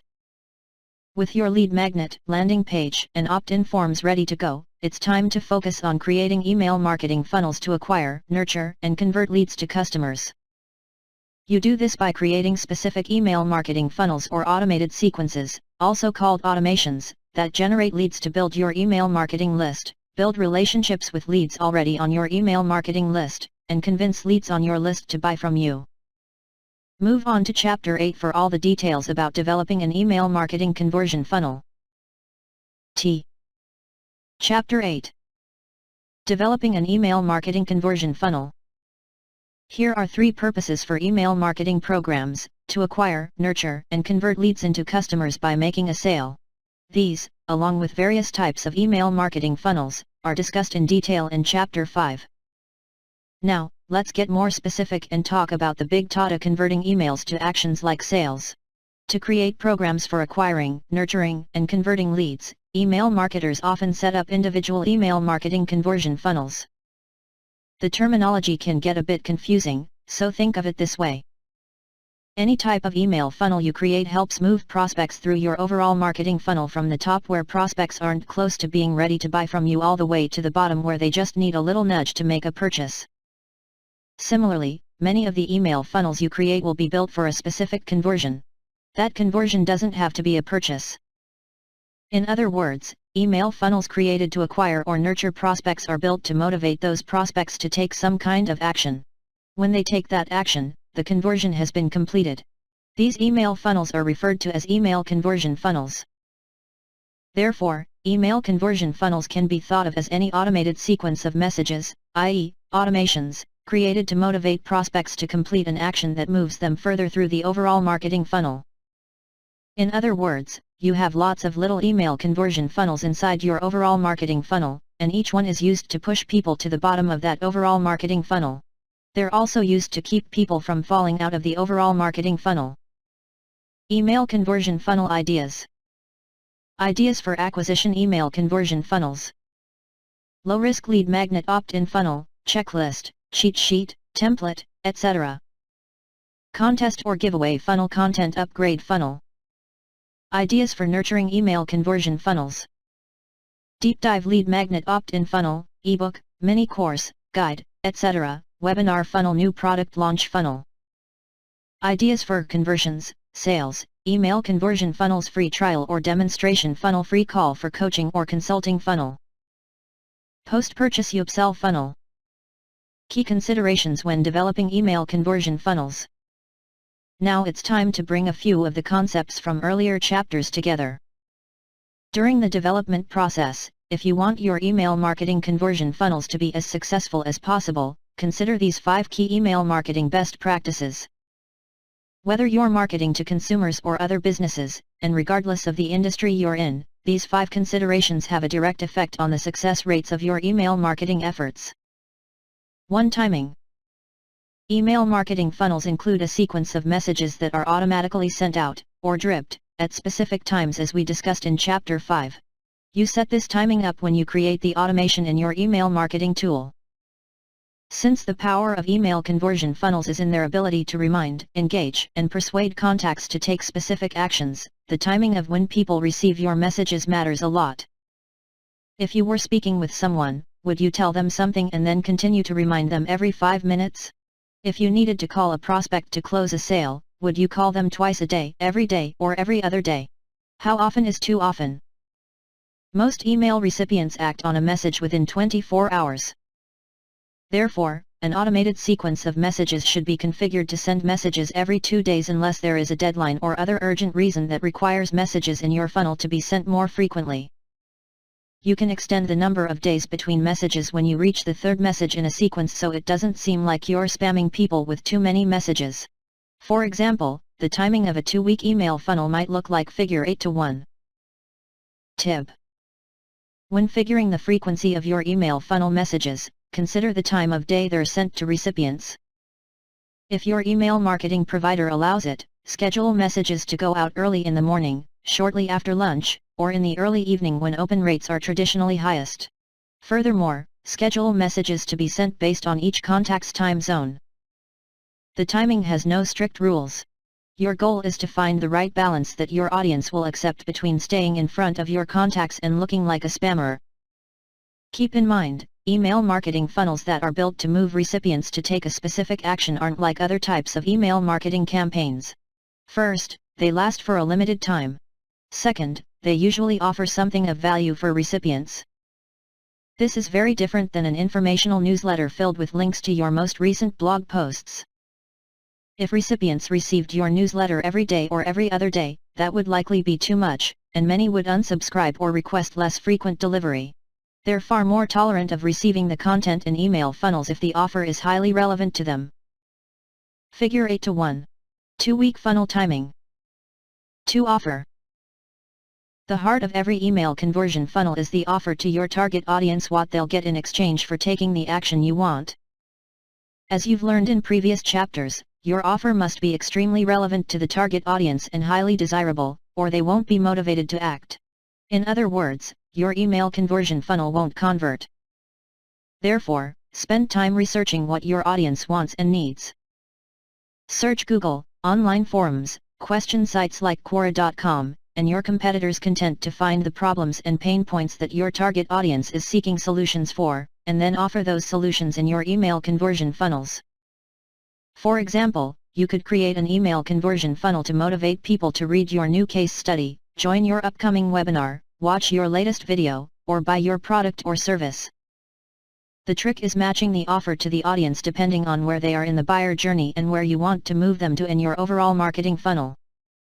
Email conversion funnels are very flexible, and you can customize them to match your goals. But you must remember that your target audience's wants and needs are always the top priority, or your conversion rates will suffer. Audience segmentation can help significantly in terms of improving your conversion rates. You can learn more about list segmentation in Chapter 9. 3. Subject line.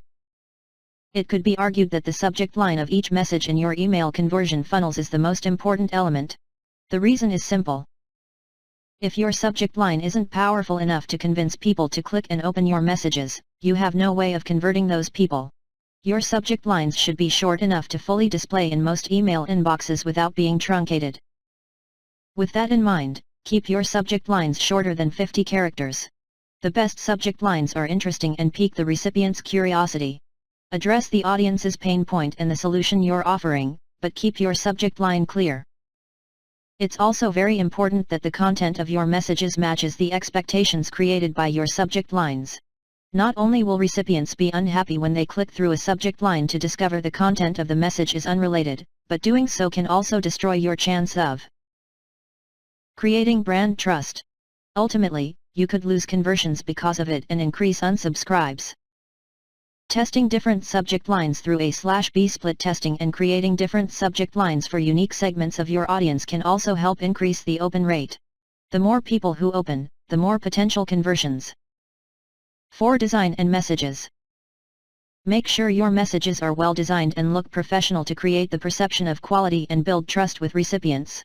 Furthermore, they should be optimized for all devices. This is particularly important since more than half of email messages are opened on mobile devices today. When it comes to writing your messages, unless your product or service is complex, shorter messages are almost always better in email marketing. That doesn't mean long messages don't work. Many email marketers have great success with long-form messages, but if those messages aren't written well, they won't help to boost your conversions. The truth is, most people don't want to spend a lot of time reading email messages, so keeping your messages succinct is a good rule of thumb. Just make sure your messages are compelling, action-oriented, and tap into recipients' emotions. Explain what recipients get when they follow your call to action and how that action benefits them by addressing their pain point or solving their problem. In addition, be sure to use a real reply to email address and your real name in your messages and signature to improve the authenticity and trust factor. Segmenting your list and writing copy specific to each niche audience can significantly increase your conversions, as can using personalization and dynamic content. According to Epsilon's Q1 2016 Email Trends and Benchmarks report, personalized email messages can increase click rates by 241%. You can learn more about personalization in Chapter 9. 5. Follow-up. What happens when your email conversion funnel sequence is done? Don't abandon people in the funnel when it's over. Instead, make sure you continue to nurture and engage them with future email campaigns and automations based on the behaviors they display on your website and when interacting with your future email messages. This is essential even if the conversion funnel ended in a sale. The relationship isn't over when someone makes a purchase. In fact, the relationship is even more important because it costs less to keep an existing customer and turn them into repeat customers and loyal brand advocates than to attract new customers. For people who purchased products at the end of a conversion funnel, you should continue to send them your email newsletter as well as renurturing and re-engagement messages. Renurturing email funnels are used like any kind of nurturing sequence of messages. They simply continue to build a stronger relationship with subscribers who are in the middle of the marketing funnel, either because they haven't made a purchase from you, or they've already completed a purchase and aren't ready to make another one. You can create email funnels for this audience that either lead to conversions or don't. The choice is yours.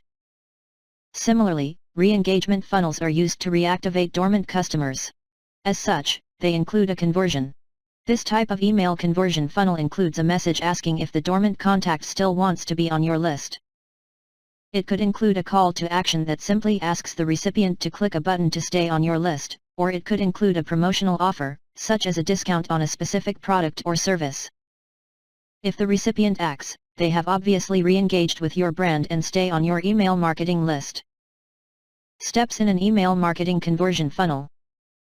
Most email marketing conversion funnels follow a proven pattern to motivate recipients to act. You can adjust the timing and order of these steps. If your offer is extremely simple, you could even eliminate some of these steps. The truth is it's easier to persuade people to take some actions than others. Therefore, people might need more persuading to do something like make a purchase or sign up for a free product demonstration than they would to download a free checklist or ebook. Following are the 5 primary steps in an email conversion funnel. 1. Make recipients aware of the action you want them to take. 2. Build interest in the offer by describing it and its benefits to recipients. 3. Give proof that the offer can solve recipients' problems or address their pain points. 4. Provide additional help and resources related to the offer. 5. Follow up after the action has been taken by recipients. As mentioned previously, you can use all these steps or just some in your email conversion funnels. It's also important to note that these steps don't correlate with the number of messages you include in your sequences. Depending on the offer and audience, you could address all these steps in 2, 3, 5, 7, or more messages. Furthermore, not everyone moves through an email funnel perfectly. Many won't complete your call to action after receiving the first message in your sequence. Those people need a different set of messages to persuade them to act than people who act immediately. Just as there are holes in your overall marketing funnel, there are holes in your email conversion funnels, too, so try to seal up as many as possible with additional messages. Email conversion funnels for acquiring. The most effective email conversion type for acquisition is the lead magnet opt-in funnel. This is the sequence of messages sent after someone submits your opt-in form requesting your lead magnet. You can see an example of a comprehensive 2-week lead magnet opt-in email conversion funnel sequence in Figure 8-2 on page 124. Notice if the recipient doesn't download the lead magnet after receiving the Day 1 message, there are 3 different messages in the sequence that address this hole in the funnel. On days 3, 6, and 10, the sequence attempts to recapture recipients who have yet to act. With these special reminder messages, you have a chance to convert more people overall. You'll learn more about writing email messages for your email marketing funnels in Chapter 10. This chapter focuses on building your funnel sequences to accomplish specific goals. However, it's important to understand that by the end of the message sequence, which would be the Day 14 message in the funnel shown in Figure 8-2, recipients should have taken your desired action and gotten more information from you that builds their relationship with your brand and sets their expectations for what kind of content they'll get from you in the future. Even if your conversion funnel wasn't built to lead to a sale, you can include sales-oriented language in the final message of the sequence. This is the perfect place to mention your product or service that is directly related to the problem or pain point addressed by your lead magnet or your sequence so far. By this point in the automation, recipients understand who you are and what your brand promises. If they've stayed with you this far, they're interested in your brand and are usually willing to learn about your highly relevant products and services without feeling like they're being spammed or subjected to an unwelcome, hard sales technique. Just be careful. You don't want to ruin all the hard work you've done so far in building recipients' trust in your brand with an over-the-top, irrelevant sales message at the end. Email conversion funnels for nurturing. Figure 8-2 on page 124 provides an example of a conversion funnel sequence for acquisition purposes. The conversion was downloading a lead magnet. Nurturing email marketing funnels can be designed for conversions as well. For example, you could send a link to sign up for a free online course related to a topic that could move people in the middle of the funnel to the bottom, where you can then create a separate email conversion funnel that promotes that related product or service as the natural next step after completing your free online course.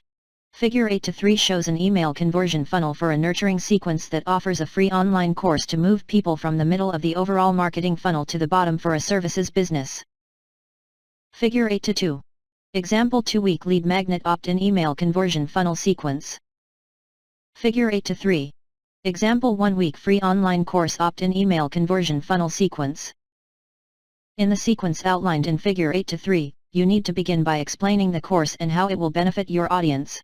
You also need to include the call to action in your messages, which invites them to take the course. You can deliver the course using an online course delivery tool like Teachable, https://teachable.com, SkyPrep, https://skyprep.com, DigitalChalk, www.digitalchalk.com, or Thinkific, www.thinkific.com.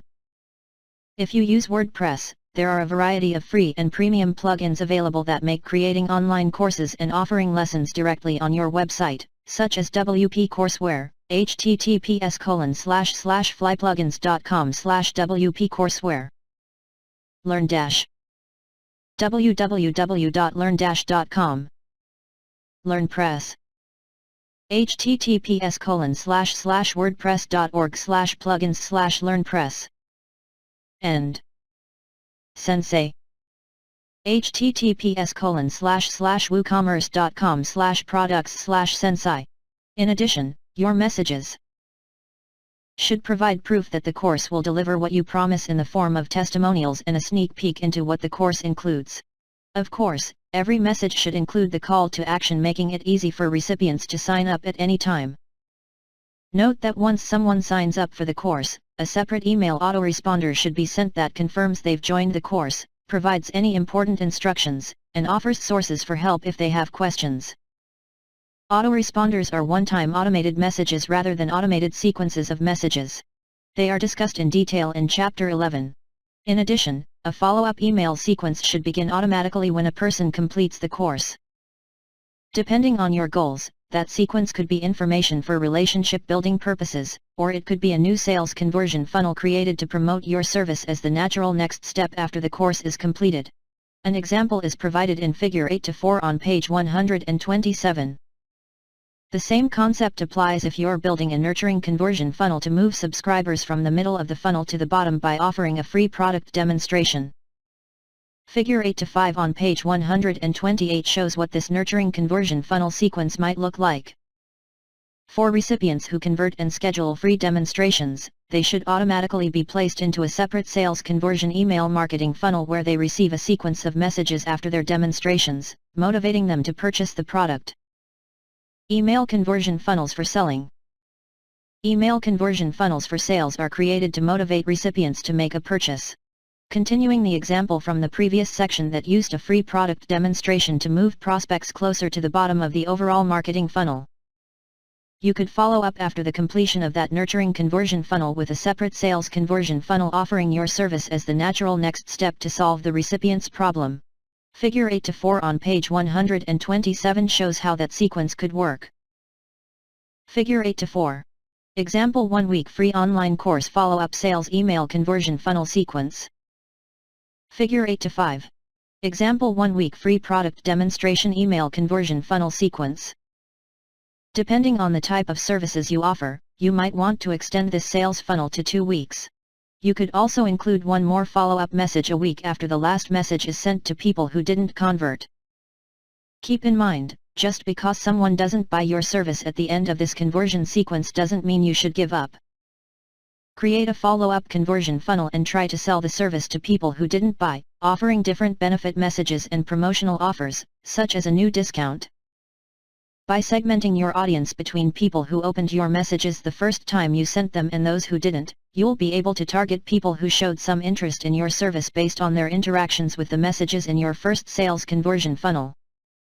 These are people who are further down your overall marketing funnel based on their actions and assumed interests, so focus on them in your follow-up email marketing efforts.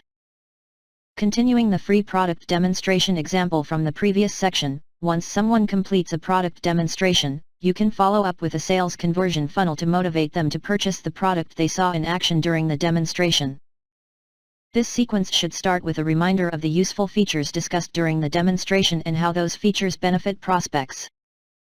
If recipients don't purchase the product, subsequent messages should be sent as reminders, and a discount can be offered to boost conversions.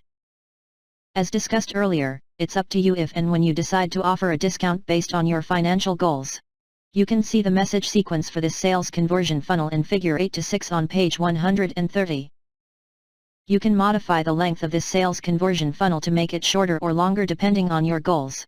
You can also introduce the special offer on your product later in the sequence or not at all. Again, the choice is yours. The important thing is to try to incent people in this conversion funnel to make a final purchase decision. At this point, you've moved them to the bottom of your overall marketing funnel, so it's important to provide just enough incentive that they'll be motivated to make that final purchase decision.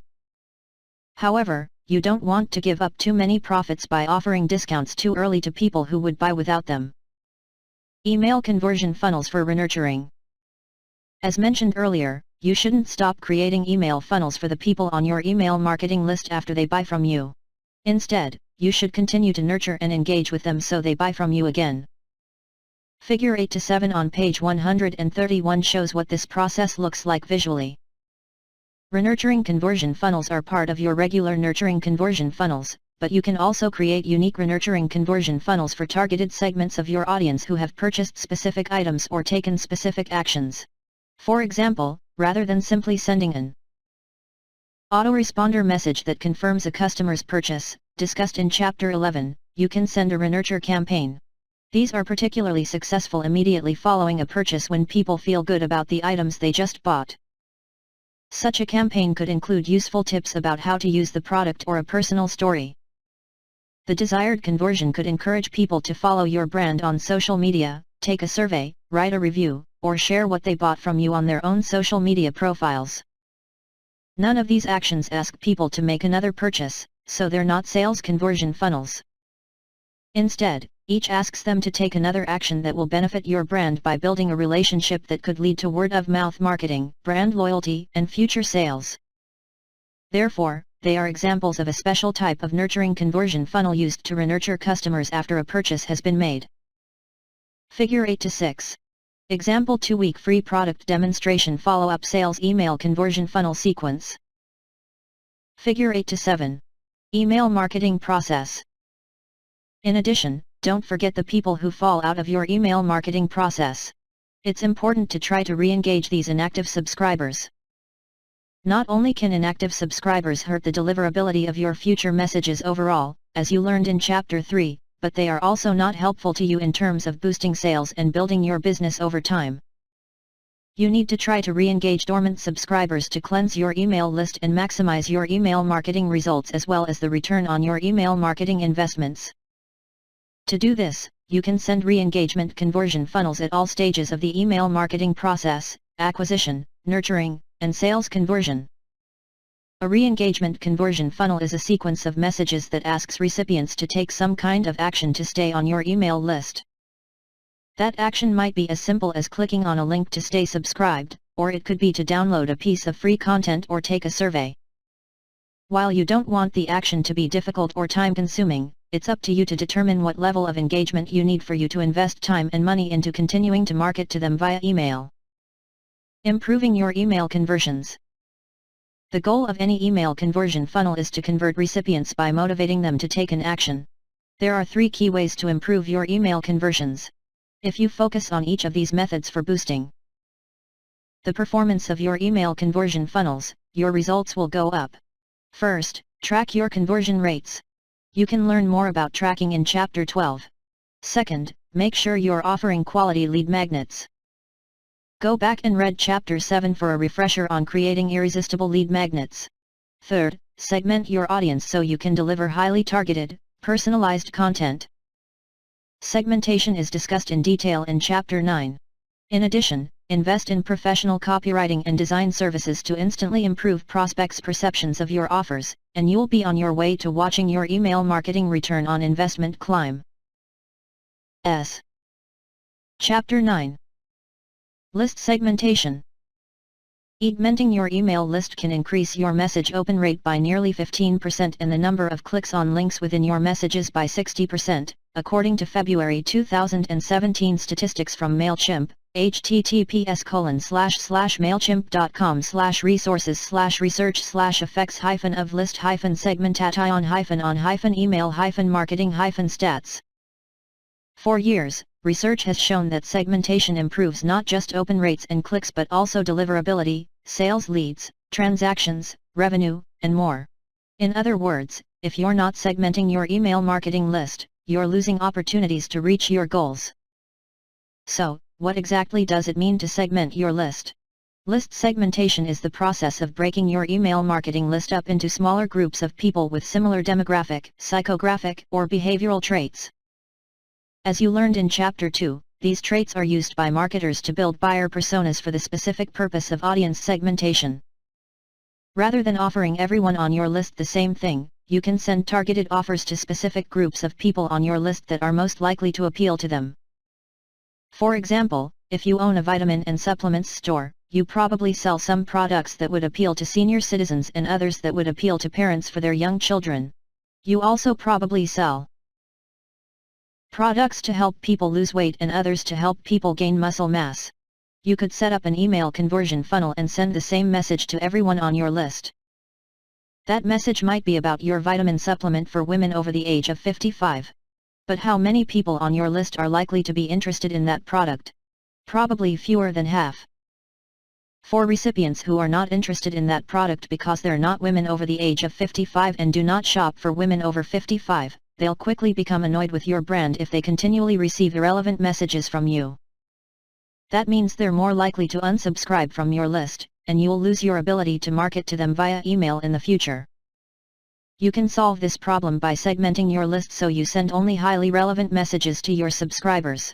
Your results will naturally be better when you send the right messages to the right people. Rather than being annoyed with your brand, they'll be happy to receive your messages because those messages include information and promotions they're interested in. For many, that's why they signed up to your list in the first place. How you segment your email marketing list depends on a few factors. First, you're limited by the features offered by your email marketing provider. Some email marketing tools are filled with features that make it easy to segment your list in multiple ways, but other tools have fewer segmentation options. If segmentation is important to you, make sure you research the current offerings by the email marketing service providers you're considering. Remember, even if segmentation isn't important to you today, it will be in the future as your list and your business grow. Once you're more comfortable with email marketing and you realize how much your results could improve if you segmented your list, you'll wonder why you waited so long to start doing it. Warning: if you're capturing visitors' behaviors and clicks, make sure your website's privacy policy explains how you collect and use that data so you're not violating any laws. You also need to connect your website with your email marketing tool to effectively segment your list. For example, you must be able to track the actions people take on your website, such as links they click and pages they view, so you can segment your list based on those behaviors. Behavioral segmentation is very effective. If you can't follow a contact's behaviors between your email messages and your website, you're missing a big opportunity. Most email marketing providers make it easy to integrate your email marketing tool with your website. Typically, all you need to do is paste some code into your website to enable tracking and integration. Check with your email service provider to get the correct instructions to complete your integration. Keep in mind, your website and email marketing tool should also be integrated with your website analytics tool, such as Google Analytics, so you can fully track and analyze your contacts' behaviors across your content and communications. With this information, you can create highly targeted email funnels for niche audiences. How to get information to use for segmentation. Segmentation works only if you have information to create groups of similar contacts. Some of this information is easier to get than other information. For example, you can obtain a contact's location from a shipping address in an order from your website. However, it's more difficult to get a contact's location or other demographic information if they've never purchased anything from you. Alternately, you can determine which of your products or services contacts are most interested in based on their prior purchases, the links they've clicked in your email messages, or the pages they've visited on your website. This type of information can also be inferred based on the behaviors displayed by your contacts. What this means for all email marketers is that segmentation is an ongoing process. You'll constantly work to acquire and update demographic, psychographic, and behavioral information about the people on your email list. To that end, you need to set up processes to collect this information. That's why integrating your email marketing, website, and web analytics tool is so important. Also, you can send questionnaires to your list asking contacts to provide more information about themselves so you can better tailor content to them. People who like your brand are likely to take a few minutes to provide this information so their inboxes are filled only with relevant content. However, there are more ways to collect information for list segmentation. Some of the most commonly used tactics are described below. Opt-in form. The more information you ask for, the fewer opt-ins you'll get, so be careful. Don't ask for too much information or for highly personal information. Instead, ask for information like zip codes. Zip codes are a fairly non-intrusive piece of information to request, but they can be very helpful in segmenting your audience by geographic locations.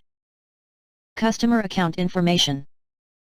When people purchase products or services from your website, you have the chance to collect important information that you can use for segmentation. For example, collecting their address and birth date gives you valuable demographic information to leverage in future email conversion funnels. Products purchased.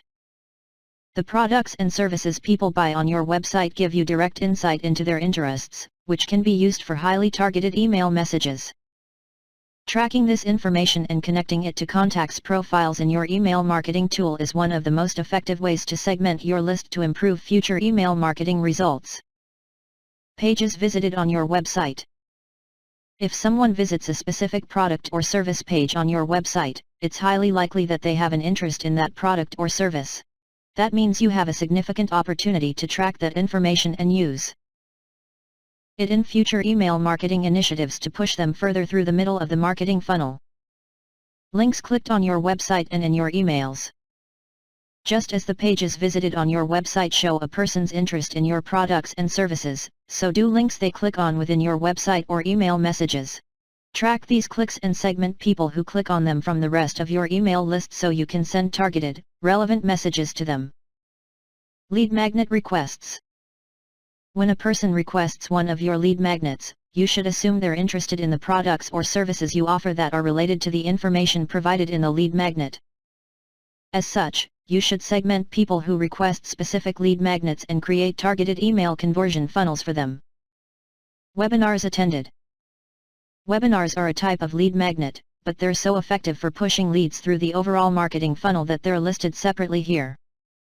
People who attend a webinar should be segmented within your email marketing list, and they should receive relevant messages in multiple follow-up conversion funnels. Think of it this way: when someone takes the time to attend a live, 1-hour webinar, they're making a commitment, and that commitment is one you can usually leverage to make a sale or at a minimum to move people closer to the bottom of the funnel. Segmentation strategies. Once you've collected data you can use for segmentation purposes, it's time to develop some strategies to boost your email marketing results. In simplest terms, there are 2 ways to segment your list, based on who your contacts are, demographic and psychographic traits, and on what your contacts have done, behavioral traits. In most cases, segmenting based on behaviors yields the best email marketing results, but your goal should be to develop targeted email conversion funnels based on the data you have. Remember, a key to email marketing success is testing, so experiment with your data to find the most effective targeted campaigns. Common email segmentation strategies lists a number of popular segmentation strategies you can use to improve your own email marketing results. Position in the marketing funnel. An important segmentation strategy is separating your email list by contacts positions in your overall marketing funnel. Contacts at the top of the funnel aren't close to a purchase. They're at the earliest stages of the consumer buying cycle and need very different content from your brand than people in the middle of the funnel who are in the research stage and people in the bottom who are very close to making a buying decision. Sending a free shipping offer to a consumer at the top of the funnel is unlikely to deliver conversions, but the same offer sent to consumers at the bottom of the funnel could be extremely successful. Segmenting your list and building email conversion funnels that match the content to the recipient's position in the marketing funnel is far more effective than sending a single offer to a broad audience. Common email segmentation strategies. Demographic and psychographic characteristics: location, gender, birth date, age, anniversary, income, occupation, education, marital status, interests, hobbies, favorite website and blogs. Behavioral characteristics: position in the marketing funnel, clicks, purchases, pages visited or not visited on your website, lead magnets, requested on-site searches, opened email messages, engagement, dormancy, missing behaviors, buyer loyalty, shopping cart abandonment, amount spent, purchases. If someone purchases a specific product or service, you have an important piece of data. This purchase shows they're interested in a specific type of product or service that delivers a certain set of features and benefits. Segmenting your list so you can send messages that promote add-on products, discounts on replenishments, and other relevant offers to contacts who show interest in specific products and services is an effective strategy to increase per-customer sales. Clicks.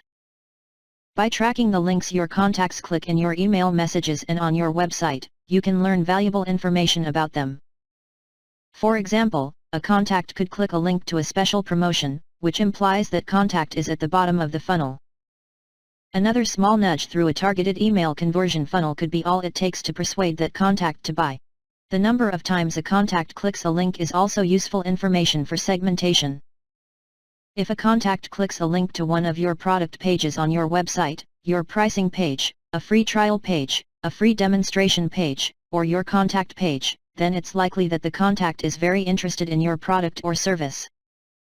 This is an opportunity to segment people who display this type of behavior and send offers that help them move beyond any final purchasing obstacles. Pages visited, or not visited, on your website. Just like segmenting contacts by clicks, you can also segment based on the pages on your website that your contacts visit or don't visit. If you can identify a segment of your audience who has visited a specific page, you can send them messages specifically related to those pages. Similarly, if a segment of your audience visits a page on your website that introduces a product but doesn't view important related pages such as those with tutorial videos, customer testimonials, or feature descriptions, you can target them with messages that provide this information. This type of email campaign is particularly useful for people in the middle and bottom of the funnel. Lead magnets requested.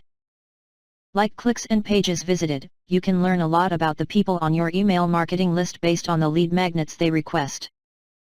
Keep in mind, you can use lead magnets to motivate your contacts to take different kinds of actions at all points in the buyer journey to push them further through the marketing funnel, as you learned in Chapter 7.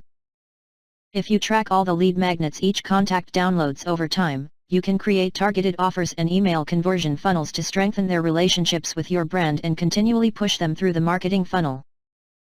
For example, if a segment of your email list downloads a lead magnet about a specific topic, you can continue to build your relationship with them by sending more relevant content on that topic. Location. Location-based segmenting can be used to send local offers, promote products and services based on climate, remind contacts about time-sensitive offers using countdown clocks specific for each time zone, and more. For example, some businesses have great success sending timely promotions to national audiences during sports seasons. By segmenting their audiences, they can include references to local teams. A campaign sent during the Super Bowl or NCAA championships could reference local teams by segmenting your list based on contacts' zip codes or states. Gender.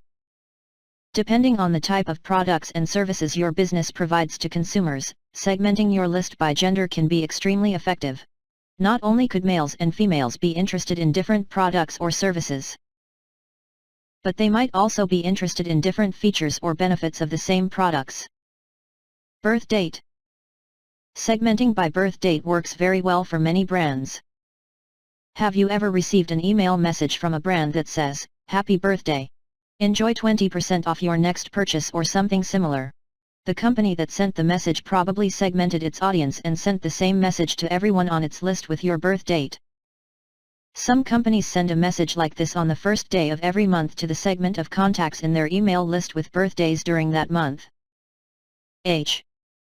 If you know your contacts' ages, you can create age-based segments to send targeted messages. For example, you might create email conversion funnels that offer age-appropriate products to your contacts based on their ages. You could even create special promotions for baby boomers, Generation X, and so on based on your contacts' ages. Anniversary. No, anniversary doesn't refer to wedding anniversary here, although for some businesses, such as travel companies, segmenting by wedding anniversary could be very successful. In this case, anniversary means the anniversary of a customer's first purchase from your company. When you segment your audience by anniversary date or month, you can send special offers to each specific segment when their corresponding anniversary dates arrive. This is a great way to build a stronger relationship with prior customers that can increase brand loyalty. As a result, recipients are more likely to become more emotionally connected to your brand and buy more from you in the future. On-site searches. Track the keywords your contacts use to search your website, and use that data to segment them for more successful email marketing. If someone searches for a specific product, feature, or benefit on your website, add them to a list segment made up of people who display the same behavior. You can use this information to create targeted email marketing campaigns related to that keyword or keyword phrase. Opened email messages. People who open your email messages are engaged with your brand and should be segmented from people who don't engage with your messages. Further, you can segment your list by the types of messages your contacts open. People who open messages about a specific topic, type of product or service, promotion, event, and so on should be put into individual segments so you can send more targeted messages to them in the future while avoiding annoying recipients who would be less interested in those messages. Response frequency. How often do your contacts open your emails, click on your links, or buy from you? Each of these metrics can be used to segment your email list. The more engaged someone is with your brand, the more important it is to foster the relationship and reward those contacts. Email marketing is one of the most effective ways to build customer loyalty and repeat purchases, and since it costs less to keep customers than it does to win new ones, this type of segmentation should be a priority. Engagement dormancy. Just as it's important to foster a relationship with people on your email list who frequently engage with your brand, it's also important to take some time to try to re-engage dormant subscribers. Create multiple segments of your list to target different types of dormant subscribers. For example, create a segment of people who haven't opened your messages, who haven't visited your online store, and who haven't purchased anything from you in several months. Reviving relationships and winning back prior customers works very well when you can segment your audience and send those contacts highly targeted messages and offers. Missing behavior. What do you want people on your email marketing list to do? Your answer to that question could include many responses, such as make a purchase, visit a web page, read a blog post, and more. Don't just create list segments based on actions your subscribers take. Also, create segments based on the actions they don't take. Use missing behavior to make an additional effort to persuade inactive subscribers to take your desired actions. Buyer loyalty. Segmenting your audience by loyalty gives you an opportunity to not only adjust your promotions for each segment but also to modify your brand messages. Consider segmenting your audience into at least 4 groups: first-time buyers, people who recently purchased from you for the first time; one-time buyers, people who purchased from you one time and never purchased again; repeat buyers, people who have purchased from you more than once; and frequent buyers, people who buy based on a frequency that you choose, such as weekly or monthly. First-time buyers should get very different offers and messages than your most loyal frequent buyers. For example, it makes sense to invite the people in your frequent buyers segment to join your special loyalty rewards program. Sending this type of offer to first-time buyers or one-time buyers would not be as successful. Instead, your goal with first-time and one-time buyers should be to build brand trust and try to motivate them to buy from you again. Shopping cart abandonment. Shopping cart abandonment occurs when someone selects products or services from a website to purchase online, which places those items in their online shopping cart. When the customer is done selecting items, they navigate to their shopping cart to complete their purchase transaction. If someone puts items into their online shopping cart but leaves your website without completing the purchase, then they've abandoned their shopping cart. These are very valuable prospects because they've shown so much interest in your products or services that they took the time to select those items and put them in their online shopping carts. Reaching out to these people immediately after they abandon their carts is one of the best ways to convince them to complete their purchases. However, you can also create a segment of people who have abandoned their shopping carts in the past and create targeted email conversion funnels for them in the future. For example, you can segment contacts who have abandoned their shopping carts based on the products they had selected. By reminding them of what they thought they wanted, you can evoke emotions, such as the fear of missing out. Emotions can be powerful motivators to return to your website and make a purchase. Amount spent. Sometimes, it makes sense to segment your email list based on the amount customers spend on purchases. This could be a dollar amount on a single purchase or on purchases over a specific period. For example, you could set a $100 threshold. When people have spent $75, you could send that segment of your audience an offer that they'll qualify for if they spend $25 more.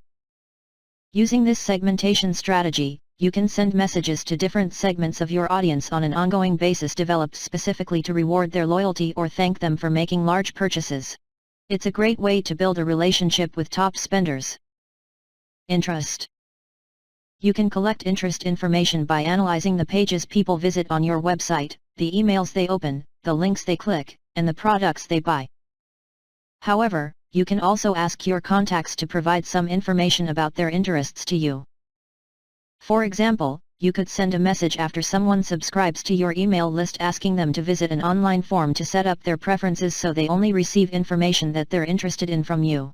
If your email marketing provider includes features that enable you to create this form, you can do so within your email marketing tool.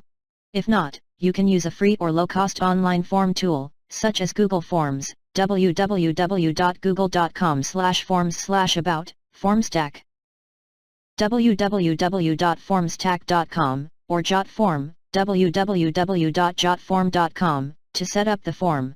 When people receive your message and click the link to set up their preferences, present an online form to them with a list of the topics you might send messages about. Ask the user to check the boxes for the topics they're interested in. For example, a sports store could include a list of sports, fitness activities and products, health products, and so on. Based on the items people choose, the owner could use segmentation to ensure contacts only get the messages they're most interested in receiving. Unique segmentation strategies for B2B companies. Many of the segmentation strategies provided so far in this chapter, such as web pages viewed and position in the funnel or sales cycle, will work well for both B2C and B2B companies. However, there are also some unique segmentation opportunities that B2B companies can leverage to increase email marketing results. A few of those strategies are discussed below. Decision maker status or role. You can determine a contact's job title, role, or decision maker status through information you collect via opt-in forms, sales calls, or account information after they make a purchase. Imagine you own a technology management company and you want to promote an upcoming event to your subscribers where you'll be exhibiting so they'll stop by your booth to talk with your sales team. If you segment your email list by role, you can send relevant messages to each of your contacts. For example, a message sent to someone in a decision-maker role would address some of the biggest problems they're having with their current technology management company and invite them to stop by to learn how your company can solve those problems. However, a message sent to someone in a lower level, non-decision-making position would use very different copy. The message Might invite recipients to visit your booth to learn valuable information that they can take back to their managers or directors. Industry. Segmenting your list by industry is an important email marketing strategy that you should implement. Unless you sell products and services to companies in only one industry, your list should be segmented so you can create messages and conversion funnels targeted to specific industries. Continuing with the technology management company example provided earlier, businesses in different industries might want to hear different information about how their technology will be managed.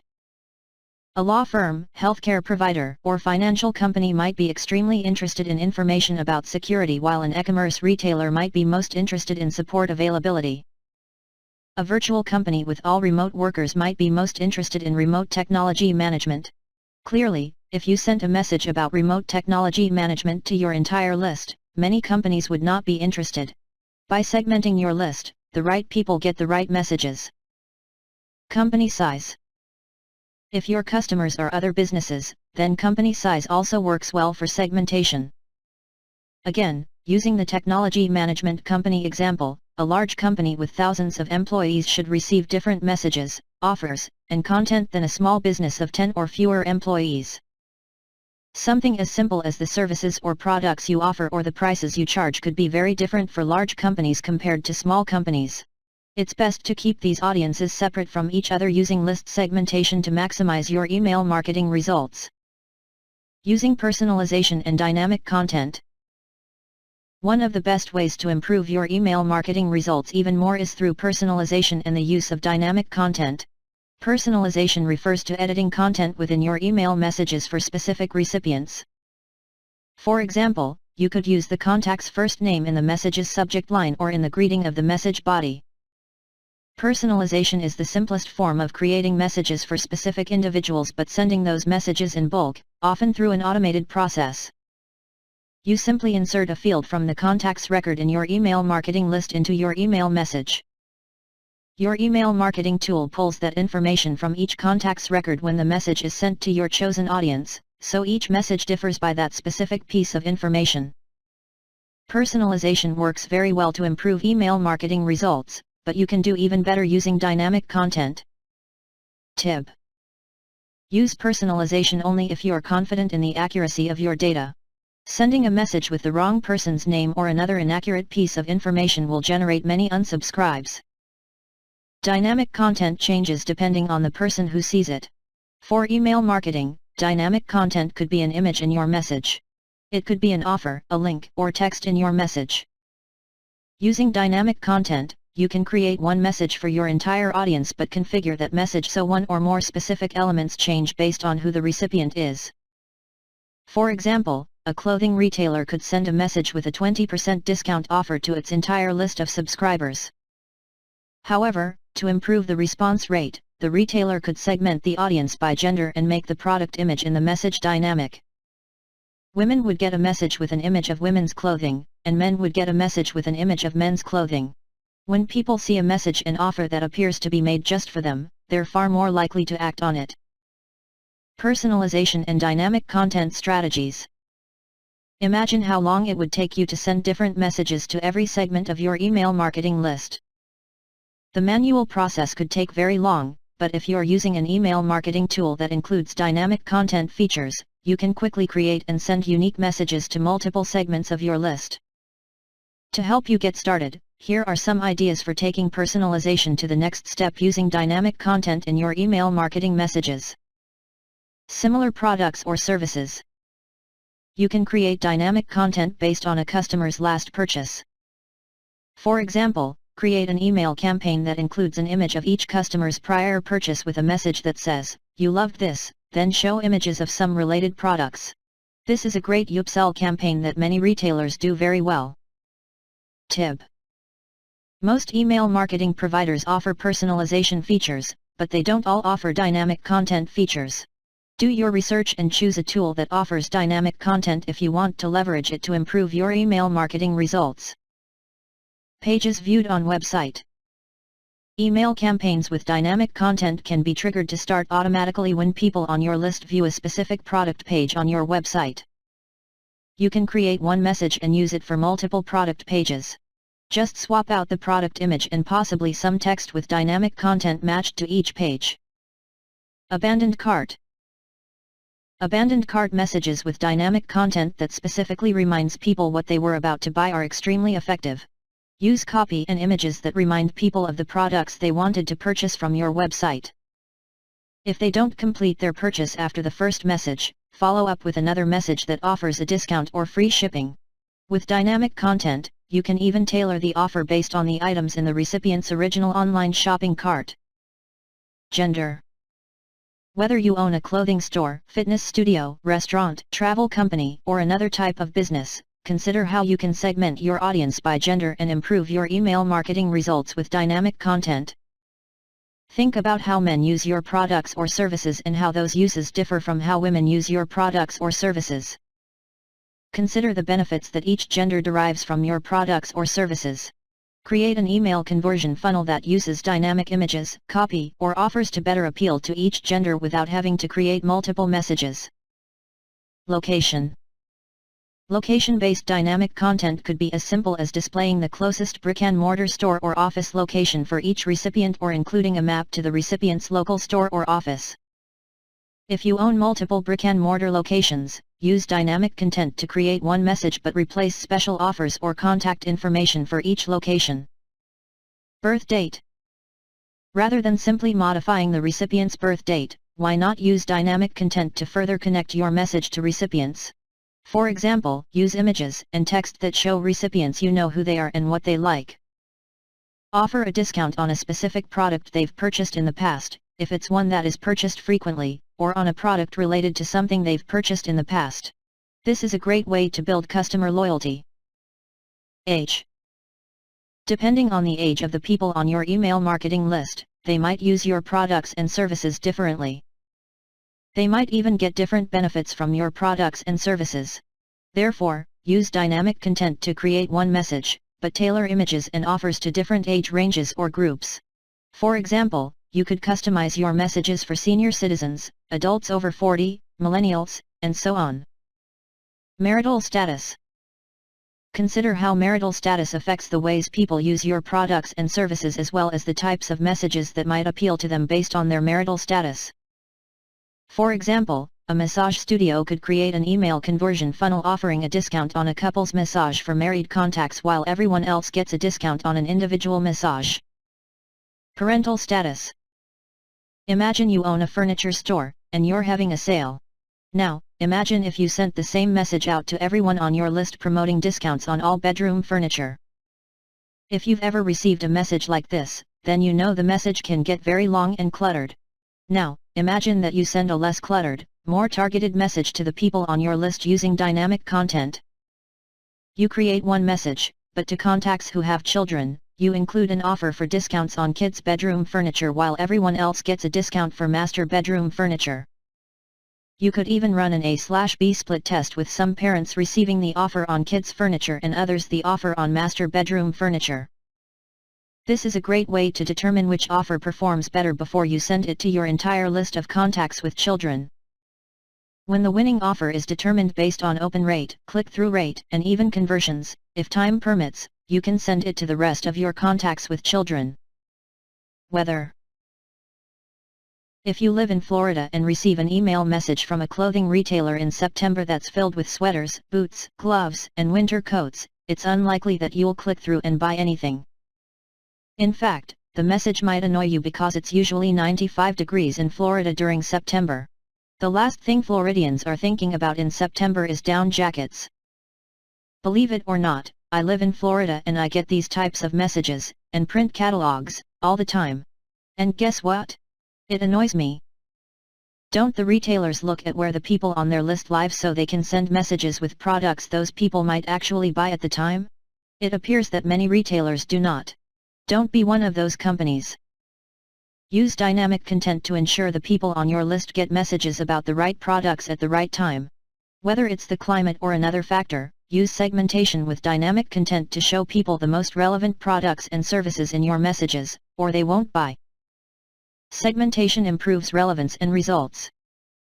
This chapter introduced you to just some of the ways you can use segmentation, personalization, and dynamic content to improve email marketing results. Think of it this way, anytime you can use segmentation, personalization, and dynamic content is an opportunity to deliver more relevant information and offers to your audience. Ultimately, that leads more people to follow your calls to action so you can meet your goals. Any way you look at it, that's a very good thing. Chapter 10. Writing an email message. Writing effective email messages requires that you understand your audience, identify your goal for each message, follow email deliverability best practices, brush up on anti-spam laws, and learn some copywriting basics.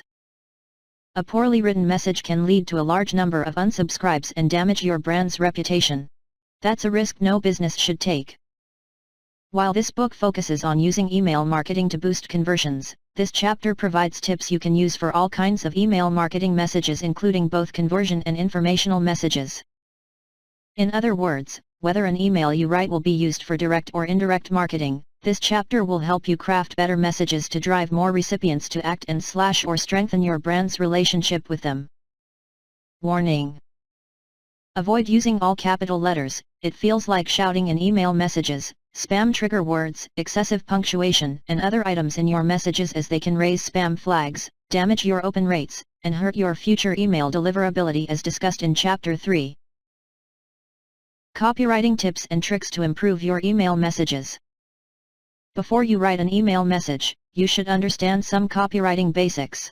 The simplest way to learn how to write copy for any email message or other medium is to understand what the copywriting outline is and how to use it. The copywriting outline was introduced in my book, Kick-Ass Copywriting in 10 Easy Steps. Its purpose is to put all your thoughts in one place. Since every email marketing message you send should have a single purpose, such as one call to action that leads to your desired goal, you can use the copywriting outline to record all your thoughts about that purpose. When you write your corresponding email message, you can use the information in your copywriting outline to ensure all the copy in your message is written around that single purpose. 20 common spam trigger words and phrases to avoid.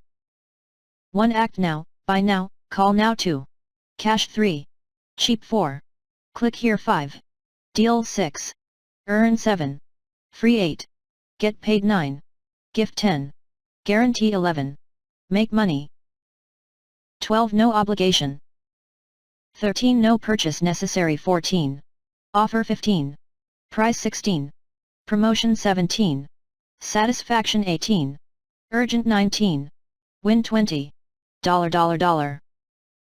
For an overview of the process, see the 10-step copywriting outline on page 151. If you consider all 10 of the steps in the outline as you write your email marketing messages, you will achieve better results than if you ignored one or more of these steps. The following sections of this chapter provide more details about each of the steps. Tip: you can learn more about the 10 steps of the copywriting outline in Kick-Ass Copywriting in 10 Easy Steps, written by Susan Gunlius and published by Entrepreneur Press. The 10-step copywriting outline. 1. Exploit your product's benefits. 2. Exploit your competition's weaknesses. 3. Know your audience. 4. Communicate with what's in it for me. 5. Focus on you, not we. 6. Know your medium. 7. Avoid TMI, too much information. 8. Include a call to action. 9. CYA, cover your ass. 10. Proofread. Step 1. Exploit your products, or services, benefits. If you're writing an email message with a call to action that motivates people to download a free resource, make a purchase, attend a webinar, or take advantage of a special offer, then you need to exploit the benefits of the item you're offering. Whether that item is one of the products or services you sell or it's a free ebook, if you want people to act, you need to clearly explain the benefits they'll get when they complete the action. Don't just talk about the features of what you're offering. You should clearly explain what people will get when they act. What problems will be solved or pain points addressed after that action is taken? How will acting make their lives better, easier, or happier? Will they save time? Will they reduce stress? Determine the benefits of your offer and promote them in your message. Step 2. Exploit your competition's weaknesses. If your email recipients don't act, what might they do instead? Depending on your desired call to action, it could make sense to include copy in your message that shows why taking an alternate action is a bad idea and won't deliver the same benefits as taking your desired action. Can recipients save more money if they take your action instead of a competitor's? If you can show that your offer benefits people more than other offers, including the action of doing nothing, then include copy in your message that draws attention to those differences. Never assume people know what your key benefits are or how your offer is better than competitors. Tell them in your copy.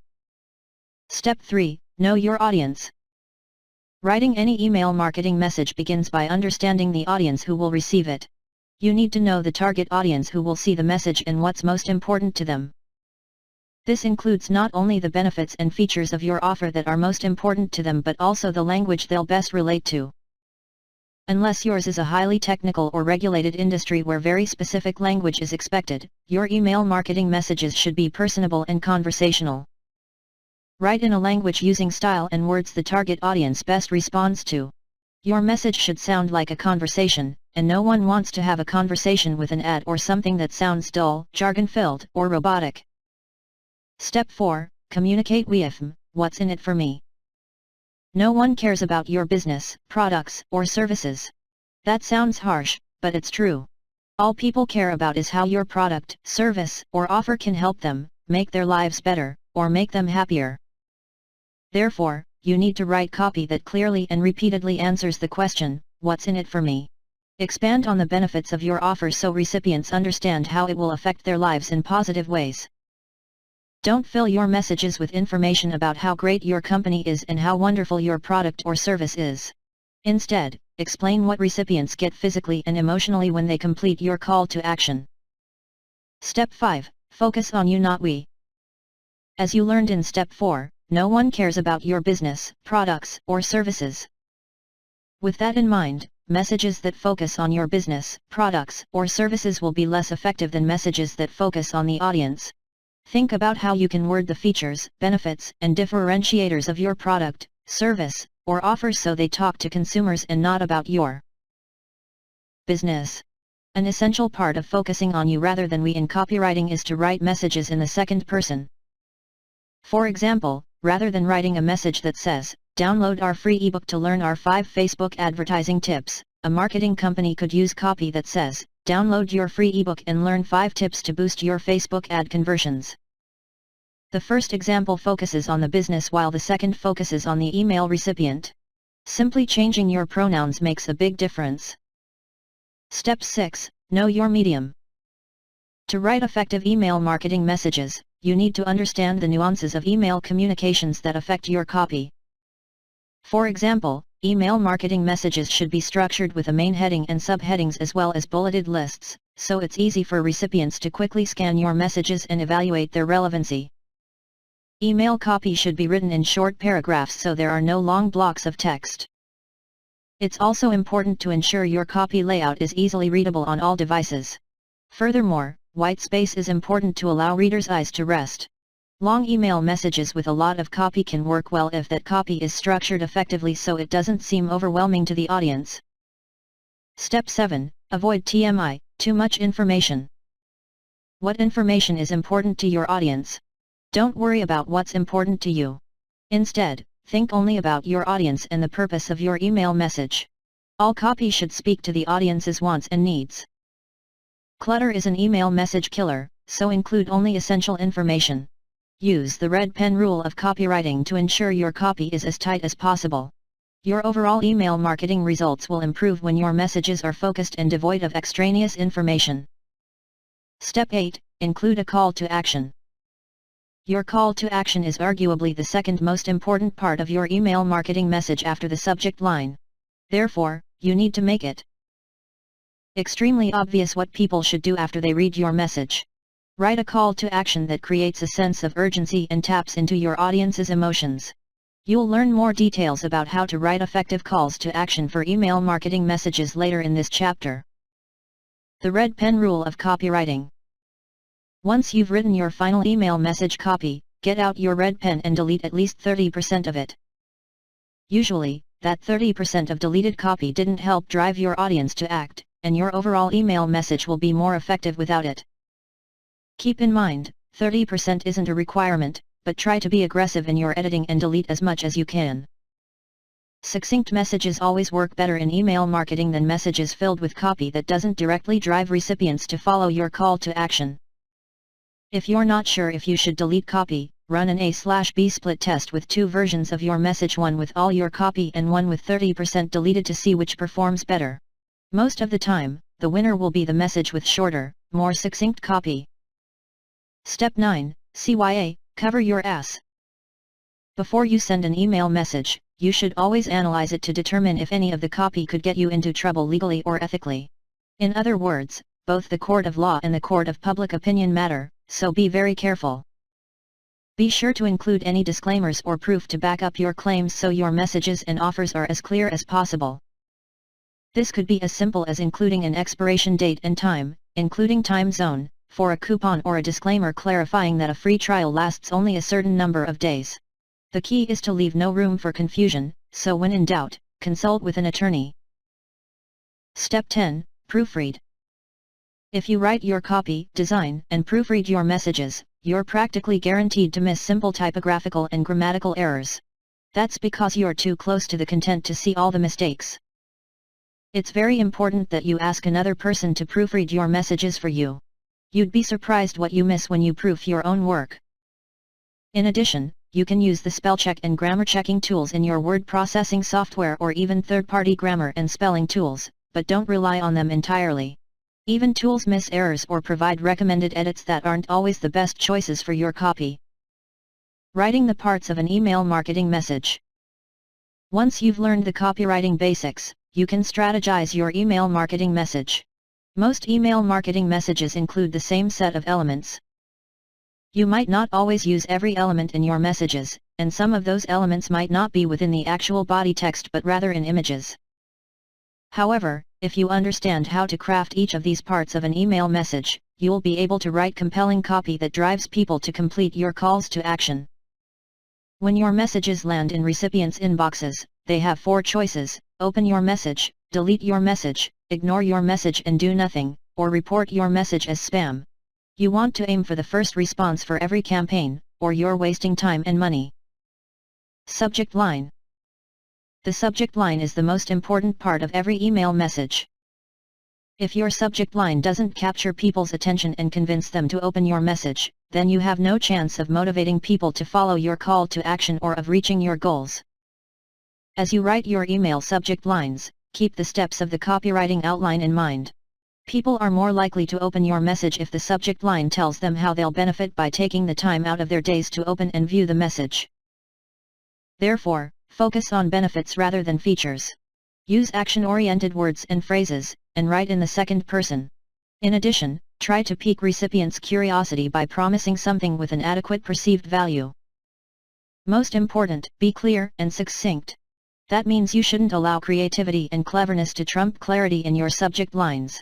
Research has shown that clear subject lines perform better than clever subject lines, so clearly tell recipients what they're going to get and briefly explain why that promise matters to them. Consider this example. For a fitness gym, rather than sending an email with a subject line that says, "Fitness tips from the health gym," the gym could use a more specific and clear subject line like 25 proven exercises you can do in fewer than 10 minutes each.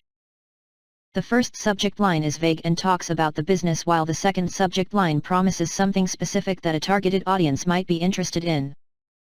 It also uses a powerful word, proven, which makes the copy even more impactful because it gives recipients peace of mind that they can trust the content in the message. Most important, the second subject line uses the second person and communicates a clear benefit, saving time as well as an implied benefit, losing weight and getting fit and healthy. Tip. Visit http://ultimateguideemailmarketing.com/slw to download a free subject line worksheet. Use the sample subject lines included in the worksheet or modify them to fit your business, audience, and goals. Here's another example for a freelance writer's email marketing efforts. Rather than writing a headline that says, "Ideas for weekly blog publishing," the freelancer could use copy that says, "If you're sweating over your weekly blog posts, here's the solution."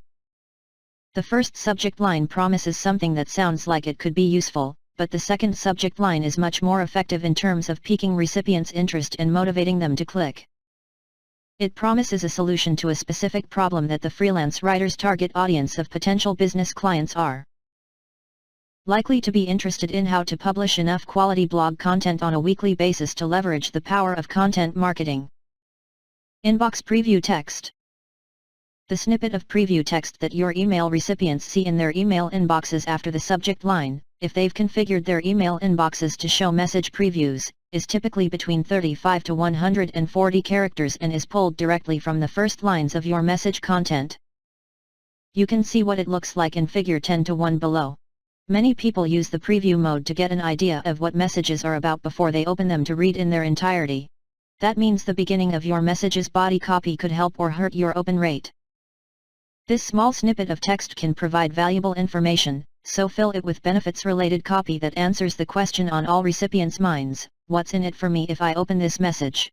Depending on the email marketing tool you're using, you might not be able to edit this text. However, if you can, do so. Most messages sent using email marketing tools will display text that says something like "view in a web browser" or other instructions in this preview snippet. That text doesn't help you reach your goals. Ask your email marketing provider how to edit this text, then take as much time writing it as you do writing your subject line. Also, consider how the preview text looks across all devices. Headline. You won't use a headline in every email marketing message you send, but when you do use one, make sure it's extremely compelling. For example, if you're writing an email message that is intended to look like a personal message with plain text only, then including a headline makes little sense. You wouldn't include a headline in a personal letter, so including one in an email message instantly turns it into something more promotional and less personal. Headlines are most effective in messages with a lot of text, images, and videos that can seem cluttered without road signs leading recipients through the message's roadmap. In other words, the headline and subheadings work together to guide people through your message when scanning. Most people scan messages before they read them in their entirety to confirm the messages are relevant to them. Headlines and lists used in conjunction with visual aids like images, icons, and videos can quickly confirm that the message delivers on the subject line's promise. At that point, recipients will read the rest of the copy more carefully. Figure 10:1. Email inbox with preview text displayed. A headline is like a secondary or an alternate subject line. You persuaded people to open your message with a great subject line, but now you need to use a powerful headline to convince them that they're in the right place and to keep reading. The headline should be highly relevant and follow the steps of the copywriting outline to ensure it communicates benefits and appeals to the target audience by speaking directly to their problems or pain points. Since your headlines need to be compelling, you should try to trigger emotions within them. When you can trigger emotions, you instantly create emotional connections between your message and recipients. Most people are motivated by emotions, and most purchase decisions are made at least in part based on emotions. Therefore, craft messages that trigger emotions to boost your conversions. Some examples of emotions you can appeal to within your headline, subject line, body copy, and call to action include fear. The fear of missing out is powerful. No one wants to be left behind or not be able to keep up with their peers, so leverage that in your copy. For example, a subject line could say, "Only 24 hours left to get 25% off all purchases." Time limits and countdown clocks work well to evoke this fear. Trust. Most people are risk-averse, so give them peace of mind in your copy. For example, you could include copy in your message promoting an upcoming webinar that says, "Join 1,000 people just like you who've already registered." When people know others have already purchased or registered, they're far more likely to trust what you're offering will deliver adequate value. Guilt. What does your target audience feel guilty about, and how can you alleviate that guilt? Include messages that trigger the emotion of guilt in your copy to get a better response. For example, nonprofit organizations often trigger guilt in their advertising and promotions. An email message from a charitable organization might say something like, "For the cost of 1 cup of coffee per day, you could help feed a starving child." Envy. The emotion of envy can drive people to act whether they're envious of other people or they want people to be envious of them. For example, an email subject line that simply asks recipients, "Do you want to be the talk of your neighborhood?" could be enough to motivate them to open the message and complete your call to action. Freedom. The desire for freedom and the emotions it elicits can include a desire for more free time, for fewer, or easier, responsibilities, and more. Think about how you can tap into those emotions in your headline. For example, a residential cleaning company could use a headline that says, "We'll clean your house while you take the day off." Confidence. If your target audience has a desire to be trendy or cool, and your products, services, or offer deliver a solution that can help them, appeal to those emotions in your copy. For example, a clothing retailer could use an email subject line that says, "You'll make heads turn when you wear these jeans."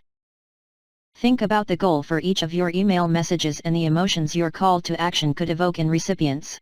What are the benefits of your offer that appeal to those emotions?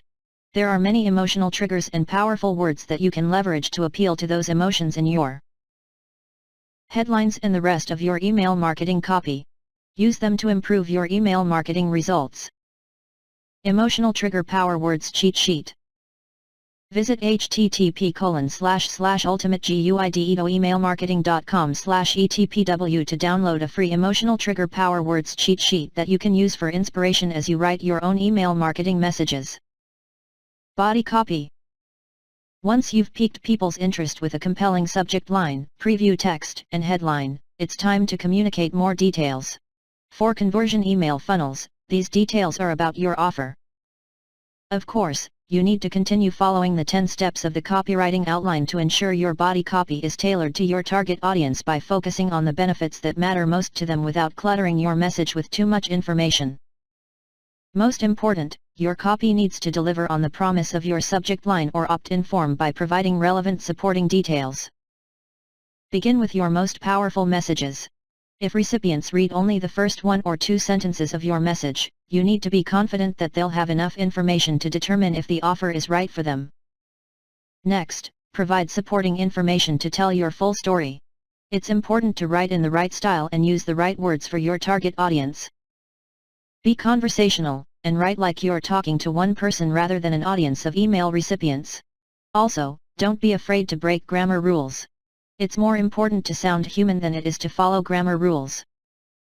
For example, use contractions and slang, and use sentence fragments if that's the language and style your audience is comfortable with.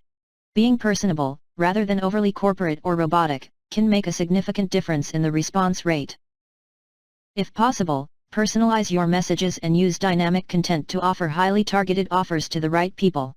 However, don't use personalization and dynamic content unless you're confident in the accuracy of your data, because personalization errors can do more harm than good. Furthermore, don't overuse personalization within your body copy. Using a person's name once or twice might seem friendly, but using their name 3, 4, or more times can be perceived as disingenuous. Your message should promote your offer, but it should also build trust between recipients and your brand. If the content of your message is perceived as inauthentic, people are unlikely to trust your brand, which will ultimately hurt conversions. Of course, you need to include a description of the features of your offer within your email message, too. Benefits sell, but no one will complete your call to action if they don't know what they'll get by doing so. Don't write paragraphs and paragraphs about features. Instead, provide a concise list that briefly explains the tangible things recipients will receive if they follow your call to action. For example, include a list of chapters for an ebook or the expiration date and exclusions, if there are any, for a discount code. Brevity is key here. Tip: make sure your calls to action are easy to see by setting them off in a contrasting color, a large and noticeable font, and in a separate, clickable button. If your message requires scrolling, show your call to action more than once in your message so it's always easily accessible. For many email marketing messages, it's also helpful to include customer reviews, testimonials, customer success stories, or brief case studies to prove your claims. Anyone can claim their product will deliver a set of benefits, but when an audience can see real people who experienced the same positive results that you promote in your email message, they'll be much more likely to follow your call to action. The trick is to keep the social proof section of your email messages short. Often, email marketers will create a specific email message within a sequence of messages that is sent for the sole purpose of sharing testimonials and customer success stories. You could do the same or include one testimonial per message. Another option is to include a variation of this copy directly in your email. Subject line. For example, a message in your email conversion funnel offering an online course that teaches people how to make more money and sell more products by investing in Google AdWords campaigns might say, a $10,000 Google AdWords success story you can copy. The body copy of the message would provide the details of the customer's story and tell recipients that they could experience the same results if they take your online course. The choice is yours. Even better, consider testing your message performance with and without a social proof section to see if it's helping conversions or not. Call to action. The call to action in your email marketing messages is critical because if it doesn't motivate recipients to act, then your investment in time and money to send that message will fail. The best calls to action are brief and clear. They explain exactly what the audience should do with no room for confusion. As such, your call to action should use action words and create a sense of urgency. Think of it this way: when do you want people to act? Do you want them to act now, a month from now, or whenever they feel like it? If you're trying to reach a goal, and every email marketing message should have a single, specific goal or purpose, then you want people to act now. By using words that create a sense of urgency like act now, or that create a sense of scarcity like hurry, this offer expires in 23 hours, people are more apt to act quickly due to the fear of missing out. Use that emotion to your advantage. Call to action cheat sheet. Visit http://ultimateguideemailmarketing.com/cta to download a free call to action cheat sheet filled with calls to action that you can use in your own email messages. Your call to action should also make your audience feel like there is little or no risk involved. Instead, focus on the benefits and value they'll receive when they follow the call to action.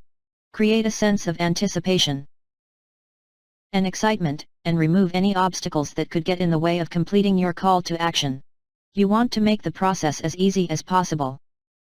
If you're including a call to action button in your message that people can click to complete the action, keep the copy on the button short. Use a powerful verb and an adverb that creates a sense of urgency, such as now. Also, use the first person in your button copy. In this case, first person doesn't refer to you or your business. It refers to the email recipient. For example, use call to action button text that says, "I want my free ebook, send my checklist now, or get my coupon code now." This helps to personalize the action and can increase your conversion rates. You can see an example of an email message with a strong call to action in Figure 10-2 on page 161. Footer. The footer of your website, which is the area at the bottom of a web page just like the footer of a document, is often automatically generated by your email marketing provider based on information in your account. Usually, the footer includes the sender's company name, address, and phone number. It's also a good idea to add your business website URL to the footer, as well as your social media account icons. Make sure these are live links that people can click to follow you, and your logo, if it's not already in the header of your message. An unsubscribe link should also be included in the footer that offers a way for people to unsubscribe from your list in one easy step. Figure 10-2. Email with call to action. Writing different types of email marketing messages. You can and should get creative in the kinds of email marketing messages you send, but most of those messages will fall into one of three primary types: one-time campaigns, automated sequences, or newsletters. Each type of message has a slightly different purpose as described in the remainder of this chapter. Once you're clear on the differences, check out Chapter 13 and the appendix for examples and resources to access sample message swipe files that will make writing your email marketing messages even easier. Ad hoc or automated one-time campaigns. One-time email marketing campaigns are single message campaigns that can be sent on an ad hoc, unscheduled or as needed basis or on an automated basis, such as autoresponder campaigns. Autoresponders are discussed in detail in Chapter 11, so this chapter focuses on ad hoc campaigns. If you want to send one promotional or informational email message to a segment of your email marketing list or your entire list, you can do so with an ad hoc campaign, often referred to as one-off campaigns. For example, a promotional ad hoc campaign could hype a new blog post or a 24-hour discount. An informational ad hoc campaign wouldn't include a promotional call to action. Instead, it would include useful, meaningful, and relevant information to foster a relationship with recipients that leads to brand trust, purchases, and brand loyalty over time. To write this type of message, follow the copywriting outline steps: be clear, be brief, and appeal to emotional triggers. Use the elements of an email marketing message included in this chapter within your body copy, and you'll be able to craft a message that your target audience will want to receive, open, read, and respond to by following your call to action.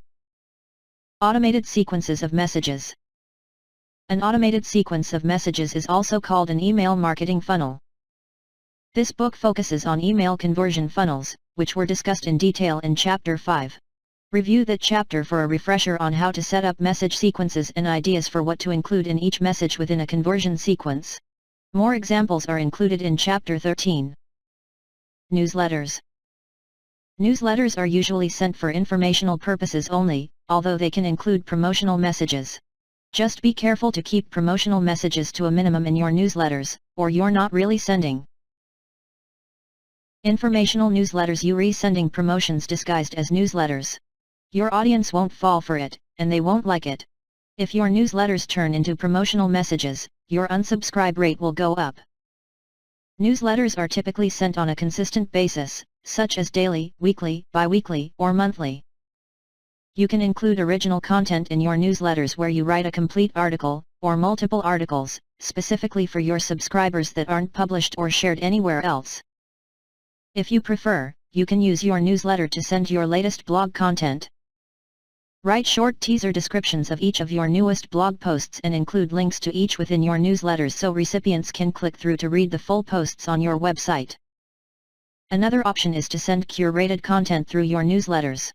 To do this, you can search the web for great content that your target audience is likely to enjoy and send the links along with descriptions of each within your newsletters.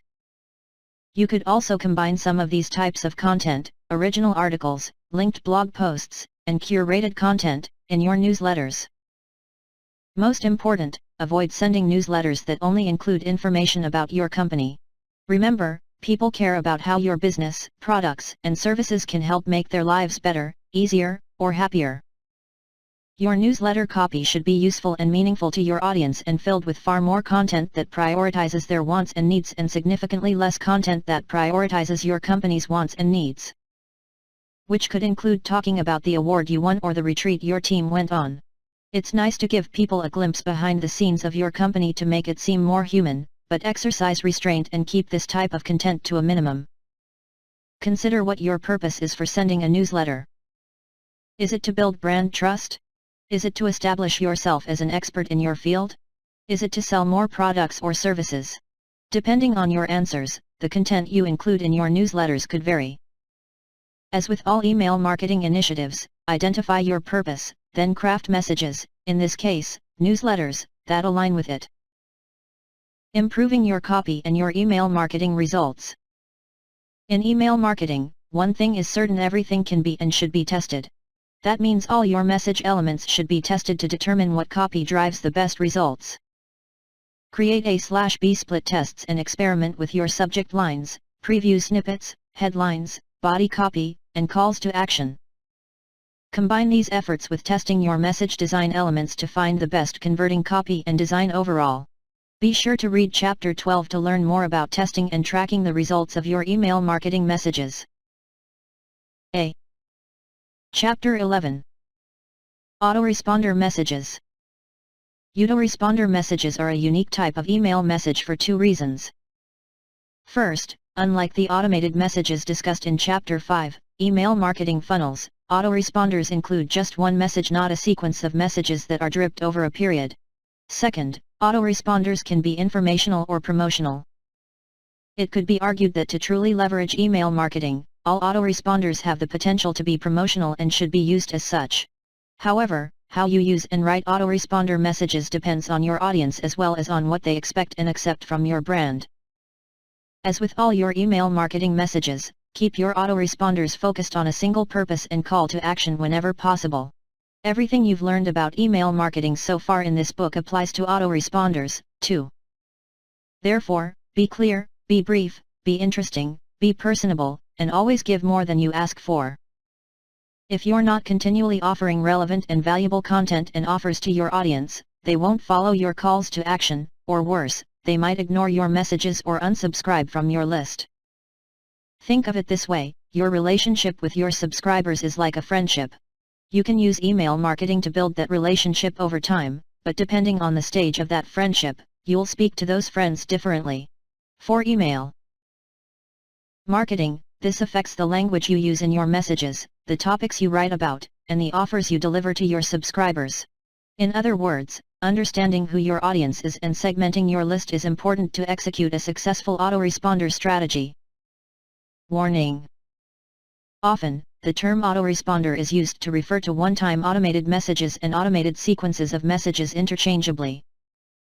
In this book, the term autoresponder refers to single messages that are automatically sent in response to a specific action. Any additional follow-up messages would be sent through separate campaigns and automated sequences.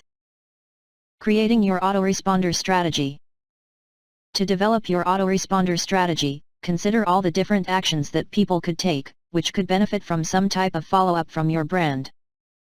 When do opportunities arise that you could leverage to strengthen your relationship through useful, meaningful content or increase sales through relevant offers? Start a spreadsheet and make a list of every action people take related to your business, as well as every interaction you have with them throughout the consumer buying cycle. Next, think about how you could send a single, automated email response after each of those actions or interactions to strengthen your relationship and build brand trust or offer something of value. Autoresponder Strategy Template.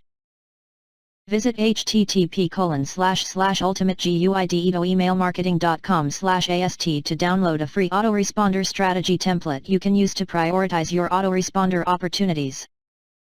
Once you have your list of actions, interactions, and responses, prioritize them.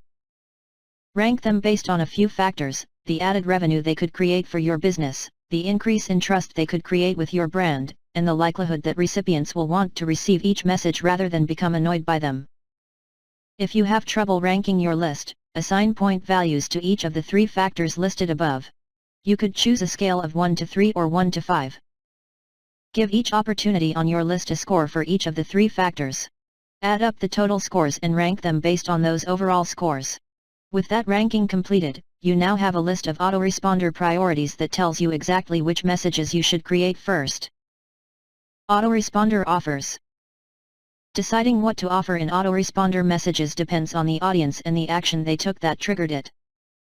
Relevance is critical in autoresponders, so the user's experience, from the action through the autoresponder message, must be consistent.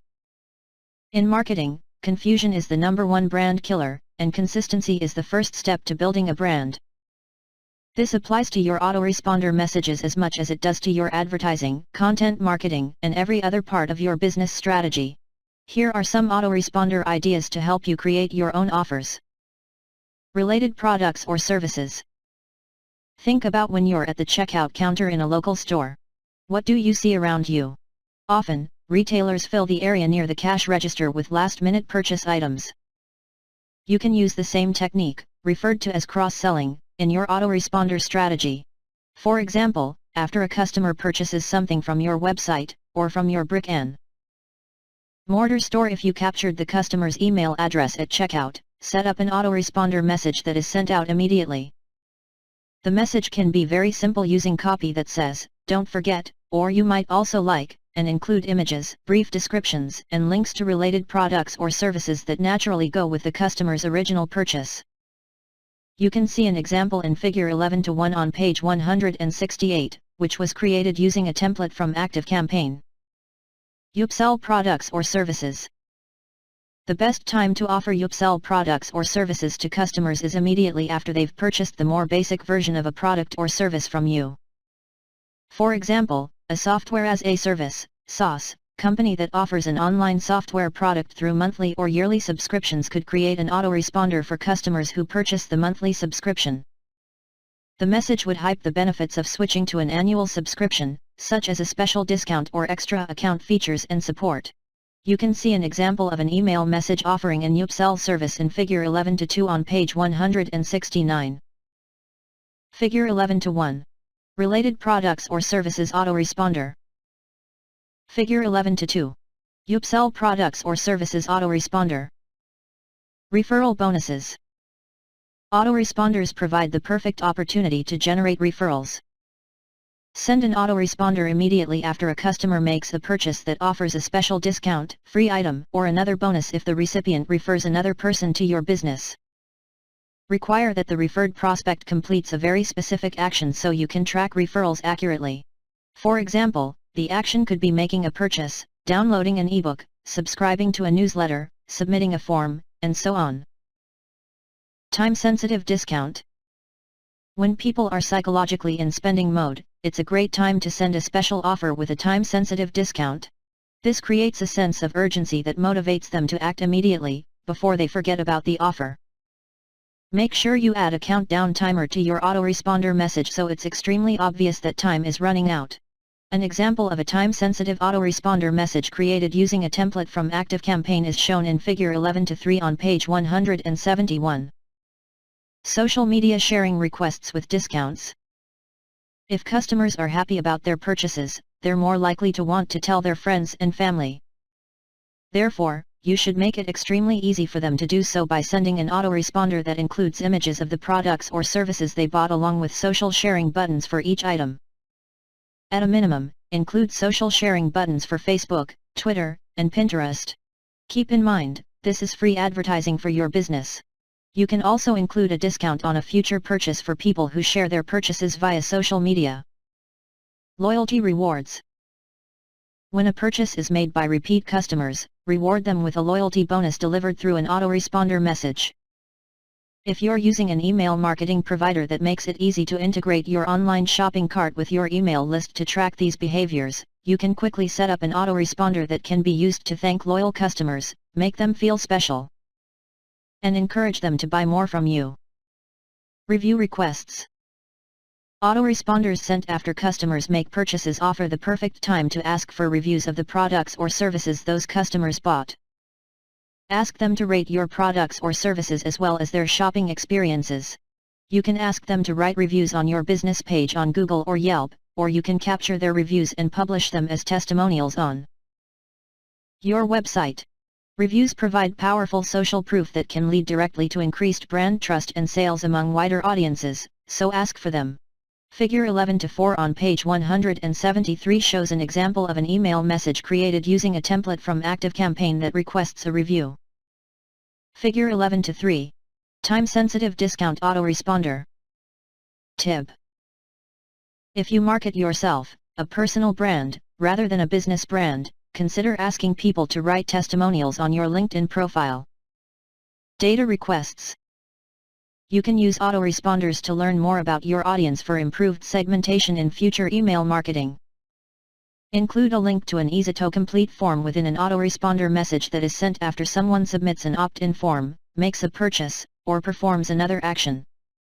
Ask them to answer 1 or 2 simple questions so you can learn more about their interests.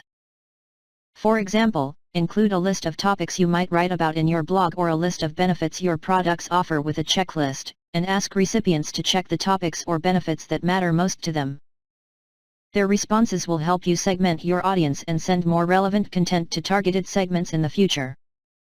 Survey requests. Autoresponders can be used to capture market research data. Include a link to an online survey that takes just a few minutes for people to complete. Ask questions about your products and services, the user experience on your website, the shopping experience, and more. Just make sure you use the data you collect to improve your business and marketing in the future, or don't bother asking for it. There are many free and affordable survey tools available, such as Google Forms, www.google.com/forms, and SurveyMonkey, www.surveymonkey.com, that make it easy and affordable to collect market research data from your audience. Related content. Use autoresponders to build relationships and trust with your audience by sending them your best content and useful resources. Just make sure the content and resources you send are relevant to them based on the actions they took to receive the autoresponder message.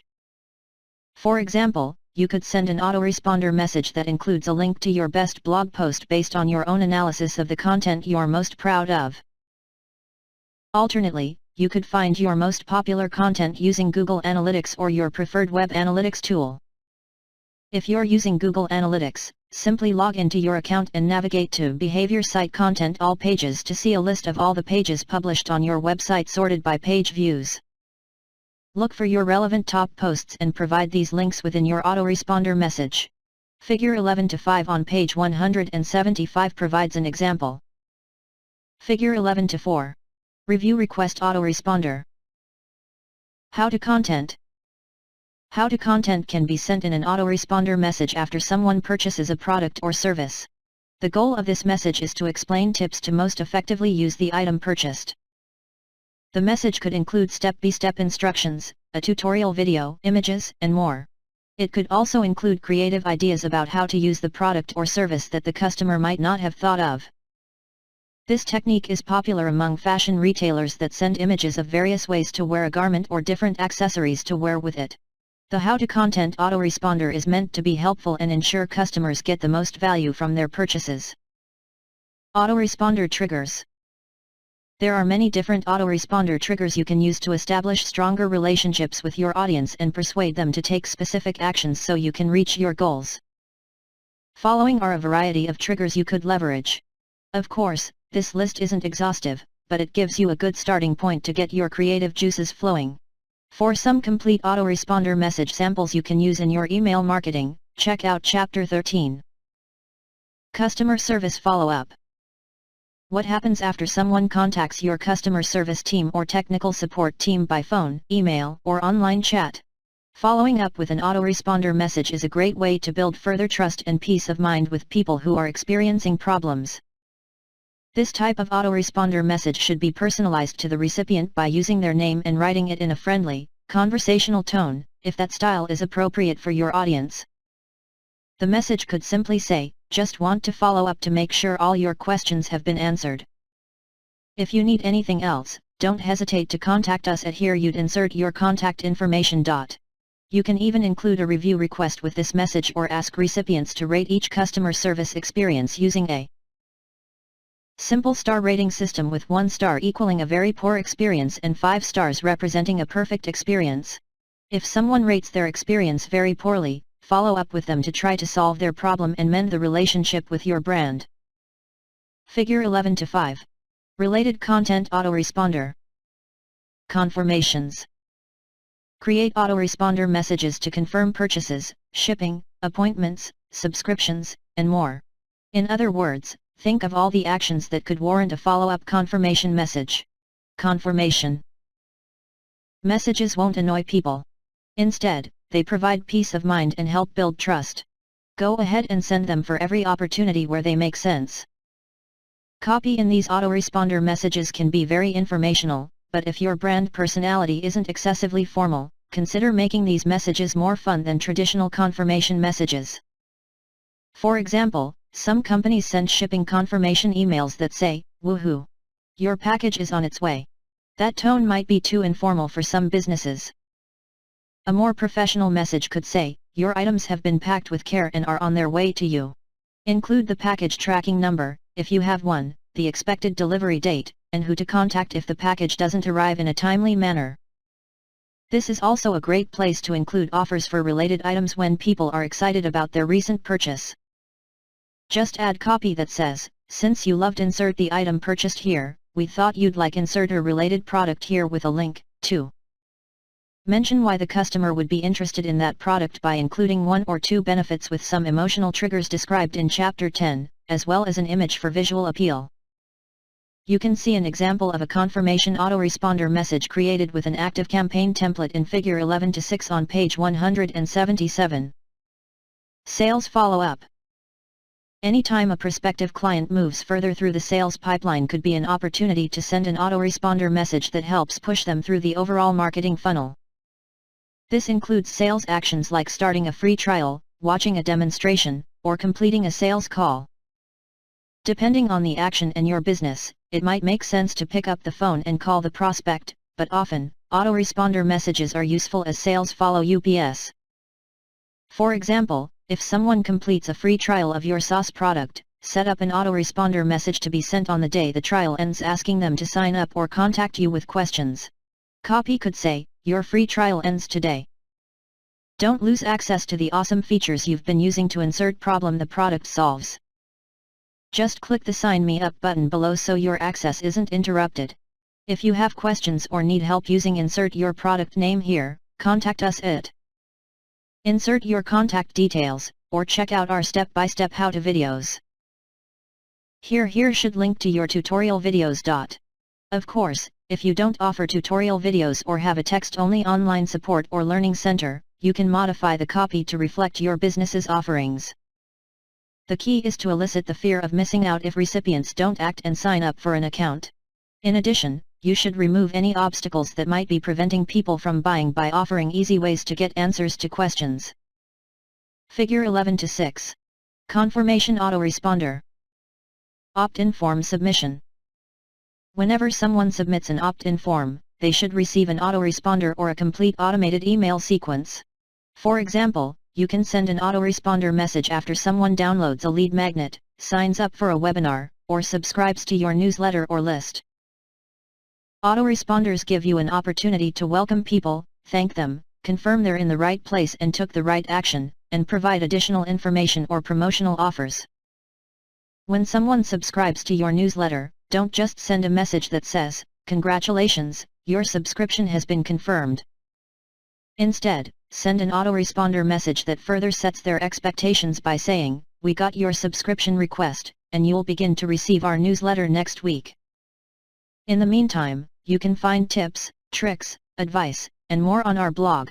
Here are links to some of our most popular articles, include a bulleted list of your most popular blog posts that are relevant based on what each person has opted in to receive, and link the post titles to the URLs. Thank you messages. Your company could send thank you messages for a variety of actions. Purchase receipts can become a type of thank you message, or you could send a thank you message after someone submits a review or testimonial. Thank you messages should be used to strengthen recipients' relationships with your brand. They must be sincere, so write them like you're speaking one-on-one with the recipient. Simple is always better in thank you messages, or you run the risk of sounding inauthentic. A simple message might say, "Thank you so much for taking the time to write such a wonderful review about," insert your company name or product name as appropriate. We work hard every day to exceed our customers' expectations, and it's wonderful to hear that we're succeeding. I'll be sharing your review with our entire team so everyone understands how important their efforts are. We truly appreciate your business, and it's so nice to hear that you appreciate us, too. You can shorten this copy or modify it to fit your business. But the key is to show recipients that their reviews mean something to your business and will be used to fix any problems or continue delivering on customers' expectations based on your brand promise. Of course, to send a message like the one above, you need to include a rating system or field in the review form where people can identify whether their experience was positive or negative. If you can't segment your audience between positive and negative reviews, your thank you autoresponder triggered by a customer review submission will have to be generic enough to work for everyone. Figure 11-7 on page 179 shows an example of a thank you message autoresponder. Welcome messages.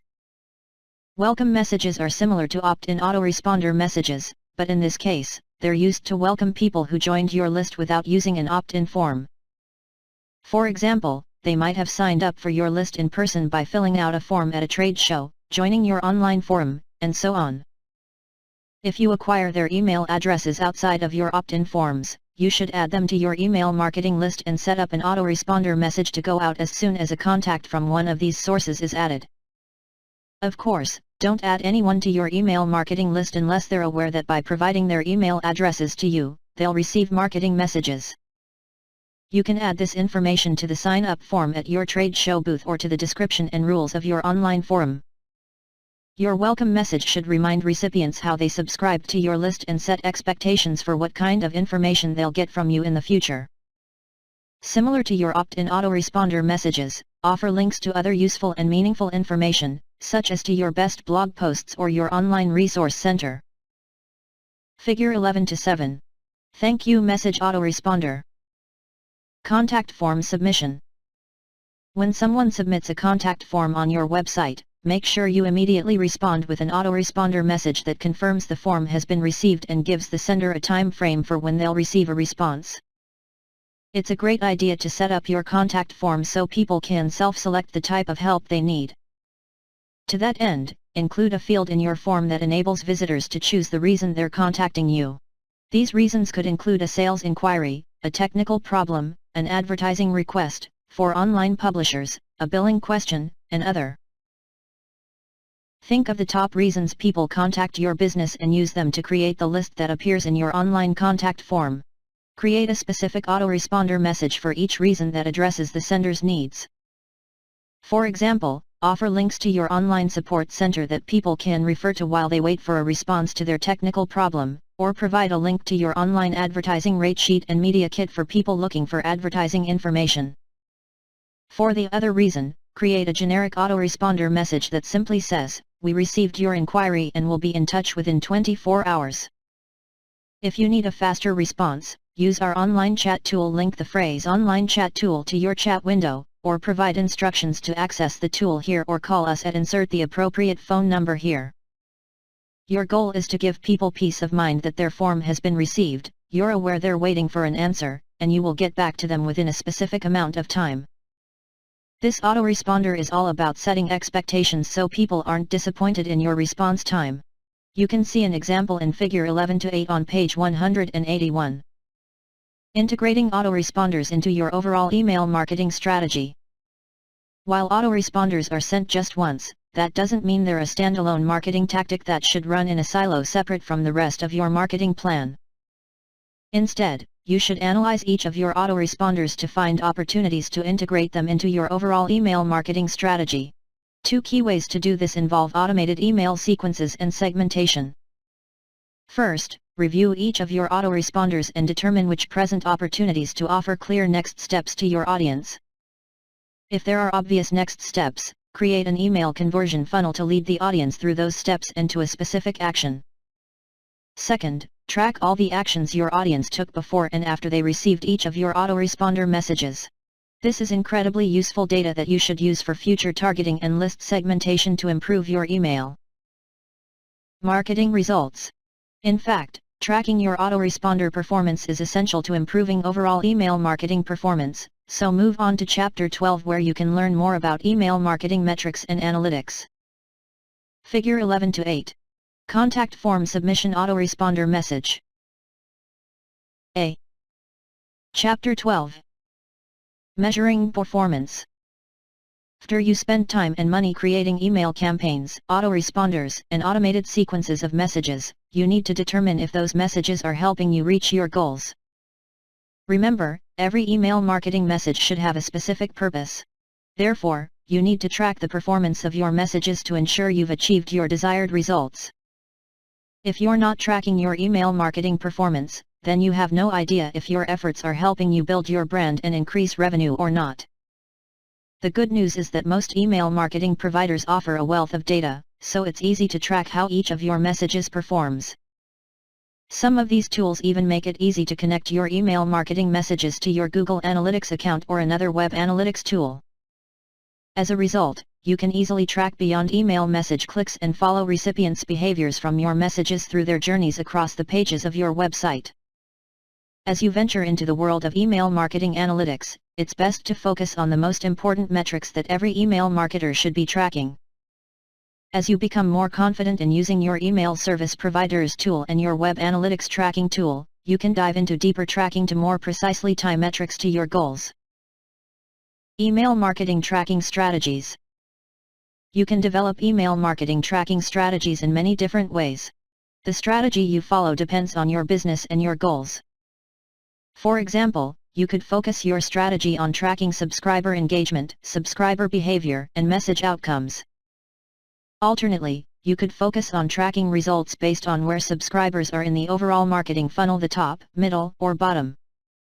Ideally, you'd use one or both of these strategies to analyze how important segments of your audience respond to your email marketing messages and how their responses affect your ability to achieve your goals.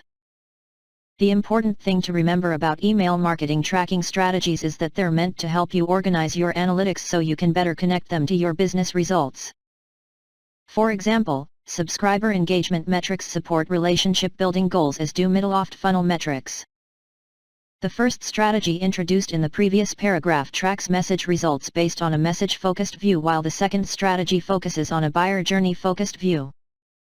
Of course, you can create a different strategy to find your tracking focus, but if you have a consistent strategy in place, it's much easier to compare campaigns against each other and to track trends over time. Key Performance Indicators, KPIs. Key Performance Indicators, KPIs, are measurable values that businesses and marketers use to track their progress toward meeting specific goals. As the name implies, they indicate how effectively a business is performing in terms of meeting strategic business objectives. While there are many different KPIs that you could track to determine how effective your email marketing investments are, the truth is there are a handful of KPIs that are most important to track and should be your starting point. Don't get overwhelmed by metrics. Instead, focus on the KPIs discussed in this section, and expand your analysis to more complex and advanced KPIs in the future. If you don't understand these basics, all those other KPIs won't be very helpful to you. That's because the following KPIs provide a good understanding of individual email performance, the overall health of your email list, important trends that help you identify opportunities and risks, and whether you're successfully reaching your goals. Open rate. Calculation, number of messages opened/number of messages sent. Open rate is one of the most commonly tracked metrics, but be careful because it doesn't always provide an accurate picture of your message's performance. Many factors can affect the open rate, such as deliverability. To be accurate, open rate should be calculated as follows: number of emails opened/number of emails delivered. However, there is rarely an easy way for email marketers to determine the true number of emails that are delivered to subscribers' inboxes. Therefore, track open rates to use for trend analysis rather than as performance indicators for individual messages. If your open rate is on an upward trend, that's a good thing. It means your content is resonating more and more with your subscribers. If your open rate is declining, then you need to improve your subject line relevance and conduct some testing to try and improve it. Warning: in all cases, accurate metrics should be calculated based on the number of email messages that are successfully delivered to people's inboxes. However, it's impossible to know this number, so you'll need to rely on the number of messages sent with the understanding that the calculation isn't perfect. Click-through rate. Calculation, number of clicks on links within a message/number of messages opened. Click-through rate tells you the number of clicks that a message received in relation to the number of people who opened the message.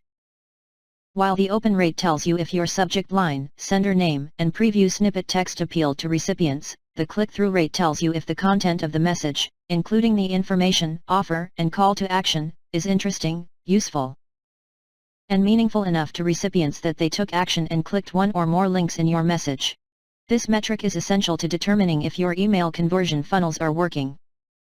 If people click on the link within your message to complete the call to action in an email conversion funnel, then you may already have reached your goal.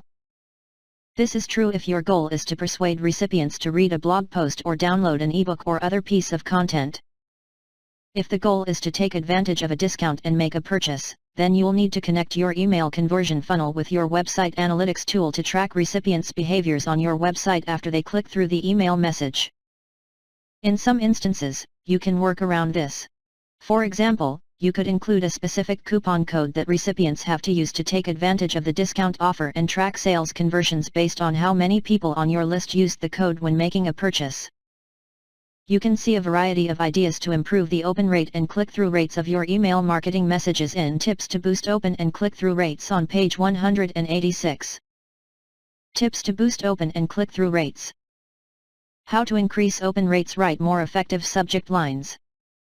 Improve the relevance of your content as described in your subject line and preview snippet.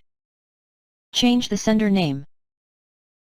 Change the time when you send messages. Change the frequency of your messages. Improve your list segmentation. Ensure you're not using spam triggers. How to increase click-through rates. Send more relevant offers. Improve your message copywriting with better headlines and body copy. Create a more powerful, clear, and urgent call to action. Improve the readability of your messages through better design and device optimization. Test using images and video. Ensure links are easy to see. Improve your list segmentation. Website traffic.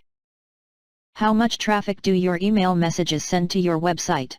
It's important to determine where traffic to your website comes from, and this includes your own email marketing messages. Again, connect your email marketing tool with your web analytics tool to track not just the page subscribers end up on after clicking on links within your email marketing messages but also the additional pages they visit and how long they stay on your site. This requires that you create unique tracking URLs for your email links that your web analytics tool can identify. These behaviors are perfect to use as triggers for future email conversion funnels and for segmentation purposes. Conversion rate, including sales and profitability. Calculation, number of people who completed the desired action / number of emails sent. If your goal for an email marketing message is to drive a specific conversion such as downloading an ebook, signing up for a webinar, starting a free trial, scheduling a free demo, or making a purchase, you should track whether the message was successful in making that conversion happen. Depending on the conversion you're tracking, you might have to integrate your email marketing tool with your web analytics tool first. To determine if your email messages are generating conversions, you need to track the conversions that resulted from each individual email message. For example, you could calculate the average revenue generated per message sent in a specific campaign by dividing the total revenue generated by the number of messages sent. Tip: the process to connect your email marketing tool with your web analytics tool varies by provider. Review the help documentation for your email marketing tool and web analytics tool to configure your integrations correctly. To determine the profitability of the campaign, you can subtract the cost of the campaign and cost of goods sold from the total revenue generated from the campaign and divide that result by the number of messages sent. Finally, to determine a campaign's overall ROI, subtract the cost of the campaign from the amount of money generated from the campaign through sales and divide the result by the total cost of the campaign. Multiply that result by 100, and you'll determine the overall ROI. Another popular conversion metric to track is lead to conversion rate. This metric shows you how well you're doing at converting people in the middle and bottom of your overall marketing funnel into customers. In this case, you'd need to make sure you're tracking only subscribers who have been segmented as being in the middle or bottom of the funnel and received the email message you're tracking. Divide the number of those people who completed your call to action by the number of people who received your message. Unsubscribe rate. Calculation, number of contacts who unsubscribed from your list using the unsubscribe link in your message / number of messages sent. Unsubscribe rate, or opt-out rate, tells you the total number of people who have unsubscribed from your list because they no longer want to receive email messages from you. While the unsubscribe rate is an important metric to track, be careful because it's not entirely accurate. While the metric is intended to give you an idea of how healthy your email marketing list is, it doesn't necessarily reflect a true picture.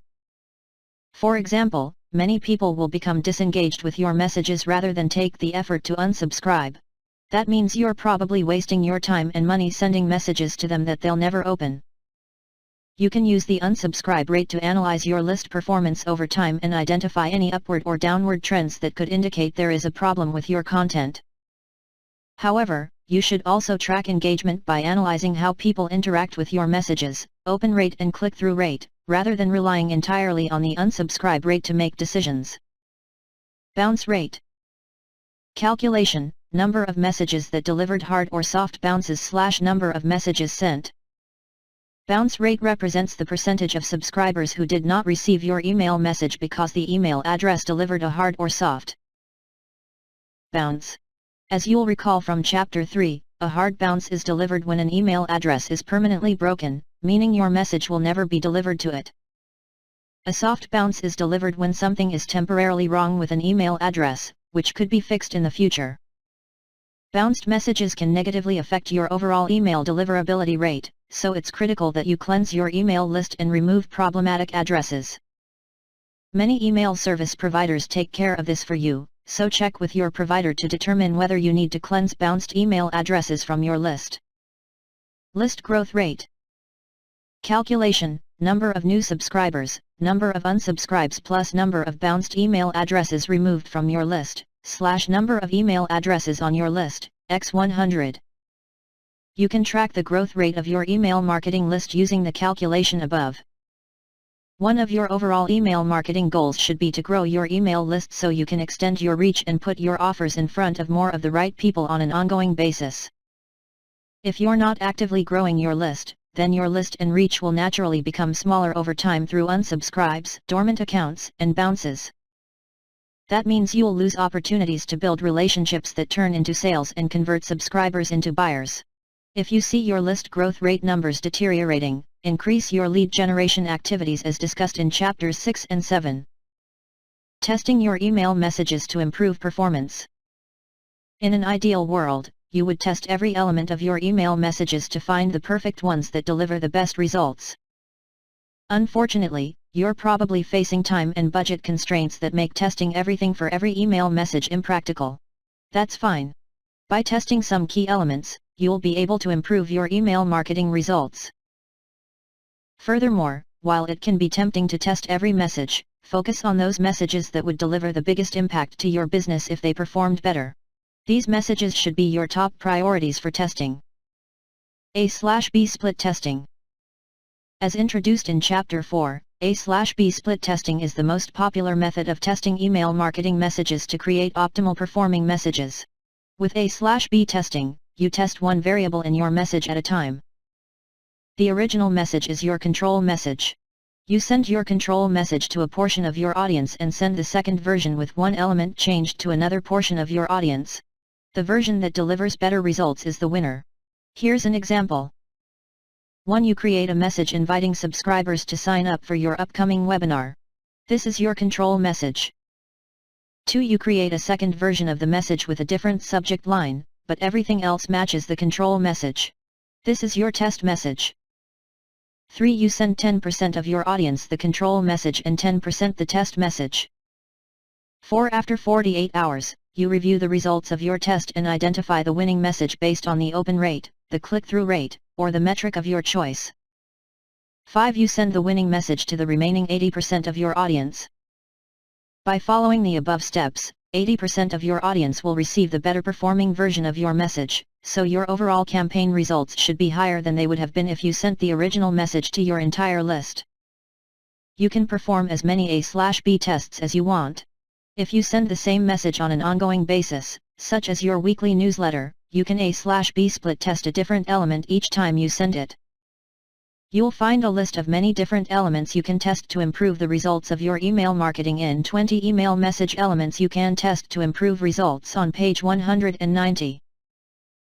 Timing. Many studies have been conducted to identify the best time to send email marketing messages with a variety of different results. The truth is there are simply too many variables at play to identify a single optimum day and time to send all your email marketing messages. The perfect day and time depend on the audience, the offer, and more. However, researchers have come up with some generalities that can help you pick days and times to send your messages that should deliver better results than others. 20 email message elements you can test to improve results. 1. Colors 2. Typeface 3. Font size 4. Button size 5. Button placement 6. Call to action offer. 7. Call to action text and / or design 8. Subject line 9. Sender name 10. Inbox preview snippet 11. Message layout 12. Images 13. Videos 14. Paragraphs vs lists 15. Headline copy. 16. Text only or more elaborate design. 17. Time sent 18. Length of message. 19. Message tone, humorous, friendly, professional, etc. 20. Testimonials. Most research studies identify Tuesday as the best day of the week to send email marketing messages, followed by Thursday, then Wednesday. Keep in mind, depending on your business and audience, you just might see high open rates on Saturdays and Sundays. Since these are the days of the week when the fewest email messages are sent, it makes sense that they could provide a unique opportunity for the right brands and offers. This is something you'll need to test to see if it's a strategy that will work for you. The time of day to send email marketing messages to get the best results varies based on studies from different companies, but a few times stand out as performing better than others. Messages sent at 10 a.m., followed by 11 a.m. consistently perform well. Another opportunity to get higher open and click-through rates is 8 p.m. to midnight. Two other times that are worth testing are 2 p.m. and 6 a.m., but keep in mind, all are time zone sensitive. That means simply sending a message at 10 a.m. in your time zone but not configuring it to go out at 10 a.m. in each recipient's individual time zone won't deliver the same results that configuring your message to go out at 10 a.m. based on recipients' time zones will. Of course, to do this type of configuration, you need to know what time zone each of your contacts lives in. If you have this information, leverage it and set up your messages accordingly. If you don't have this information, don't worry. You can create a special email campaign to ask your recipients for this information if you'd like to capture it for future email marketing initiatives. Connecting your results with your goals. Remember, every email message you send should have a single purpose or goal. You can connect your email marketing results with your goals using the various metrics discussed in this chapter. Therefore, start tracking the results of each message in every email campaign, autoresponder, and automated sequence that you send. When you can see what's working well on paper and identify what needs to be fixed, you'll find that you're better able to reach your goals and improve your email marketing over time. Email Marketing Results Worksheet. Visit www.ultimateguideoemailmarketing.com/emrw to download a free email marketing results worksheet that you can use to track the performance of your email marketing messages. Chapter 13. Handy Resources and Swipe Files. Throughout this book, you've been introduced to a variety of concepts to develop successful email marketing campaigns, autoresponders, and automated sequences. To make it easy for you to find all these resources and more, everything is included in Chapter 13 and the appendix. Here you'll find a variety of worksheets, checklists, templates, sequences, and message copy that you can use for inspiration. When resources are available for download, the direct download link is included. Also, the copy for all the sample messages in this chapter and in the appendix can be downloaded in their entirety as a swipe file at http://ultimateguideoemailmarketing.com/sf, so you can simply copy and paste the content into your own email messages. It can't get easier than that. Links to software and resources mentioned in chapters 1 to 12, and more. All the software, tools, and resources mentioned in this book are listed in the appendix. In addition, I've included more resources in the list that will help you continue learning about email marketing and implementing strategies and tactics that will help you reach your goals. As I mentioned earlier in this book, email marketing resources change constantly. To see a current version of this list, as well as more useful marketing tools and resources, visit http://ultimateguideoemailmarketing.com/resources. Limited time offer promotion sequence. The sequence in Figure 13:1, on page 195, could be used to promote any type of limited time offer to your email list. For example, it's the perfect sequence to use when you're promoting a discount offer. This sequence is set up so messages are delivered over a 1-week period, which makes it most appropriate for products and services where customers' purchase decisions don't take very long. Of course, you can extend this sequence by adding more days between messages or adding more messages to the series so it best matches your audience and offer.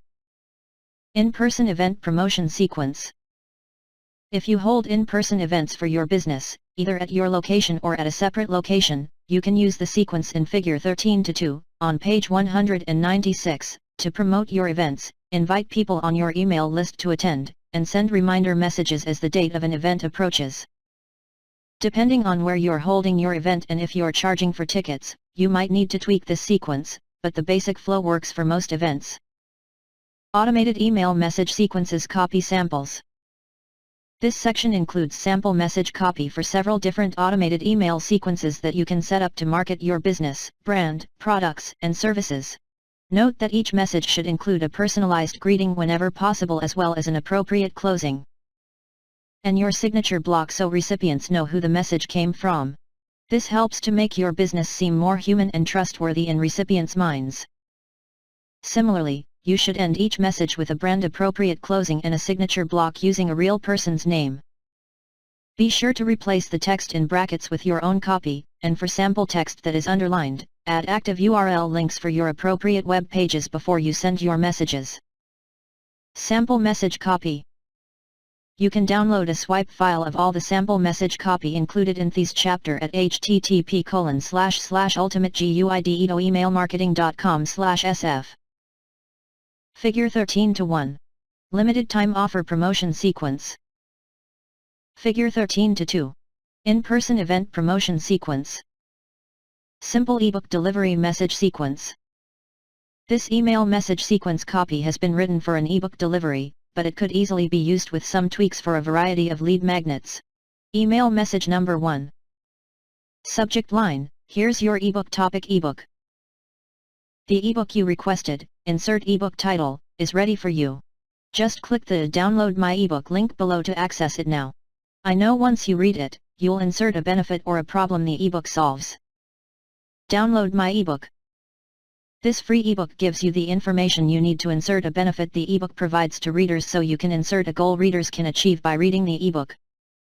If you have questions as you read the ebook, don't hesitate to contact me at insert your contact information. In the meantime, happy reading. Email message number 2. Subject line: you have your ebook, what's next? Have you started reading your ebook yet? Are you already done reading it? Whether or not you've read it cover to cover yet, I'm sure you're asking a very specific question: what's next? Don't worry. I've got you covered. Insert ebook name teaches you insert 1 or 2 key things the ebook teaches readers. Your next steps are simple. Just insert the next 1 or 2 things readers should do after they read your ebook. Once you've completed those steps, you'll be well on your way to insert reader's goal or an explanation of the problem the ebook solves. Need more help? I'm here if you need me, so contact me anytime at insert your contact information. You can also learn more on insert other resources you offer with each item linking to its corresponding URL, such as our blog and our online knowledge base. I promise the team at Insert Company Name has the knowledge and tools to help you insert reader's goal. Email message number 3. Subject line: where do you go from here? This is the last message I'll send you about your ebook. Insert ebook title, but don't worry. I won't disappear. You'll still receive our insert frequency, such as weekly or monthly newsletter and updates, and of course, you can read our blog and follow us on Facebook and Twitter. Include any other social media channels you're active on here with links to your profiles/pages for people to follow for useful posts and conversations. If you're ready to take the next step beyond learning and take action, I can help you. Just contact me at insert your contact information and let's work together. Ebook delivery with bonus messages for your upsell sequence. As with the preceding simple ebook delivery message sequence, the messages in this sequence could be used to deliver a variety of lead magnets in addition to an ebook. Email message number 1. Subject line: here's the ebook you requested about insert ebook topic. Are you ready to insert benefit readers get from the ebook, such as to stop wasting time or money on something? You can learn how to do it right now by clicking on the link below to download your free ebook. Insert ebook name. Download my ebook. This ebook is filled with nearly insert number of pages or chapters, whichever would be perceived as more pages/chapters, filled with tips, tricks, and warnings to help you insert problem the ebook solves or benefit it delivers. Your free bonus is coming. To help you insert benefit of ebook or problem it solves related to the free bonus item you'll give them in message number 2, I'm sending you a free bonus item in a couple of days. Watch your email for your free insert name or description of free bonus item, which could be something like a checklist or worksheet, which you can use to insert description of how the free bonus item will help them make sure it's relevant to the ebook topic. In the meantime, download your ebook and start reading. I promise when you implement the recommendations included in this ebook, you'll insert something readers will achieve by reading the ebook that matters to them. Email message number 2. Subject line: your free insert free bonus item title bonus is here. Have you started reading insert ebook title yet? If not, what are you waiting for? Every day you wait to implement the tips included in the ebook equates to insert what readers lose or can't get if they don't use the tips in the ebook, such as money lost, more wasted time, etc. Your free insert bonus item name.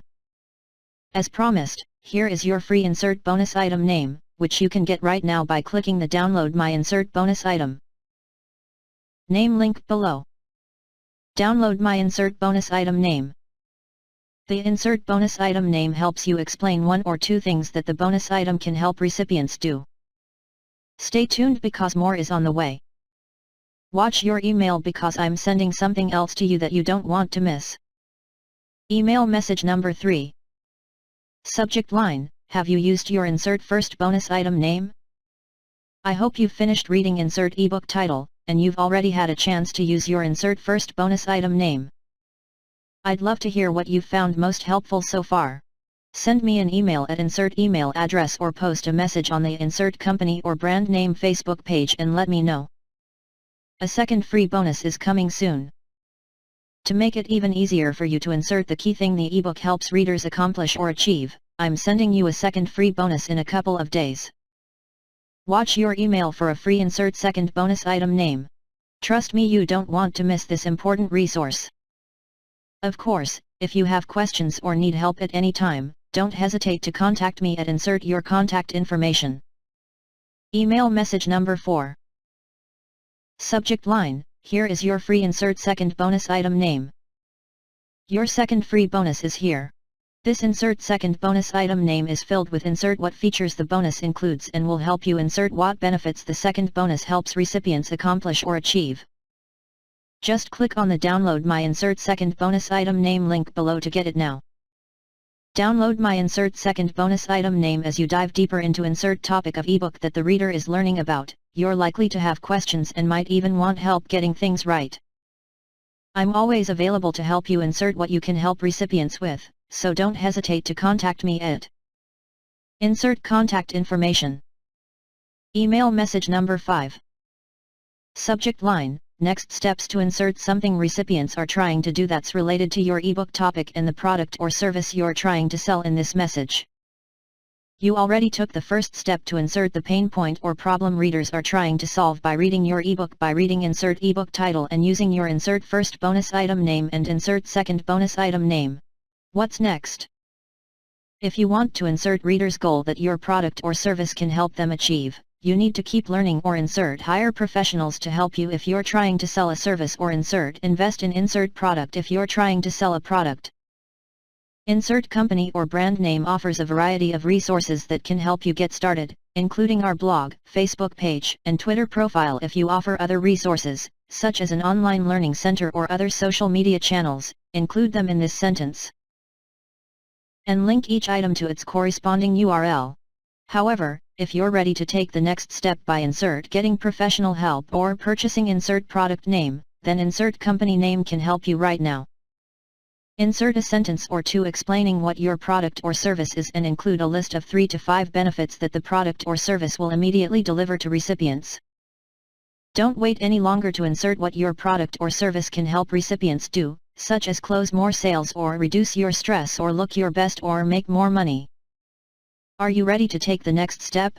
Insert instructions to take the next step, which could be clicking a link to buy the product on your website, scheduling an appointment, calling or emailing you to learn more, etc. As always, I'm here if you have any questions, so contact me at insert contact information, and I'll help you insert the problem you can help them solve or the goal you can help them achieve. Warm lead follow-up message sequence. The copy in the following message sequence was written as if it comes from a salesperson and with a software as a service, SaaS, company in mind, but you can tweak the words and offers to best match your business, sales process, and goals. Make sure the sender's complete contact information is included in the email signature block in every message in this sequence so it's always easy for recipients to get in touch with them. Email message number 1. Subject line: Here's the information you requested for your insert leads type of business. Thank you so much for your interest in Insert Your Company Name. I wanted to take a moment to introduce myself. My name is Insert Salesperson's or sender's name, and I'm available to answer any questions you have about insert product or service name. You can learn more about insert product name by visiting our website at insert the URL for your products page, but don't hesitate to send me an email or give me a call directly if you have any questions. Thank you again for your interest, and remember, I'm here if you need me. Email message number 2. Subject line: help for your insert leads type of business. I haven't heard from you since I sent my last message, so I wanted to check in to see if you have any questions I can answer. Also, I'm happy to schedule a free demonstration of insert product name with you so I can walk you through some of the ways it can help you insert a problem the product can solve for the lead and insert a benefit of the product or a second problem the product can solve for the lead. Insert your company name has helped a lot of businesses like yours, and I know we can help you, too. I'm available to answer any questions that you have, so feel free to respond to this email or give me a call at any time. Email message number 3. Subject line: ready to schedule your free demo? I wanted to touch base with you again to learn what it would take to convince you to walk through a demonstration of insert your product name with me so you can see what it can do and how it can help you. How does your calendar look this week or next week? I'm certain insert your product name can help you, your business, and your customers. Give me a call or send me an email to set up a demo so I can prove it to you. Email message number 4. Subject line: what's holding you back? It's been a while since you first expressed interest in insert product name, so I'm touching base with you one more time to find out if there is any information I can provide that will help you make the decision to add insert product name to your business. Send me an email and let me know what's holding you back from giving it a try. Your feedback is important to us as we work to build the best insert type of product possible. Webinar sign-up message sequence. If you want to hold a webinar and plan to invite the people on your email list to attend, then you need an automated email sequence to send the invitation, as well as follow-up messages to people who don't sign up right away. Keep in mind, webinars are most successful when you advertise a free lead magnet that is directly related to your webinar topic and the product you hope to sell to attendees. Use the lead magnet to fill up your email list with people who are interested in your topic, then follow up with your webinar invitation sequence. Also, the copy in the messages in this sequence is written for a live webinar, but with some minor edits, it could be used for pre-recorded webinars, too. Email message number 1. Subject line: free webinar, insert webinar name here. Are you having trouble figuring out how to insert what your webinar will teach attendees? If you're like many people, you'll continue to struggle with average, or worse, below average, results and accept that's the best you can do. However, I'm here to tell you that's not good enough for you. You deserve better. I'm revealing exactly how I insert what your webinar will teach attendees in my upcoming free webinar. Join me live at insert time including time zone on insert date, and I'll share my exact system so you can get the best results possible. Click here to sign up. During this live 1-hour webinar, I'll show you step by step how you can insert something you'll teach, including how it benefits attendees. Insert something you'll teach, including how it benefits attendees. Insert something you'll teach, including how it benefits attendees. Insert more things you'll teach. You can include up to 5 things so you don't overwhelm people or make it seem unrealistic that you can cover everything in 1 hour. If you want to insert the goal people will be able to achieve after attending the webinar, then this webinar is for you. Keep in mind, there are limited seats in this live webinar, so sign up now and claim your spot. Email message number 2. Subject line: how to insert one key thing people will learn in your webinar. When I first started insert the topic of your webinar, the main thing you'll be teaching, I made a lot of mistakes. I don't want you to make the same mistakes. In fact, I want to remove as many obstacles for you as possible so you're successful faster. That's why I'm inviting you to my upcoming live webinar. Insert webinar title. In just 1 hour at insert time including time zone on insert date, I'll teach you how to insert what you'll teach in the webinar in an easy to follow way. You'll leave with clear steps to put what you learned into action. Click here to reserve your spot. To give you an idea of what I'm going to reveal to you in this webinar, here's a sneak peek of some of the topics I'll cover. Insert a bulleted list of topics you'll talk about using phrasing like how to, why you should, when to, and so on. Use as many bullets as you need for your list. This should be comprehensive, but if your list gets to be more than 7 bulleted items, consider combining some so it's not overwhelming. Free bonus: if you attend the live webinar, not only will you learn exactly how I insert the topic of the webinar to insert the key benefit to learning what's discussed in the webinar, but I'll also give you a free insert free bonus item name at the end of the webinar. Make sure you stay online until the end of the webinar so you don't miss it. Sign up to attend the free webinar. Seats are filling fast, so click the sign up link above to reserve your spot now. Email message number 3. Subject line: time is running out to join the free insert webinar. Title: webinar. I know you're busy, but I don't want you to miss the opportunity to attend my upcoming live webinar. Insert webinar title, where you'll learn how to insert a key thing or 2 things they'll learn. If you want to insert attendees' top goal related to the webinar, such as build your business or increase sales from your online advertising investments, then you really need to attend this webinar because I'm going to tell you exactly how to do it. That's right. I'm sharing my proven system to insert what attendees will learn, but you have to be at the webinar to learn it. Just click the register for the free webinar link below to reserve your spot. Register for the free webinar. Seats for this live webinar are almost filled, so don't delay. Click the link above to register, or you won't learn my system to insert what attendees will learn or get the free insert bonus item title as a bonus. If you're serious about insert attendees' primary goal or the top benefit they want to receive from the webinar, then it's time to do something about it. Register for my free insert webinar title webinar now and take the first step. Tip: note that the text in brackets within the copy samples in this chapter indicate content that you should replace with your own, such as product names and contact information.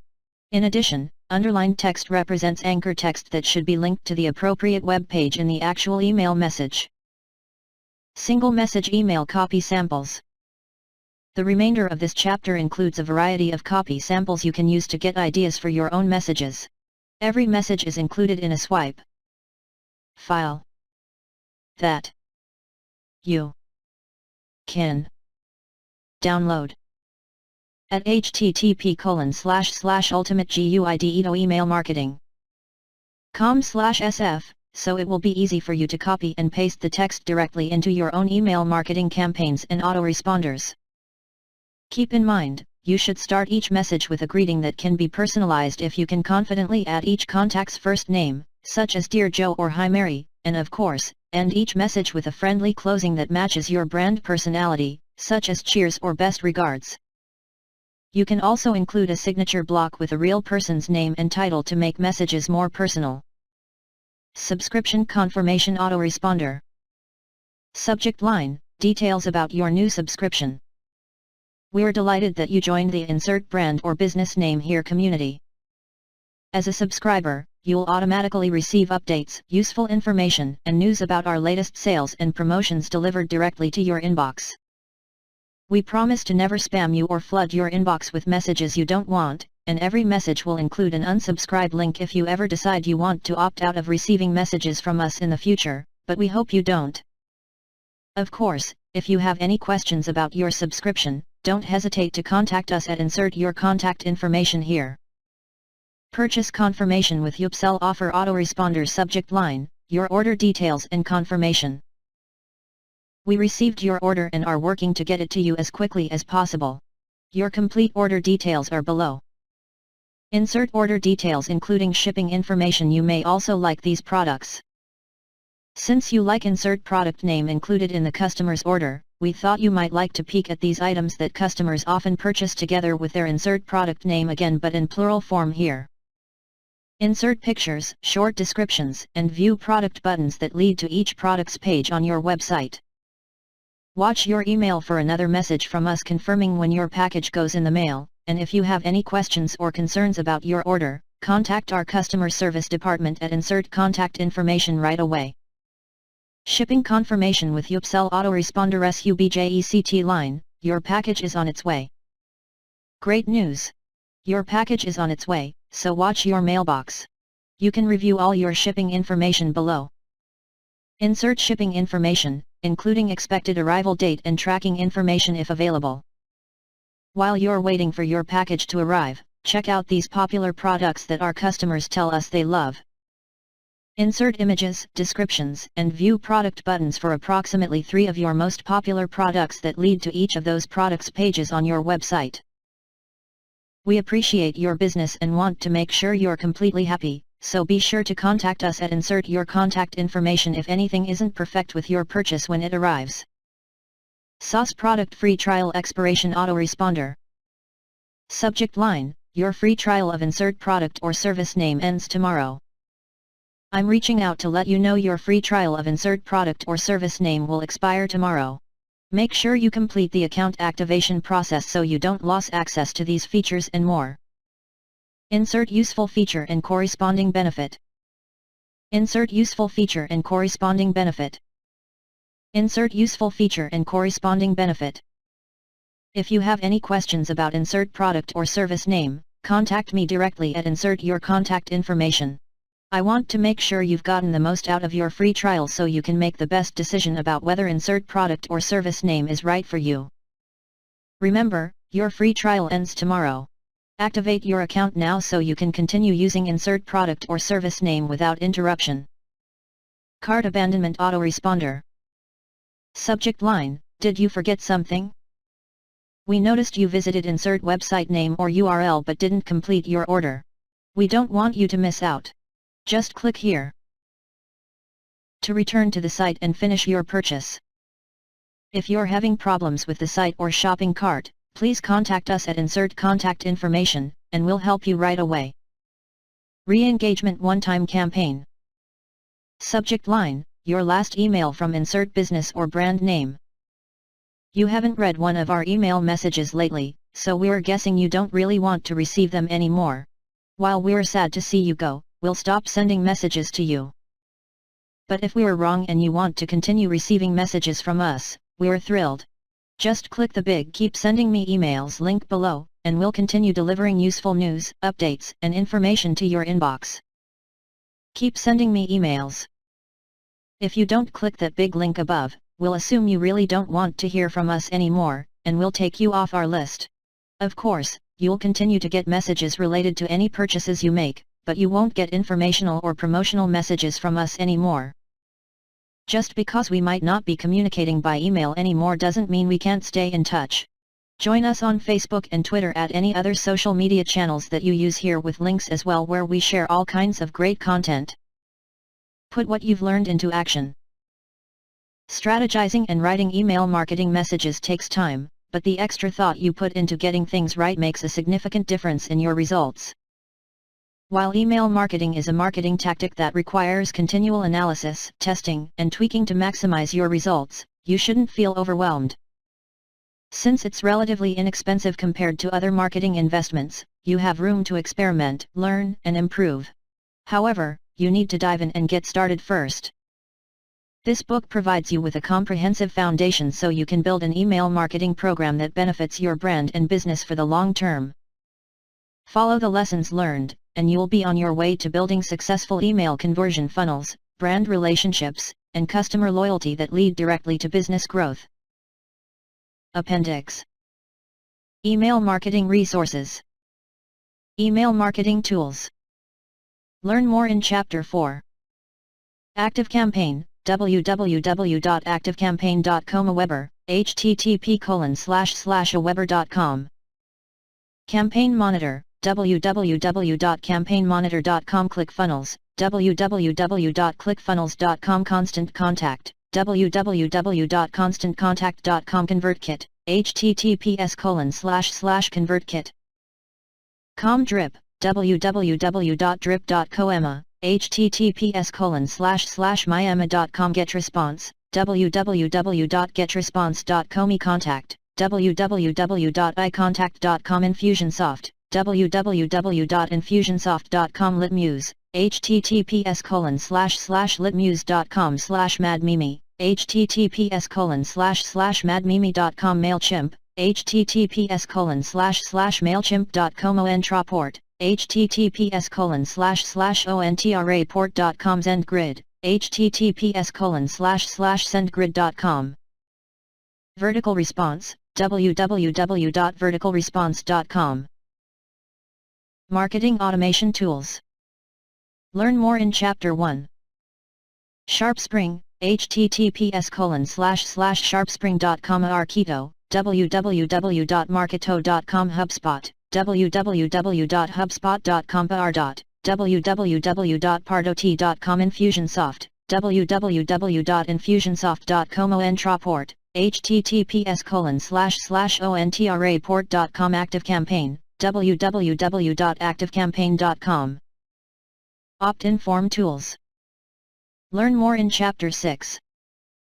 Opt-in Monster, http://optinmonster.com Zumo, https://sumo.com Unbounce, https://unbounce.com Leadpages, www.leadpages.netInstapage, https://instapage.com ilmunch, www.mailmunch.co Thrive Themes, https://thrivethemes.com.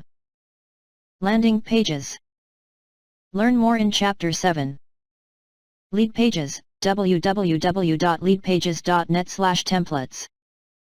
Instapage, https://instapage.com/landing-page-templates Unbounce, https://unbounce.com/landing-page-templates Optimize Press, https://marketplace.optimizepress.com. Design Tools.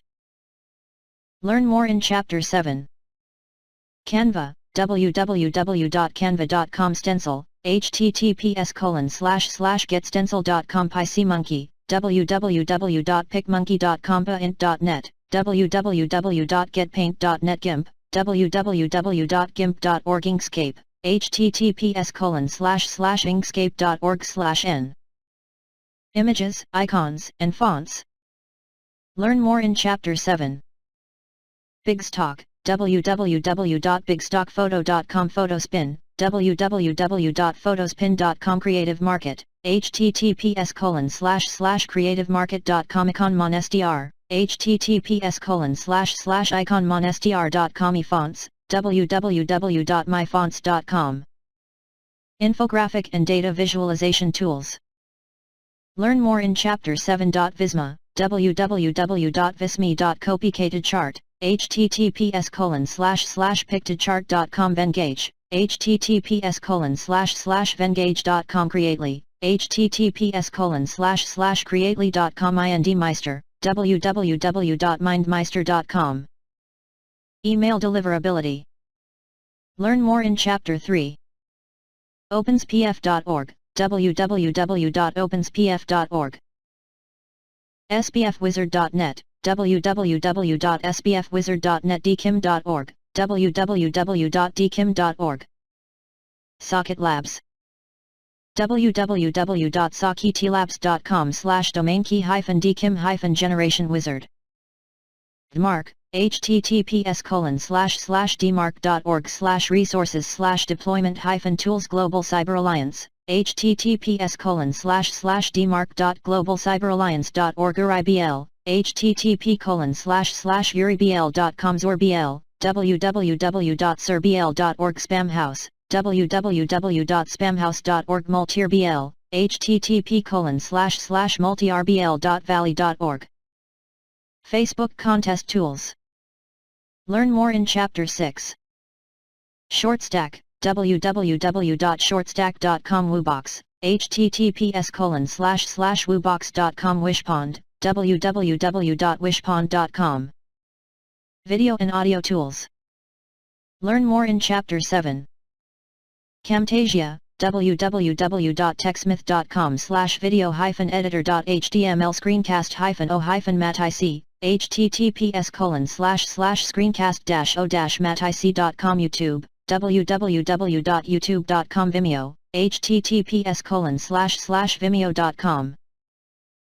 Dailymotion, www.dailymotion.com/uswistia, https://wistia.com.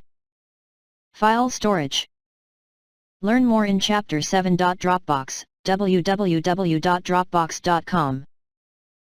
Google Drive, https://drive.google.com box, www.box.com. Online course publishing. Learn more in Chapter 8.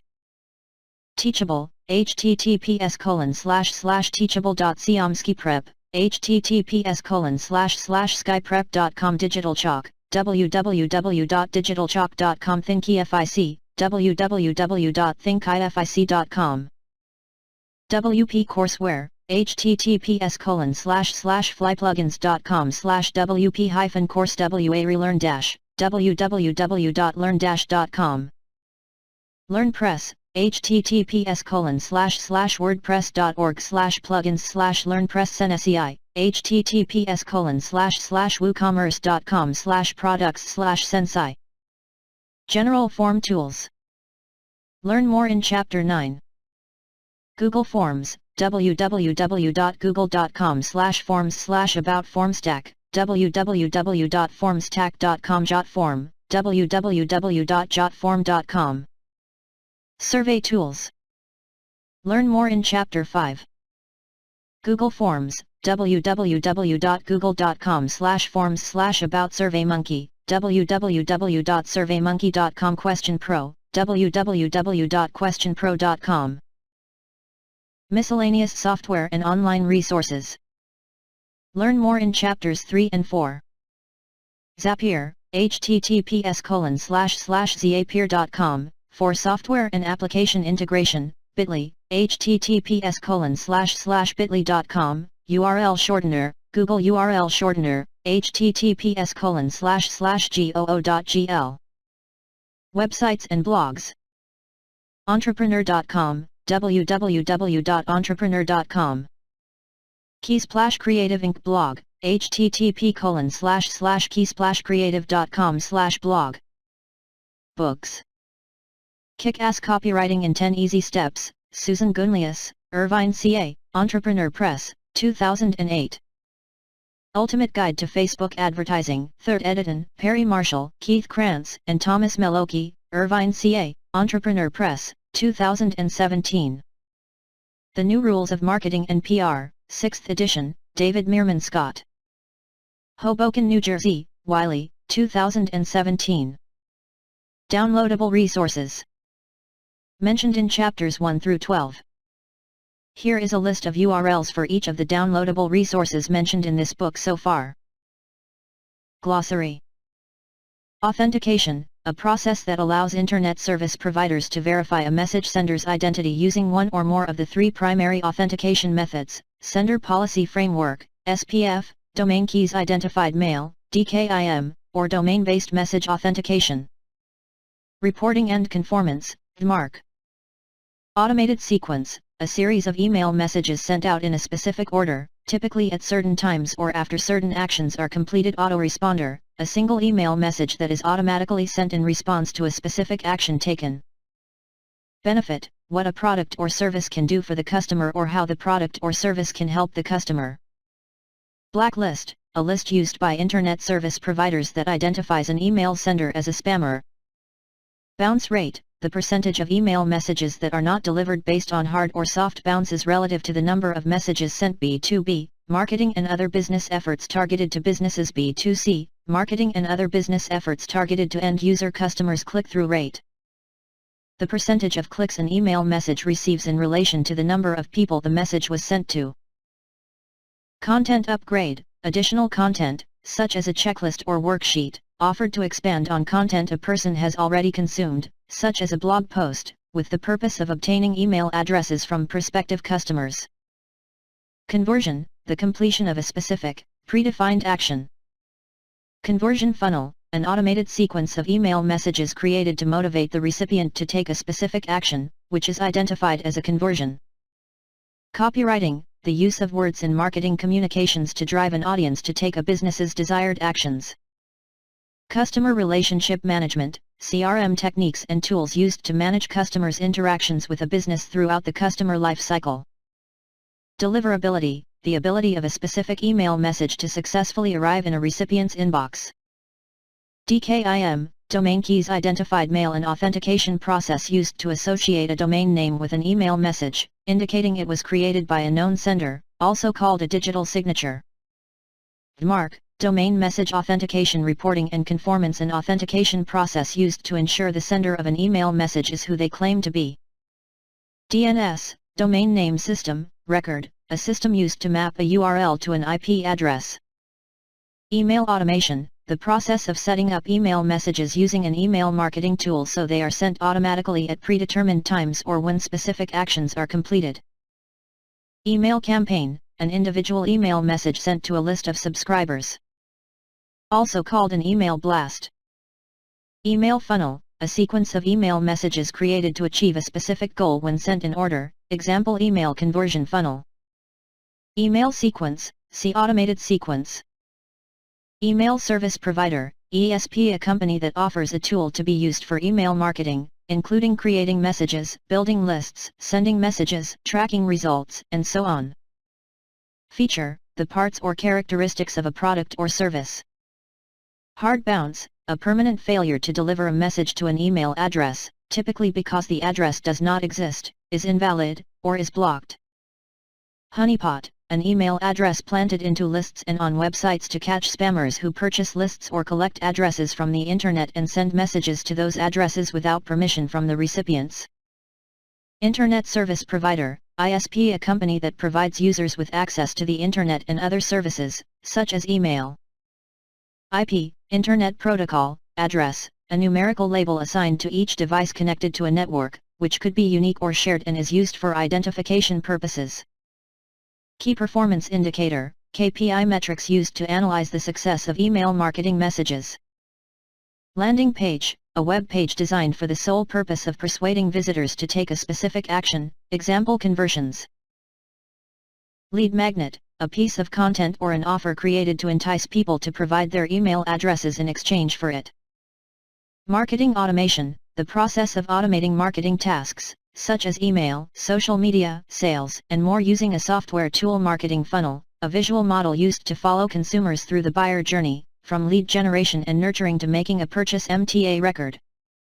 Software used to transfer email messages from one computer to another, also called message transfer agent or mail transfer agent.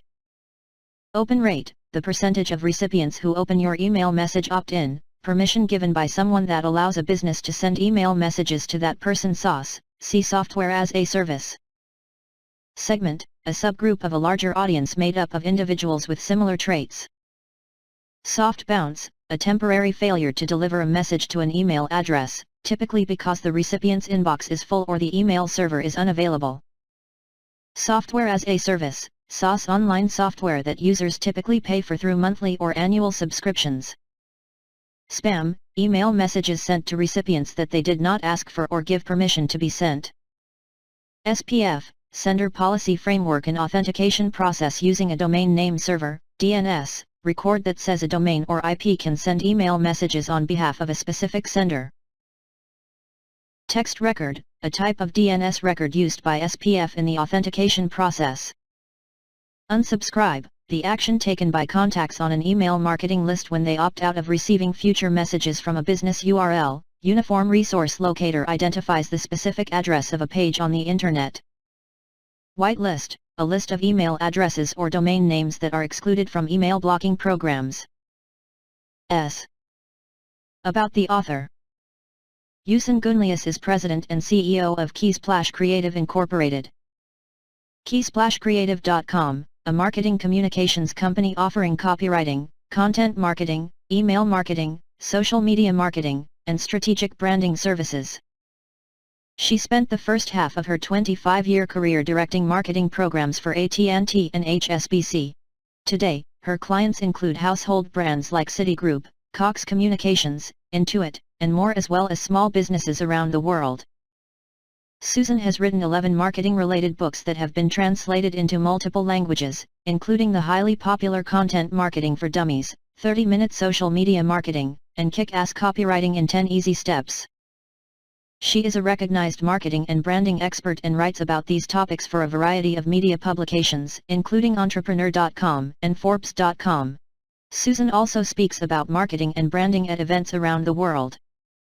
She is founder and editor-in-chief of Women on Business. WomenOnBusiness.com, an award-winning blog for business women, and she is a certified career coach offering personal branding, career strategy, personality assessment, and resume writing services to individuals in a wide variety of careers. She holds a BS in marketing and an MBA in management and strategy. Susan can be found on social media through Twitter, @SuzanganElias and @Women on Business, Facebook, facebook.com/keysplashcreative and facebook.com/womenonbusiness. And LinkedIn. linkedin.com/in/SusanGanlius. Index. Note, page numbers for figures are in italics and followed by the letter F. A/B split testing, 51, 94 to 95, 114, 164, 189 to 190 acquisition funnels, 60 to 62, 118, 123, 124 F ad disclosures, 30. Advantages and disadvantages of email marketing, 3 to 8 advertising, 79 to 80. Age-based segmentation, 139 to 140, 146 AIDA model, 21 to 22. Application Program Interface, API, 48 to 49 audience-focused writing, 152 audio tools, 108. Automated message sequences. See also writing email messages about, 11, 49. Autoresponder integration with, 180 to 182 marketing funnels and, 59, 67 to 68 for performance tracking, 4 sample copy, 194, 197 to 205. Timing and frequency of messages, 118 to 120 autoresponders, 165 to 182 about, 165 to 166. Integrating into marketing strategy, 180 to 182 offers, 167 to 174 strategies, 166 to 167 triggers, 174 to 180. B2B list segmentation, 143 to 144. Behavioral segmentation, 134 to 135, 137 to 139, 140 to 142 best practices in email marketing, 36 to 37, 118 to 122 blacklists, 38. See also spam bottom of the funnel, 15 to 16 bounce rate, 188 branding, 12, 48 bulk editing, 52 buyer personas, 23 to 25 buying cycle, 14, 16 to 22. C. Calls to action, CTAs, 65, 75, 93 to 94, 111, 153 to 154, 159 to 160, 161 FCAN Spam Act of 2003, 2, 28 to 31.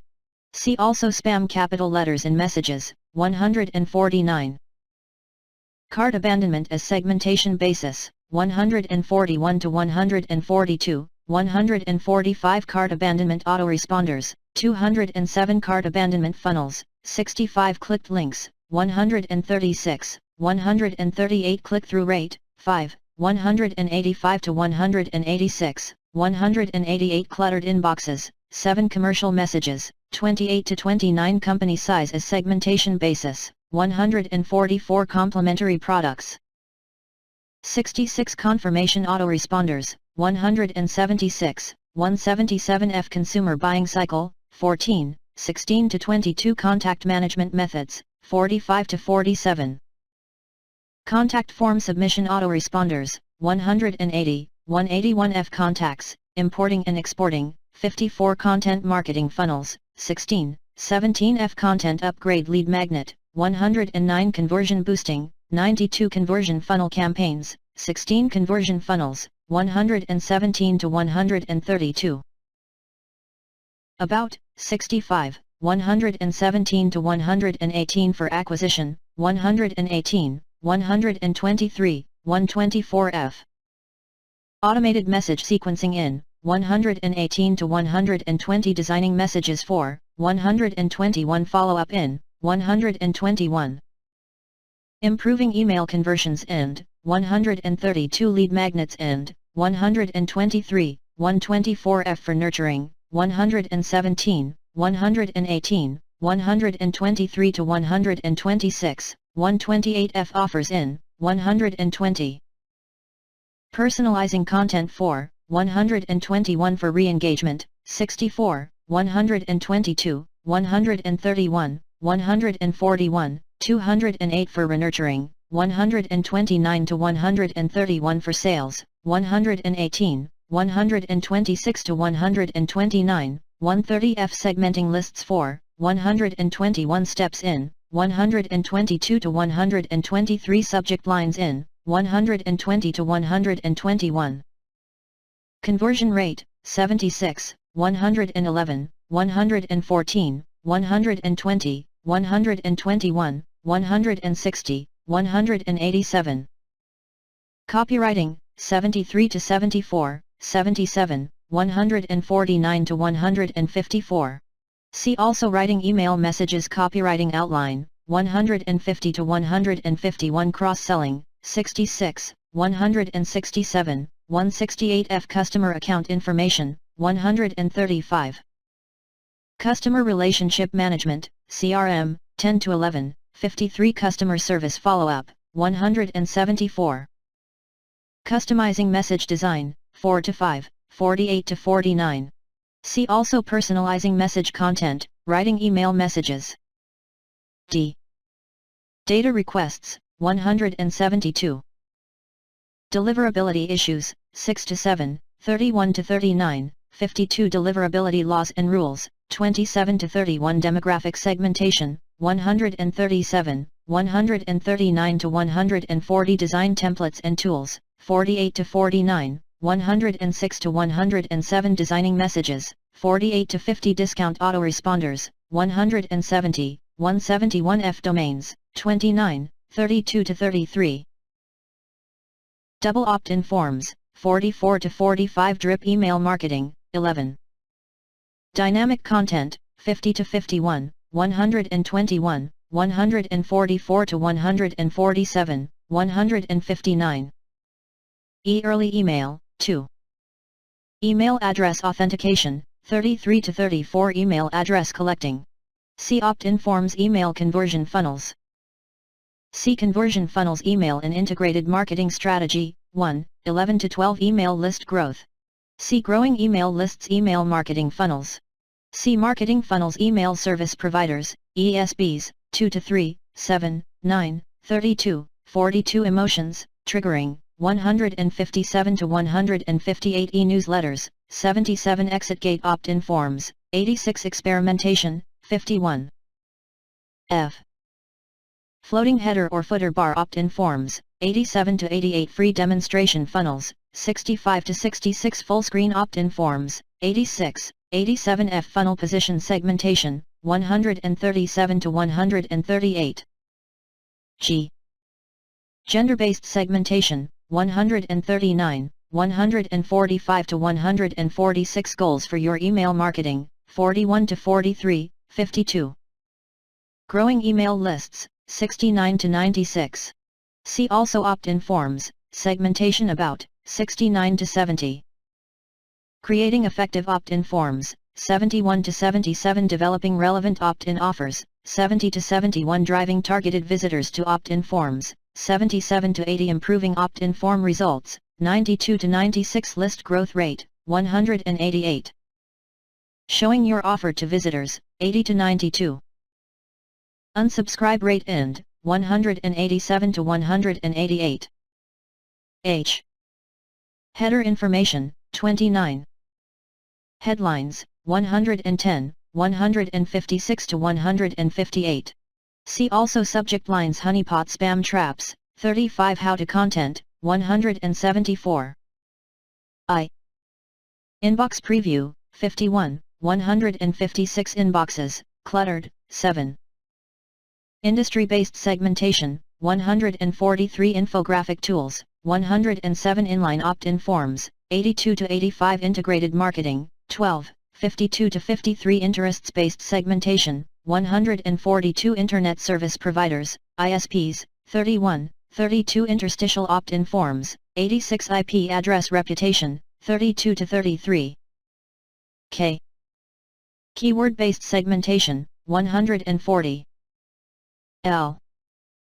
Landing page templates, 110 landing pages, 90 to 92, 108 to 112, 114 lead magnets, 97 to 114.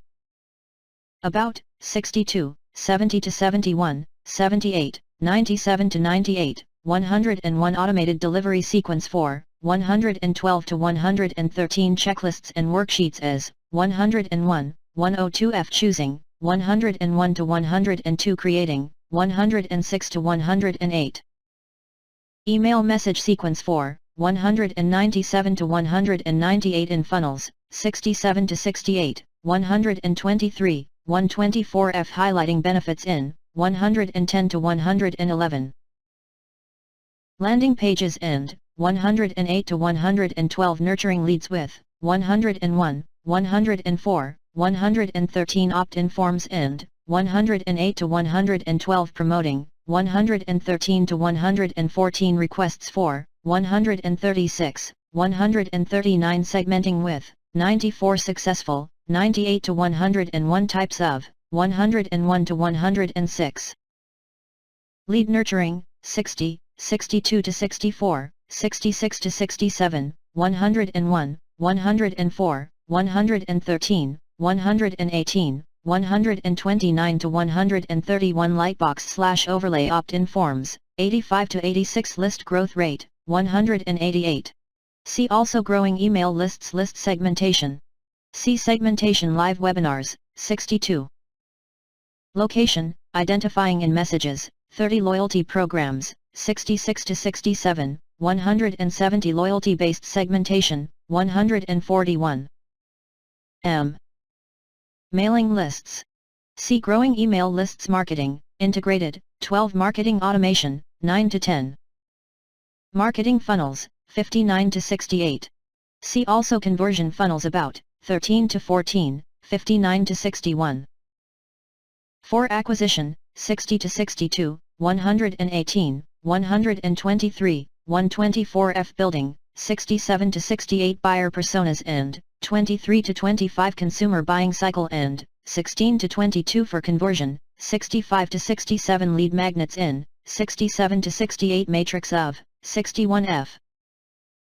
For nurturing, 60, 62 to 64, 66 to 67, 118 position in, 14 to 16, 18, 137 to 138 for renurturing, 129 to 131 Maslow's hierarchy of needs, 20 to 22 measuring performance, 183 to 191. About, 4, 183. For alignment with goals, 191. Key performance indicators, KPIs, 184 to 188 strategies for, 184. Testing, 51, 94 to 95, 114, 164, 189 to 190 tracking results, 53 to 54, 114 middle of the funnel, 14 to 15. Migrating data from another provider, 54 to 55 mobile pop-up opt-in forms, 89 to 90 mobile-friendly messages, 49. N. Need and buying behavior, 20 to 22. Nurturing funnels, 60, 62 to 64, 66 to 67, 118, 129 to 131 nurturing with lead magnets, 101, 104, 113. O. Obstacles to purchase, 67. Open rate, 5, 119, 121, 133, 149, 156, 184 to 186, 190 opt-in form placements, 80 to 81 opt-in form submission, 177 to 178 opt-in forms. See also growing email lists about, 9. Calls to action in, 75, 93 to 94 creating, 71 to 77.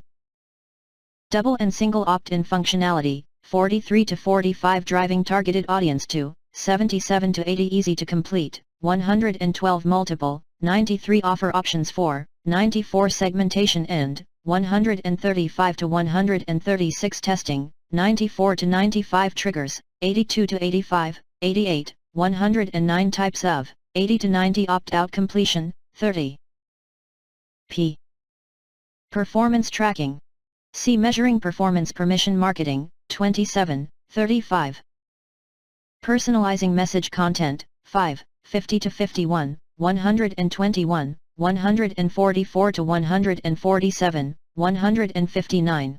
See also customizing message design, writing email messages, physical addresses and email messages, 30 pop-up opt-in forms, 82 pricing, provider, 55 to 57 pristine spam traps, 35 privacy policies, 134 promotion funnels, 66.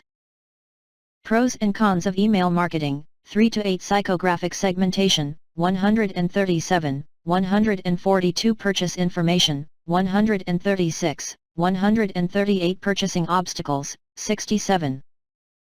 R. Reach of email, 1 recipient behaviors, 37 to 38 recycled spam traps, 35. Re-engagement funnels, 64, 122, 131, 141, 208 refer a friend programs, 66 referral bonuses, 170 related content links, 172, 175f.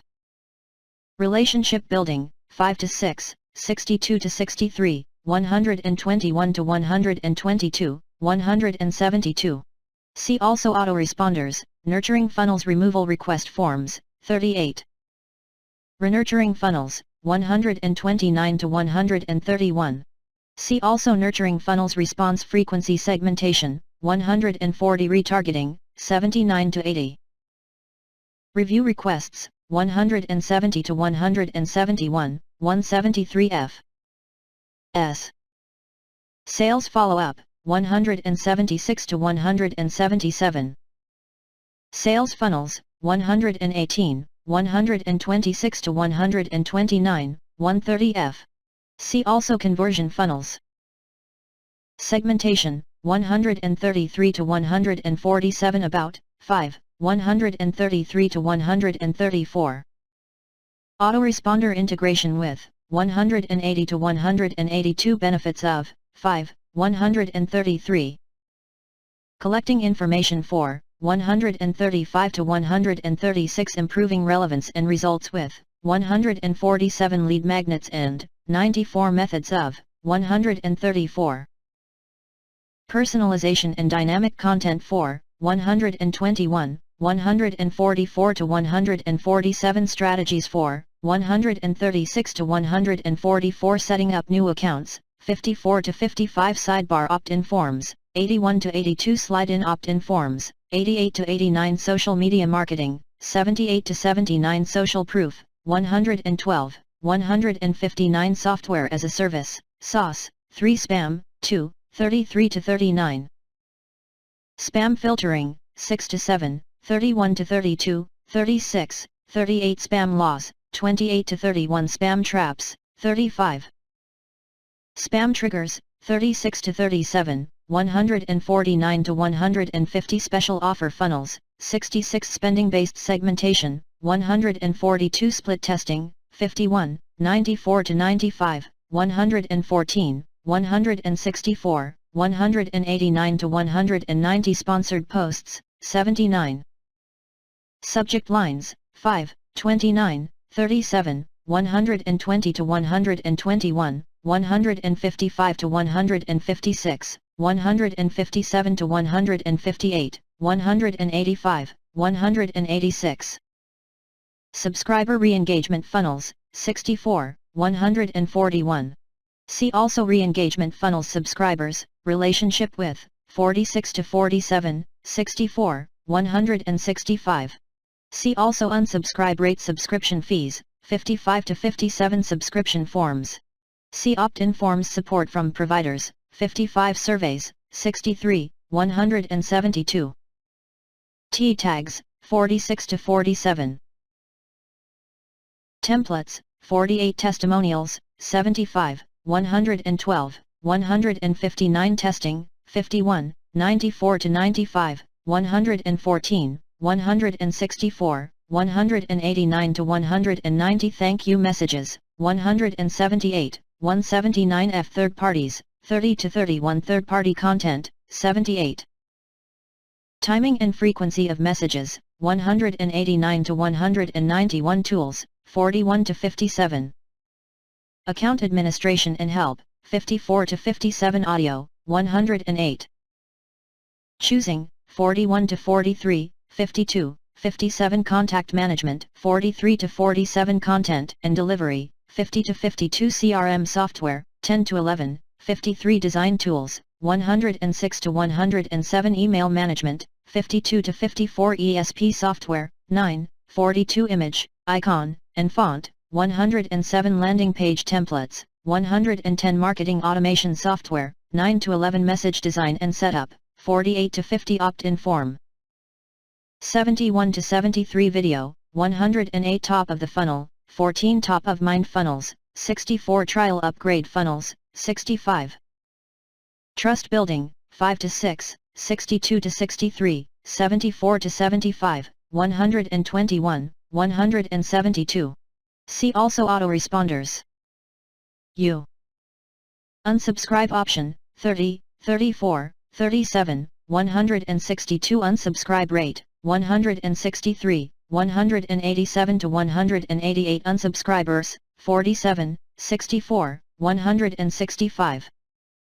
Upselling, 167, 169 F, 198 to 199, 206 to 207 URL shorteners, 37. V. Video tools, 108. Videos and landing pages, 111 to 112 visualization tools, 107. W.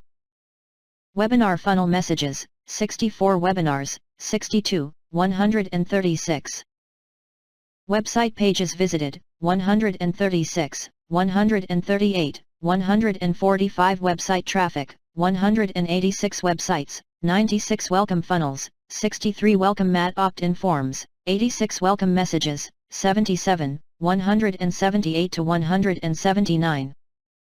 Writing email messages, 149 to 164.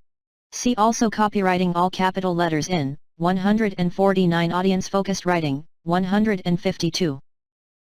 Automated message sequencing, 194, 197 to 205 avoiding too much information, 153 benefit emphasis, 151 body copy, 158. Calls to action, 153 to 154, 159 to 160, 161 F competitive weaknesses, exploiting, 151 to 152 copywriting basics, 149 to 154 CYA language, 154 footers, 160 to 162 headlines, 110, 156 to 158 inbox preview, 51, 156 newsletters, 163. One-time campaign messages, 162.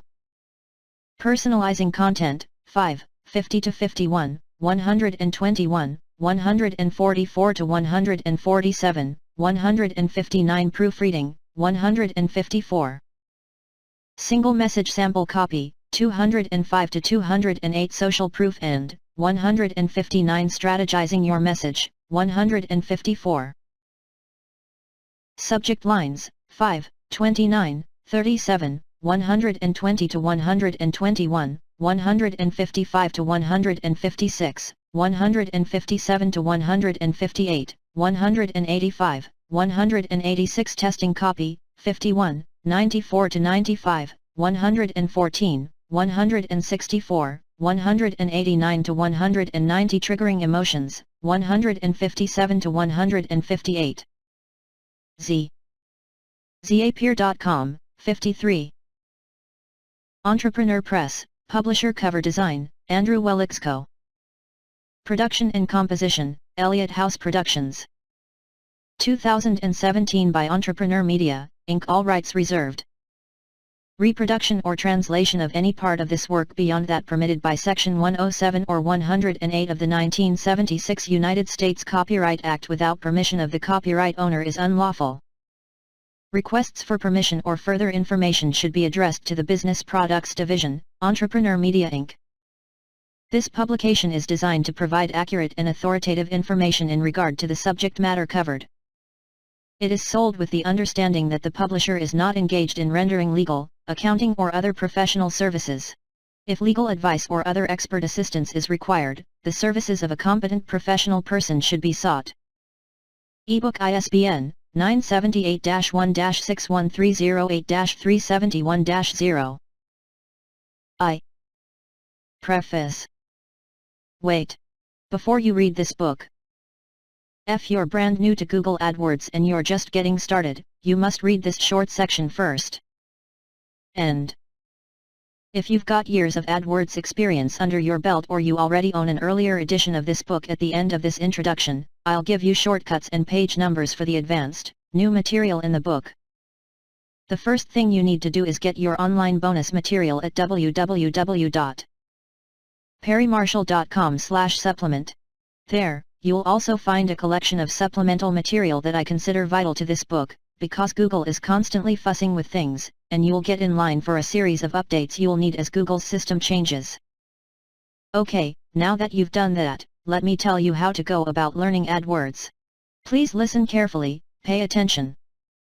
If you're a rank beginner, there's an old saying, you can't learn to ride a bicycle at a seminar, and it definitely applies to AdWords. AdWords and really everything you ever do in direct marketing is hands-on. It's not theory. It's real world. It's the school of hard knocks. About the school of hard knocks part, when AdWords was brand new, there were lots of inexpensive clicks, and you could find your way by making lots of cheap mistakes. Those days are over. Today, that strategy will get you slaughtered. When you open a Google AdWords account, go ahead and enter your keywords, write some ads, and set some bid prices. It's okay if you don't really know what you're doing, you'll learn. The first few chapters of this book will show you exactly how to do it. But here's the most important thing of all. Set a low daily budget, say $5 or $10 per day, to make absolutely sure that your first experience with AdWords is a good one, not a painful one. Because the worst thing you can do in your new career as a Google advertiser is accidentally run up $2,500 of clicks that you have no idea how you're going to pay for. All advertisers have to go through some trial and error before things really come together. There are many assumptions Google will make about how to set up your account that are wrong, and if you blindly follow its menus, you'll make some costly mistakes. Another giant mistake advertisers make is assuming that Google is benevolent. Not. And if I had $1 for every person who told me, the Google rep called me with some friendly suggestions and, well, I lost thousands of dollars, I'd be a good deal richer. Google does have a Green Beret team of crackerjack reps who know what they're doing, but only huge advertisers and premium agencies get those guys. Everybody else gets reps who are hustling to meet sales quota. Most Google reps have never spent a single dollar of their own money buying Google ads, let alone been required to make a profit and meet payroll. And once they have your money, you will never get it back. Sleep with one eye open. The best thing you can do is enjoy the process of watching those clicks come in and seeing your handiwork produce results. Then, if you're hands-on from the word go, everything you read in this book will make 10 times more sense. So yes, go ahead and get started. Create your AdWords account, roll up your sleeves, and jump in. We recommend you read the first 4 chapters to get a good overview of AdWords, direct marketing, and all the strategy behind it. If you're just starting out, or you want a refresher, we cover the fundamentals in chapters 5 through 11. They'll give you a fantastic grounding. Then when you're ready to dive into the more advanced material, chapters 12 to 37 will cover every advanced technique you need to get into the top 1% of all AdWords practitioners. As you go from one chapter to the next, make changes to your account. You'll literally be able to see the performance difference in a few hours. Before you've even spent $10 on Google clicks, please make sure you're using this book as your guide. If you don't, you'll make a slew of common mistakes and blow a lot of cash that you could have used to grow your business. Also, make sure you access the special reports and see the audios and videos in the book bonus members area. They're at www.perrymarshall.com/supplement. If you're a veteran pay-per-click marketer, this is the 5th edition of the Ultimate Guide to Google AdWords. We've added new chapters and segments that reflect the sharpest and most current Google strategies. These include bidding, YouTube ads. This is a new chapter by a new author, RLSA, remarketing lists for search ads, advanced campaign types, AdWords experiments, Mike Rhodes remarketing grid. AdWords scripts, a great way to automate elements of your reporting and ongoing management work. Plus, we've got significant updates on ad extensions, Google Display Network conversion tracking, ongoing management, Google Analytics and Tag Manager. If you're a seasoned veteran, if you've read the previous editions of this book, or if you're already a pay-per-click ninja, I bet you've never seen these before. Advanced material for go-getter Google advertisers. I've added new, advanced material at www.perrymarshall.com/supplement for aggressive marketers, including extended reports and videos for all of the above current strategies I just named, YouTube advertising, advanced campaign types, and improved display network techniques, as well as USP, Bionic Google Ads, and Savvy Market Selection. Once you've registered for the bonus material, you'll also receive the regular updates we send out about Google's ever-changing system. One last thing, I mince no words. Google is the benchmark for advertisers and information providers worldwide. In fact, from the standpoint of ordinary people getting things done every single day in the world, Google is the most trusted brand on the web. If you're up to Google's standards, you're world class. Don't bring a knife to a gunfight. I'm not saying it's easy. It is not. But I do promise it is rewarding. Make no mistake. Follow the guidelines in this book, and you'll be a world-class promoter in your market, your niche, and your chosen profession. I wish you the very, very best of success.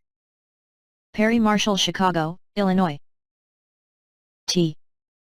Chapter 1. Chisel your way in. Frank talk about the Google AdWords of today. Whoa, or 5 or 10 years from now, the story of you and all the other players in your market will be exactly like the story of Google vs Excite, Hotbot, InfoSeek, AltaVista, Yahoo, and MSN, a bunch of losers, a couple who turned out sort of okay, and one massive success story. I want you to be the success story. The alpha dog. If you want to get to the meaty stuff fast, don't skip this. This is not the typical book intro where someone yammers on about the last 3 editions and gushes about all the wonderful souls who were helped along the way. I'm going to outline a few vital strategies that determine whether you succeed or fail in online marketing and Google AdWords. I'll conclude with some frank discussion on what it takes to make AdWords work today. Stick with me a minute for a brief internet history lesson. Remember the dot-com bubble? Remember when half the world thought Jeff Bezos of Amazon was a genius and the other half deemed him a bloody fool? Do you remember the late 90s when it was obvious to everybody, okay, almost everybody, that the internet was a very big deal and it was here to stay and the stakes were very, very big? The internet is not merely another communication medium. As my friend Tom Hubiar said, it is a fundamental shift for humanity that's as important as the discovery of fire. The reason the dot-com bubble happened was, investors and entrepreneurs alike knew that winning this game would be a very, very big deal. I remember sometime around 1999 to 2000, Yahoo Auctions was trying to make a go of it. I was selling stuff on eBay, so I tried Yahoo Auctions, too. They were advertising all over the place, and their fees were lower. I quickly found out Yahoo Auctions didn't have as many buyers. My stuff didn't fetch as high a price on Yahoo as it got on eBay. I didn't want to sell an item for $17 on Yahoo if it would fetch $20 on eBay. As a seller, I wanted to go where the buyers are. Buyers want to go where the sellers are. The synergy between buyers and sellers is called the network effect. The network effect says the value of a network is equal to the number of members squared. So if in 1999 Yahoo had 1 million users and eBay had 2 million, eBay wasn't twice as powerful, eBay was 4 times as powerful. Nothing Yahoo might do could overcome eBay's 4x power advantage. As you know, eBay went on to become the #1 auction site. A respectable number 2 doesn't even exist today. And unless eBay makes some major, catastrophic mistake, no one will ever be able to displace them. No matter how much money they spend. Someone could spend $100 billion trying to revive Yahoo auctions, and it would never work. The network effect is twice as big a deal on the internet as in the brick-and-mortar world. Why? Because the internet is almost frictionless.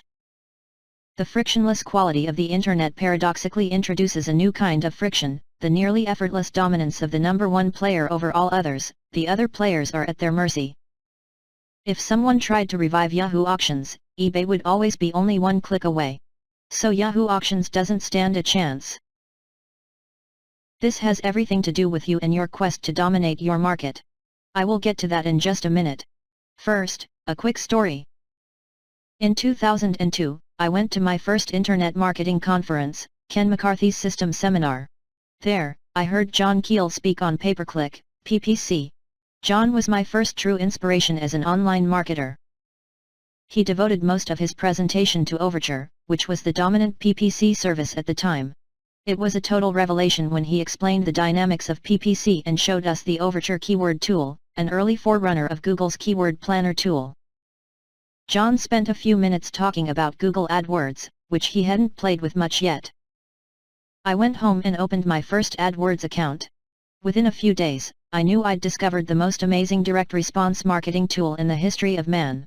A beautiful magic carpet ride began, and the rest, as they say, is history. By this time, eBay was already the king of online auctions. I understood that once they had this position, it would be so hard for anyone to ever steal it away from them. So while John was talking, I raised my hand and asked John, is it possible for a pay-per-click engine to become a search monopoly sort of like eBay has a monopoly on auctions? John didn't know. I had a hunch it was true. But I didn't know why. This was April 2002. At this time, Google was just yet another player in the dogfight between MSN, Yahoo, AltaVista, Hotbot, Excite, InfoSeek, and a dozen others. At that point, there was no clear winner. They were all just beginning to move away from the free model. Search engine optimization, SEO, was still easy to game. I personally liked Google much more than the rest, but I was a minority. Many people still didn't even know what Google was. Nobody at the time dreamed that Google was poised to become the 800-pound gorilla of the internet. In those early days of AdWords, I wondered. In this frictionless world, where every search engine is only one click away from any other, only one browser setting away from being the default, how is any one search engine going to dominate? In hindsight, that was a dumb question. Here's the right question. If one search engine, auction site, map, e-commerce store, butcher, baker, candlestick maker, is clearly just a little bit better than everyone else, what is going to keep everybody from clicking over to them and buying from them instead? And when that fabled tipping point happens, and they get thousands or millions or billions more dollars in their coffers, what is going to keep them from reinvesting the profits and getting better and better until they are absolutely unbeatable like eBay? What Google did next after that conference in 2002 was the thing I couldn't quite foresee. A year later, AdWords hit critical mass. It reached that spot where everyone was seeing their competitors' ads on Google and wanted to know how they got there. Google became a gravitational force where affiliate marketers figured out every word in the whole English language, and most other languages, was up for sale. The world got sucked in. Where Overture was clunky and poorly thought out, AdWords was elegant and magnificently executed. Sure, AdWords had its flaws, but it was fundamentally right. It was a marketer's dream. During the next 5 years, Google exploded with breathtaking force. Google fast outpaced Overture as a PPC platform, raking in billions of dollars and going public. Google, which was a little bit better than all the other search engines, started getting a lot better. Google Maps became almost dreamlike in its sophistication. Soon, you could take a virtual tour of anywhere with Street View. Google bought YouTube, which became the world's number 2 search engine and the default place where everyone uploads videos of their kids' ballet recital. AdWords started adding features, eventually getting to where almost every form of targeting you can imagine became possible, no matter how granular. Local businesses started tuning into Google Maps. Consultants and agencies started selling "I'll get you listed on Google." Add Gmail and Google News and smaller services like Google Scholar, a search engine for academic books and papers, and Google becomes entrenched, as unbeatable as eBay. The other search engines were and are vastly inferior. You'd have to spend $1 trillion to unseat Google, and you would still probably fail. This winner-take-all phenomenon is what the dot-com excitement was really all about. Sure, there was a lot of dumb stuff, talking socks and whatnot. People do dumb stuff when trillions of dollars are on the line. But they knew the rewards would be big. The present dominance of Google, Amazon, Apple, and Facebook proves that. Okay, so what does this have to do with you? The winner-take-all phenomenon is just as true at your level and in your market as it was for Google and eBay. Right this very minute. Especially if you run a pure online business or any business with national or international borders. In my book 80/20 Sales and Marketing, I describe how it's a law of nature that 80% of the money comes from 20% of the customers, 80% of the sales come from 20% of the products, and 80% of the cars drive on 20% of the roads. 80/20 applies to almost everything you do in business. But here's what I don't really explain in that book: on the internet, most things aren't 80/20. They're 90/10. The web, the great equalizer, the leveler of all playing fields, is even more unequal. 90% of the customers use 10% of the search engines. 90% of your traffic comes from 10% of your ad campaigns. 10% of the advertisers get 90% of the traffic. Winners win big on the internet. Losers lose big on the internet because it's so frictionless. Winners rise to the top faster. Online marketing is a blood sport. You are playing for keeps. If you think Google AdWords is just going to be this little thing that you do, some task you delegate to your part-time assistant. If you're going to stick your toe in the water and dabble in it. If you think you're just going to spend an hour or two, buy some clicks and get rich. Then ditch this book right now and go find some other delusion to indulge in. Because it's not going to work that way. You're either going to do this right, dominate, and go home with the spoils, or you're going to go home with your tail between your legs. You'll be like the long-extinct Yahoo auctions, and the whole thing will be a painful lesson and tax write-off. This is not some interesting miscellaneous activity that's going to make you a little extra money. This is big. If you want it to be. Know this going in: if you're not serious, don't even start. If you're in business at all, this is the game you are playing. It is a 90/10 game, and you're either among the broke wannabe 90 or the opulent 10. There isn't much of an in-between space. If you're not one of the top 3, you're toast. And this is not just true on Google. It's true everywhere on the internet. Some may tell you otherwise. But they are lying. There's no lack of flim-flam men on the web. So if you want to make a middling living doing mediocre work and getting paid mediocre money, go get a job as a barmaid or security guard. Go babysit a kiosk at the mall where you're guaranteed that you can accost a few dozen people every hour as they walk by. But if you're going to play on the internet, you need to pick a game you can win. And then you need to play for keeps. It is far easier to be number 1 and stay there than it is to be number 4 or number 5 or number 10 and fight over the scraps with all the other losers. As the number 1 AdWords author for the past 10 years, I can assure you that is true. When you are number 1 in your market, all the traffic flows your way because people make more money sending their traffic to you than they make keeping it to themselves. When you are number 1 in your market, you become the star. The default go-to person that everyone talks about. When you are number 1 in your market, you get treated to the best deals, approached by the best vendors, offered first right of refusal on the best joint ventures, and get the seat of honor at the head table. When you're number 1 in your market, reaching out to an adjacent niche and dominating that one, too, becomes easier and easier. When you're number 10 in your market, you just hope your spouse's salary will cover the mortgage and groceries. On Google AdWords, 2% of the advertisers get 50% of the traffic. So you need to decide to be one of the top 10% players who share 90% of the spoils with Google. Let me explain why this is important and why you can't ignore Google. Google is the gold standard. Your ability to buy Google clicks is the measure of your sales mojo. It is the litmus test of your ability to be number 1 in your market. Do you have the best sales machine? Can you be number 1? Are you inching up on number 1? Are you quickly becoming a contender? Or are you fading away? Once you know how to do Google AdWords, then your ability to play there is where you find out exactly how you stack up. The 3 niche domination strategies of Google AdWords. 1. If you can afford to spend even 1 penny more than all your competitors to buy clicks, then sooner or later you will be number 1. This is Jonathan Meisel's famous unlimited traffic technique. When you have the best sales funnel and conversion rates, you get easy access to all the traffic, not just some of it. 2. If you can't be the big fish in a big pond, be a big fish in a little pond. This is very big and very important. This goes hand in hand with 3. If you can find a little pocket where competition is thinner and you can dominate, then you can chisel your way into an overlooked market in Google AdWords. There are millions of them right now, and there always will be. You can grow from there even if you're David facing off against Goliath.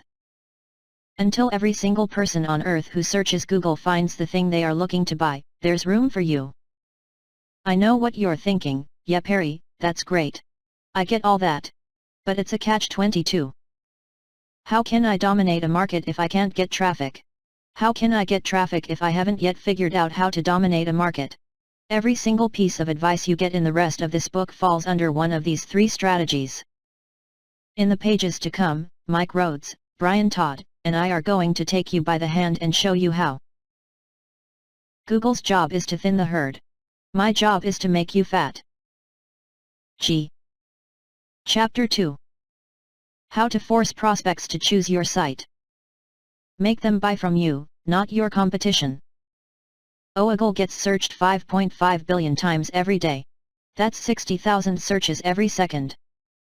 Google can bring thousands of visitors to your website 24 hours a day, 7 days a week, 365 days a year, whether you're taking a shower, eating breakfast, driving to work, picking up your kids at school, taking a phone call, sleeping, sitting on the commode, daydreaming. Busting your butt to beat a deadline, chasing some customer, typing an email message.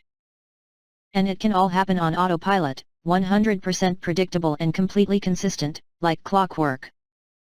10 or 15 years ago, an impossible dream, today, a reality. And of all the different traffic sources you can buy, we wrote the world's most popular book on Facebook advertising, too. Google is the most steady, the most stable, the most predictable. If you want traffic 24/7/365, Google is unmatched. Just think of the lengths to which we entrepreneurs, business owners, and salespeople go just to get a company off the ground, just to get a sale. I could recount in agonizing detail the years of my life I spent pounding the phone, pounding the pavement, making cold calls, renting trade show booths, going to no-show appointments, and booking meetings that were a total waste of time. But not anymore. I don't go to them anymore, customers come to me. It's been that way so long, I'm very much used to it now. They'll come to you, too. Getting new customers is a real grind for a lot of people. It's the #1 obstacle to starting a new business. But all that can be a thing of the past. Instead of chasing customers, they can now come to you, all day and all night. History has proved Google AdWords to be the biggest revolution in advertising in the past 50 years. Never before had it been possible to spend $5, open an account, and have brand new, precisely targeted customers coming to your website within minutes. There are a lot of things you might want from Google. Maybe you're adding an online component to your retail operation, giving you steadier cash flow and deeper discounts from your suppliers. Maybe your payroll is going to get easier. Maybe your consulting business will be positioned better. Maybe you're already getting traffic, but free listings are too unreliable. Maybe you've been successful selling on eBay, and now you want to play with the big boys.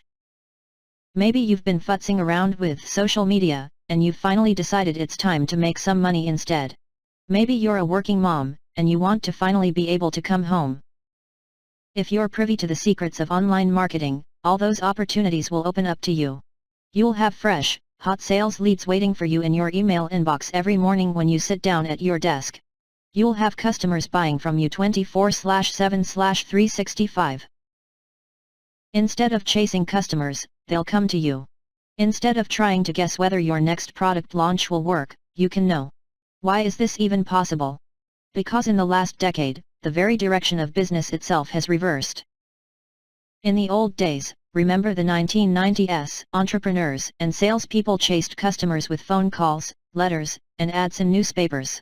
Now, customers chase businesses on the web. Back then, you had a list of prospects you tried to get to buy. Now the buyers, millions of them, are trolling the web every second of the day, looking for businesses that can scratch their itch.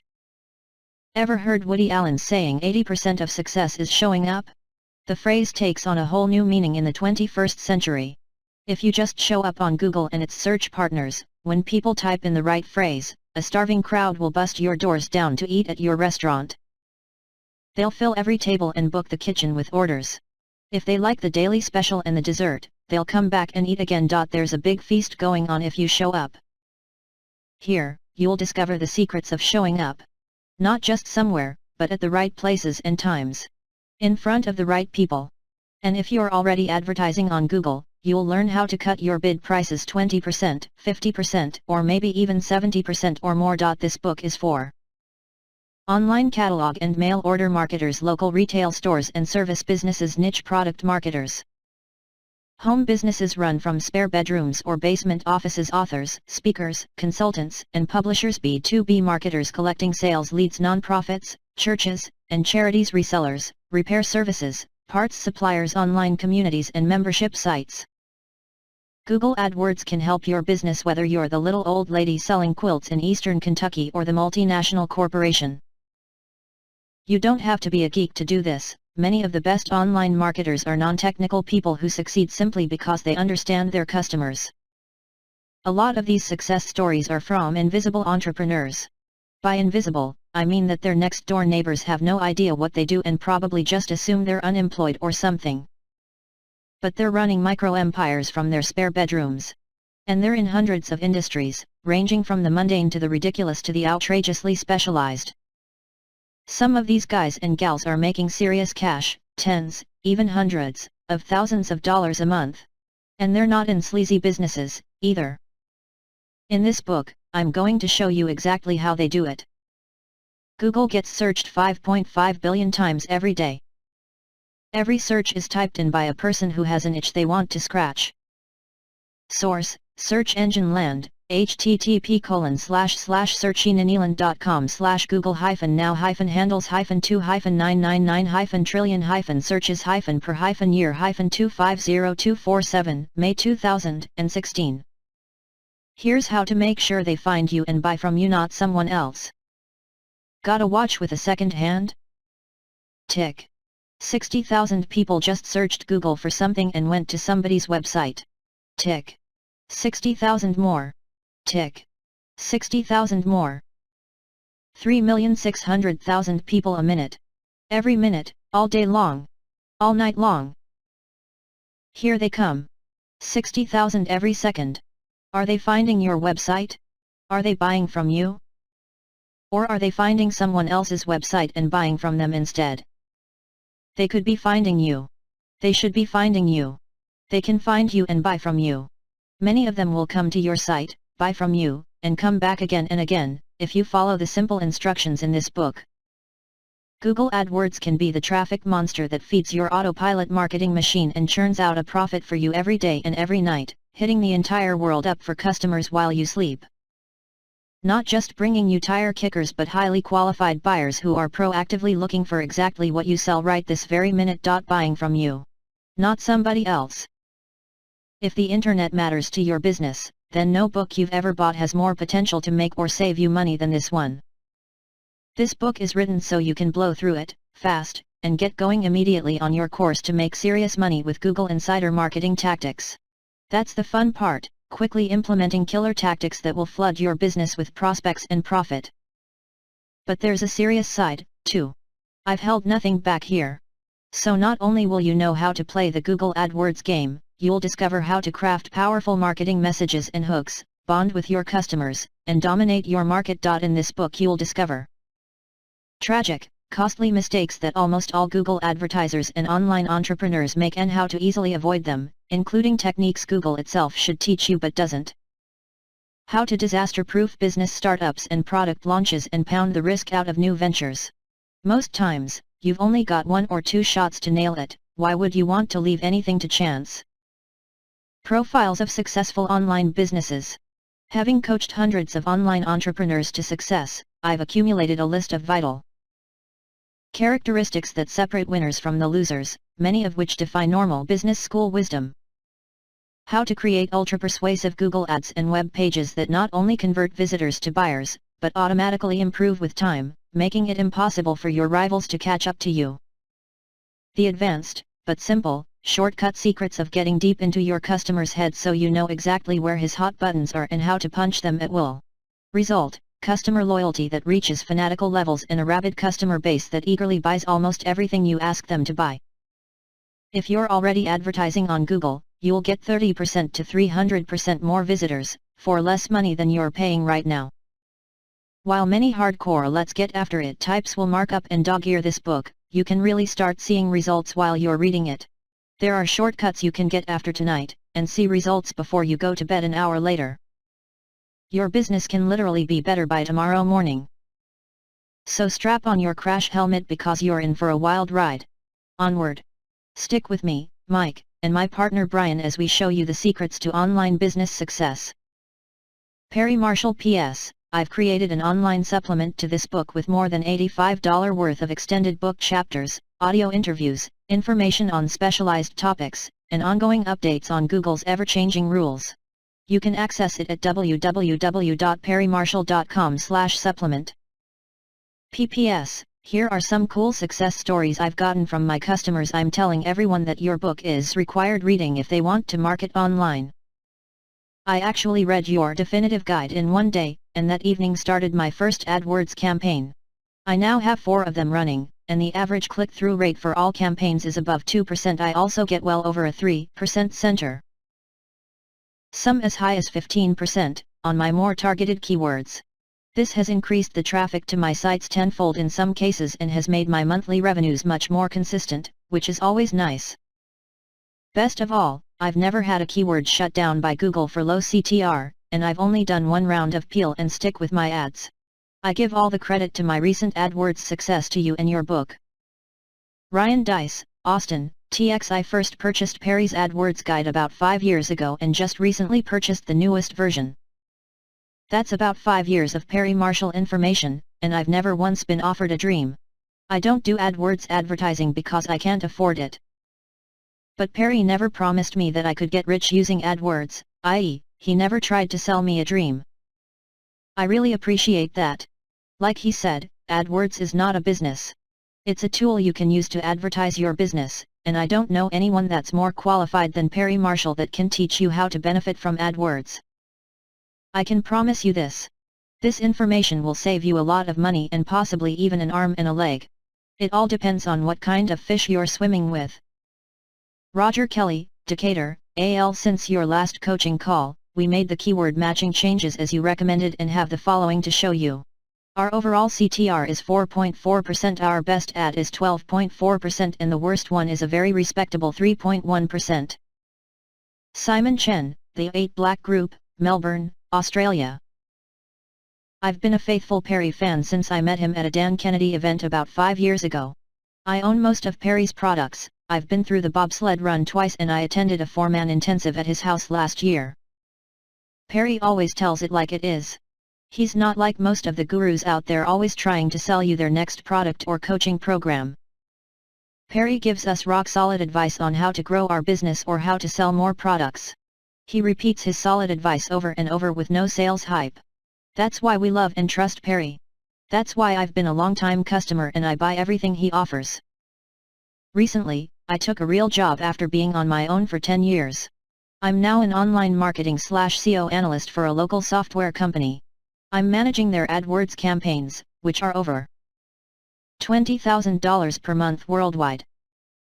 Using what Perry taught me, I increased their CTR from just over 1% to over 6% in just one day.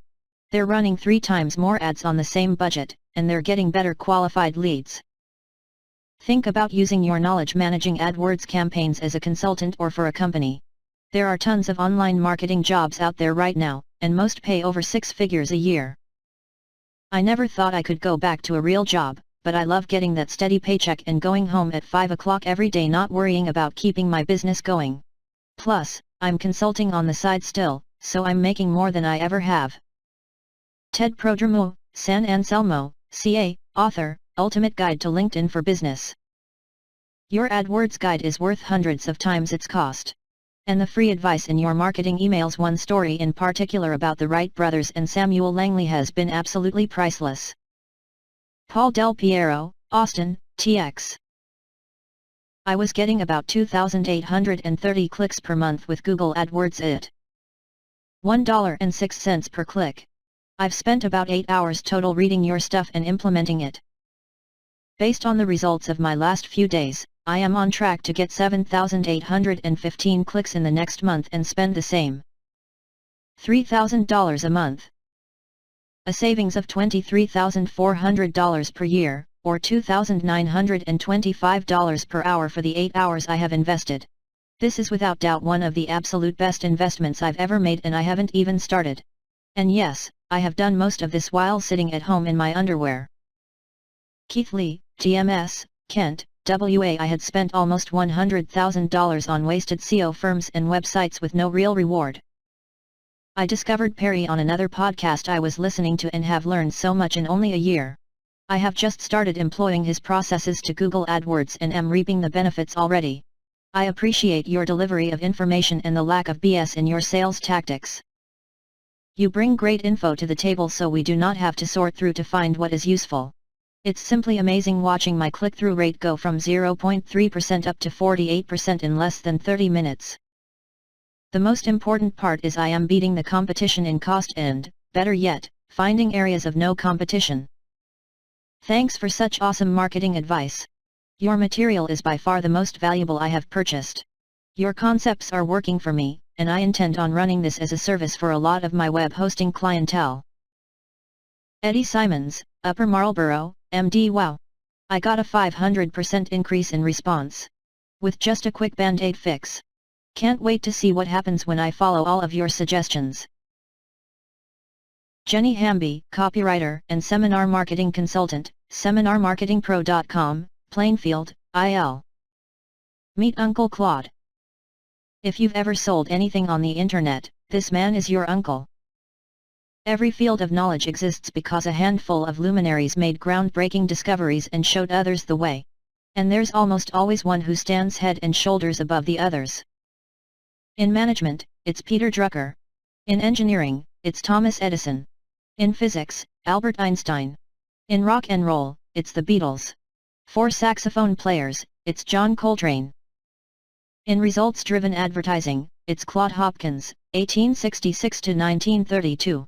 Whether you know it or not, if your website is generating a profit, it's because you've discovered something that Hopkins figured out, probably before the turn of the century. Uncle Claude invented the coupon. Did you know he created it so that advertisers could track their results, and pioneered concepts like split testing, premiums, free samples, and mail-order marketing? In fact, his book Scientific Advertising is so important, we've included it in the online supplement to this book at www.perrymarshall.com/supplement. In the rest of this book, we take Hopkins's ideas, which in the late 1800s took months to implement and test, and show you how to do the same thing literally 10,000 times faster. We've included choice nuggets of wisdom from him in many of the upcoming chapters. Thanks to Uncle Claude, it's never been easier or more scientific to make a fortune in marketing. Contents. Preface. Wait. Before you read this book, if you're a rank beginner. If you're a veteran pay-per-click marketer, advanced material for go-getter Google advertisers. Chapter 1. Chisel your way in, frank talk about the Google AdWords of today. The 3 niche domination strategies of Google AdWords. Chapter 2. How to force prospects to choose your site, make them buy from you, not your competition. Here's how to make sure they find you and buy from you, not someone else. Chapter 3. Keywords. AdWords success starts here. How to find the most profitable keywords, how to get the most from Google's Keyword Planner, step up your game using keyword matching options. Your quick action summary. Chapter 4. How to write Google ads, attract eyeballs, get clicks, and earn money. Great headlines, riveting to your customer, dead boring to anyone else. Your ad text, where your inner salesman comes alive. The Goldilocks theory, why the best AdWords ads are never over the top. Focusing your ads to save $$ on clicks. If the guys at the bar will buy it, you've got a winning ad. Chapter 5. Chisel your way in with Bionic Google Ads. 6 different versions of one ad. Chapter 6. Ads that pass the test, editorial guidelines and split testing. Follow the editorial guidelines and keep Google happy. Disapproved ads. See in advance how your ads will look on the preview page. Systematically grow your CTR with split testing. Chapter 7. Campaign settings. The perfect settings for a new campaign. More settings to save you money and increase clicks. Your quick action summary. Chapter 8. The winning method the world's smartest marketers stole from the Wright brothers. How the Wright brothers' savvy testing method made them first in flight. People who test, fly. People who rely on brute force, die. Marketing misery, not necessary. Chapter 9. Vanquish the thickest competition with a killer USP. 6 essential elements of a power USP. Chapter 10. Conversion tracking, how to know where every penny you spend is going. The 4 types of conversions you'll want to track. How to set up conversion tracking the right way. Take advantage of analytics. Your quick action summary. Chapter 11. Landing pages, making powerful first impressions that convert. What is a landing page? Maintain the scent. The 2 people you need to keep happy. The essential landing page checklist. Give your web developer the day off, create your own landing page. Your quick action summary. Chapter 12. Bidding strategies, tools to keep your spending smart. Start with manual bids. Where do you set bids? Bid strategies. What is smart bidding? Upping your game with bid adjustments. Risky. Beware of bid stacking. Your quick action summary. Chapter 13. Supercharge your click-through rates with ad extensions. Ad extension number 1, site links. Ad extension number 2, call-out extensions. Ad extension number 3, structured snippets. Ad extension number 4, call extensions. Ad extension number 5, location. Ad extension number 6, price. Ad extension number 7. Message. Other extensions. Automatic extensions. Your quick action summary. Chapter 14. How to get your ads on millions of websites with Google's Display Network. Display vs Search. Is Google's Display Network worth the effort?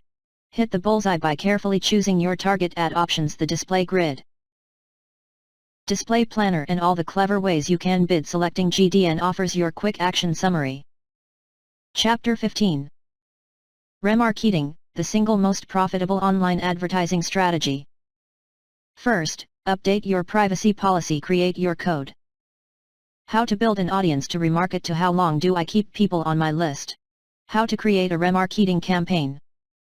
How to write remarketing ads that get clicks and conversions. Should you try customized landing pages? Some advanced remarketing tips. Your quick action summary. Chapter 16. YouTube advertising, billions of eyeballs for pennies. By Tom Breeze. What works on YouTube? Targeting on YouTube. Putting it all together. Your quick action summary. Chapter 17. Niche domination, Part 1, chisel in where the chiseling is easy. 3 signs of an overlooked niche. The 80/20th survey technique for hyper-responsive intelligence. The 80/20th protocol. Your quick action summary. Chapter 18. Niche domination, Part 2, playing games you can win the working stiff to $400 million. Niche domination strategy. How is it possible that Richard Cook bats 50% when most venture capital firms are delighted to bat 5 to 10%? Success through elimination. Chapter 19. Deep 80/20, it's not what you think and I can't tell you how profitable it is. Back when I thought I understood 80/20ths. 80/20ths applies to just about everything you can measure in a business. 80/20ths isn't just 2 groups, i.e., the 80 and the 20. There's an 80/20ths inside every 80/20ths. You can overlay multiple 80/20s and double your mojo. 80/20ths is why peel and stick is so powerful. Perfectionism can get in your way. The myth of the long tail. Some 80/20ths rules of thumb. Chapter 20. How to get customers to eat out of your hand. Get the biggest money from your customers when you give them exactly what they want to buy. How to be sure there's a more profitable market for your idea by developing a product after your customers tell you what they want. What you learn when this doesn't work the first time out. Chapter 21. Quality Score, making Google's Bozo filter work for you. Google pays you to be relevant. What's your quality score? So what factors go into quality score? How to improve your quality score. 3 myths about quality score. Your quick action summary. Chapter 22. Google Search Partner Network, Goldmine or Landmine. How to chisel your way into the Search Partner Network. Your quick action summary. Chapter 23. Impression share, get more of the right eyeballs to see your offer. How to find your impression share numbers. How to improve your impression share. You can see your competitors' impression share, to your quick action summary. Chapter 24. Keep your campaigns purring like a kitten, the $1,000 per hour job. Most people don't show up for ongoing management, checks ongoing management, optimizing ongoing management, expansion. How to audit and diagnose problems quickly. Your quick action summary. Chapter 25. Creating your own remarketing grid. What is a remarketing grid? Why use it? How to set up your remarketing grid. Your quick action summary. Chapter 26. Remarketing, lists for search ads, RLSA. The world's most profitable form of traffic now available on Google Search. What are remarketing lists for search ads? Your quick action summary. Chapter 27. Advanced campaign types, polishing your competitive edge. Dynamic search ads, DSAs, call-only campaigns. Your quick action summary. Chapter 28. Google's Display Network, the greatest testing playground in history. The power of a blind test. Test the forest first. Which type of ad should I start with? How to create gorgeous ads. How to keep your ads in Google's good graces. GDN landing pages. Advanced bidding on the display network. Customer match Gmail ads. YouTube. Your quick action summary. Chapter 29. Google Analytics, know exactly where your visitors come from and where they're going. $1 million ad tracking discovery from my first big client. What happens after the click? First step, macro conversions vs micro, assigning values to your goals. How to get AdWords and Analytics talking to each other. Analytics remarketing. Google Tag Manager, GTM, your quick action summary. Chapter 30. Google Shopping Campaigns, a huge ROI boost for commerce. How to set up a Google Shopping campaign. How to get your Google Shopping campaign up and running. Bidding negative keywords. Getting advanced. Ongoing management of your shopping campaigns. Feed optimization. Your quick action summary. Chapter 31. AdWords Editor, your power tool for managing campaigns with ease. Who is the AdWords Editor for? Your quick action summary. Chapter 32. AdWords Scripts, automate the grunt work. What are scripts? Why use scripts? How to set up a script. Useful and simple scripts, freebies. Your quick action summary. Chapter 33. AdWords Experiments, test and succeed with little risk. Campaign drafts and experiments. Why use experiments? How to set up your experiment. Types of experiments. Measure your results. Roll it out. Your quick action summary. Chapter 34. How to hire the right AdWords agency. A word of warning before you outsource. What payment model should you follow? 11 questions to ask before hiring an agency who will have ownership of your account. Your quick action summary. Chapter 35. How email transforms those expensive clicks into long-term, profitable customers. How to put personality and pizzazz into your email marketing. Power in the personal, 6 keys to email marketing success. Why we chose engineers as an example for email marketing, a medium that will never go away. Opt-ins, more than just an email address. They can knock off your product, but they can't knock off you. Chapter 36. So you have a killer sales machine. Now what? The new army of next-generation marketers. The improvements don't just add up, they multiply. Expanding into other media, profiting from the winner-take-all phenomenon. Affiliates, the momentum kicks in. How to grind down your competition, a Google lesson from Han Solo. Google makes it so easy. Nouveau Skincare Company gets an unexpected turn in advertising. Chapter 37 Signature Victories Mega Victories. About the authors. Quick reference AdWords Glossary. Index. This is an excerpt from Ultimate Guide to Google AdWords, 5th edition by Perry Marshall, Mike Rhodes, and Brian Todd, Ultimate Guide to Google AdWords, copyright 2017, Entrepreneur Media, Inc. All rights reserved. Reproduced with permission of Entrepreneur Media Incorporated.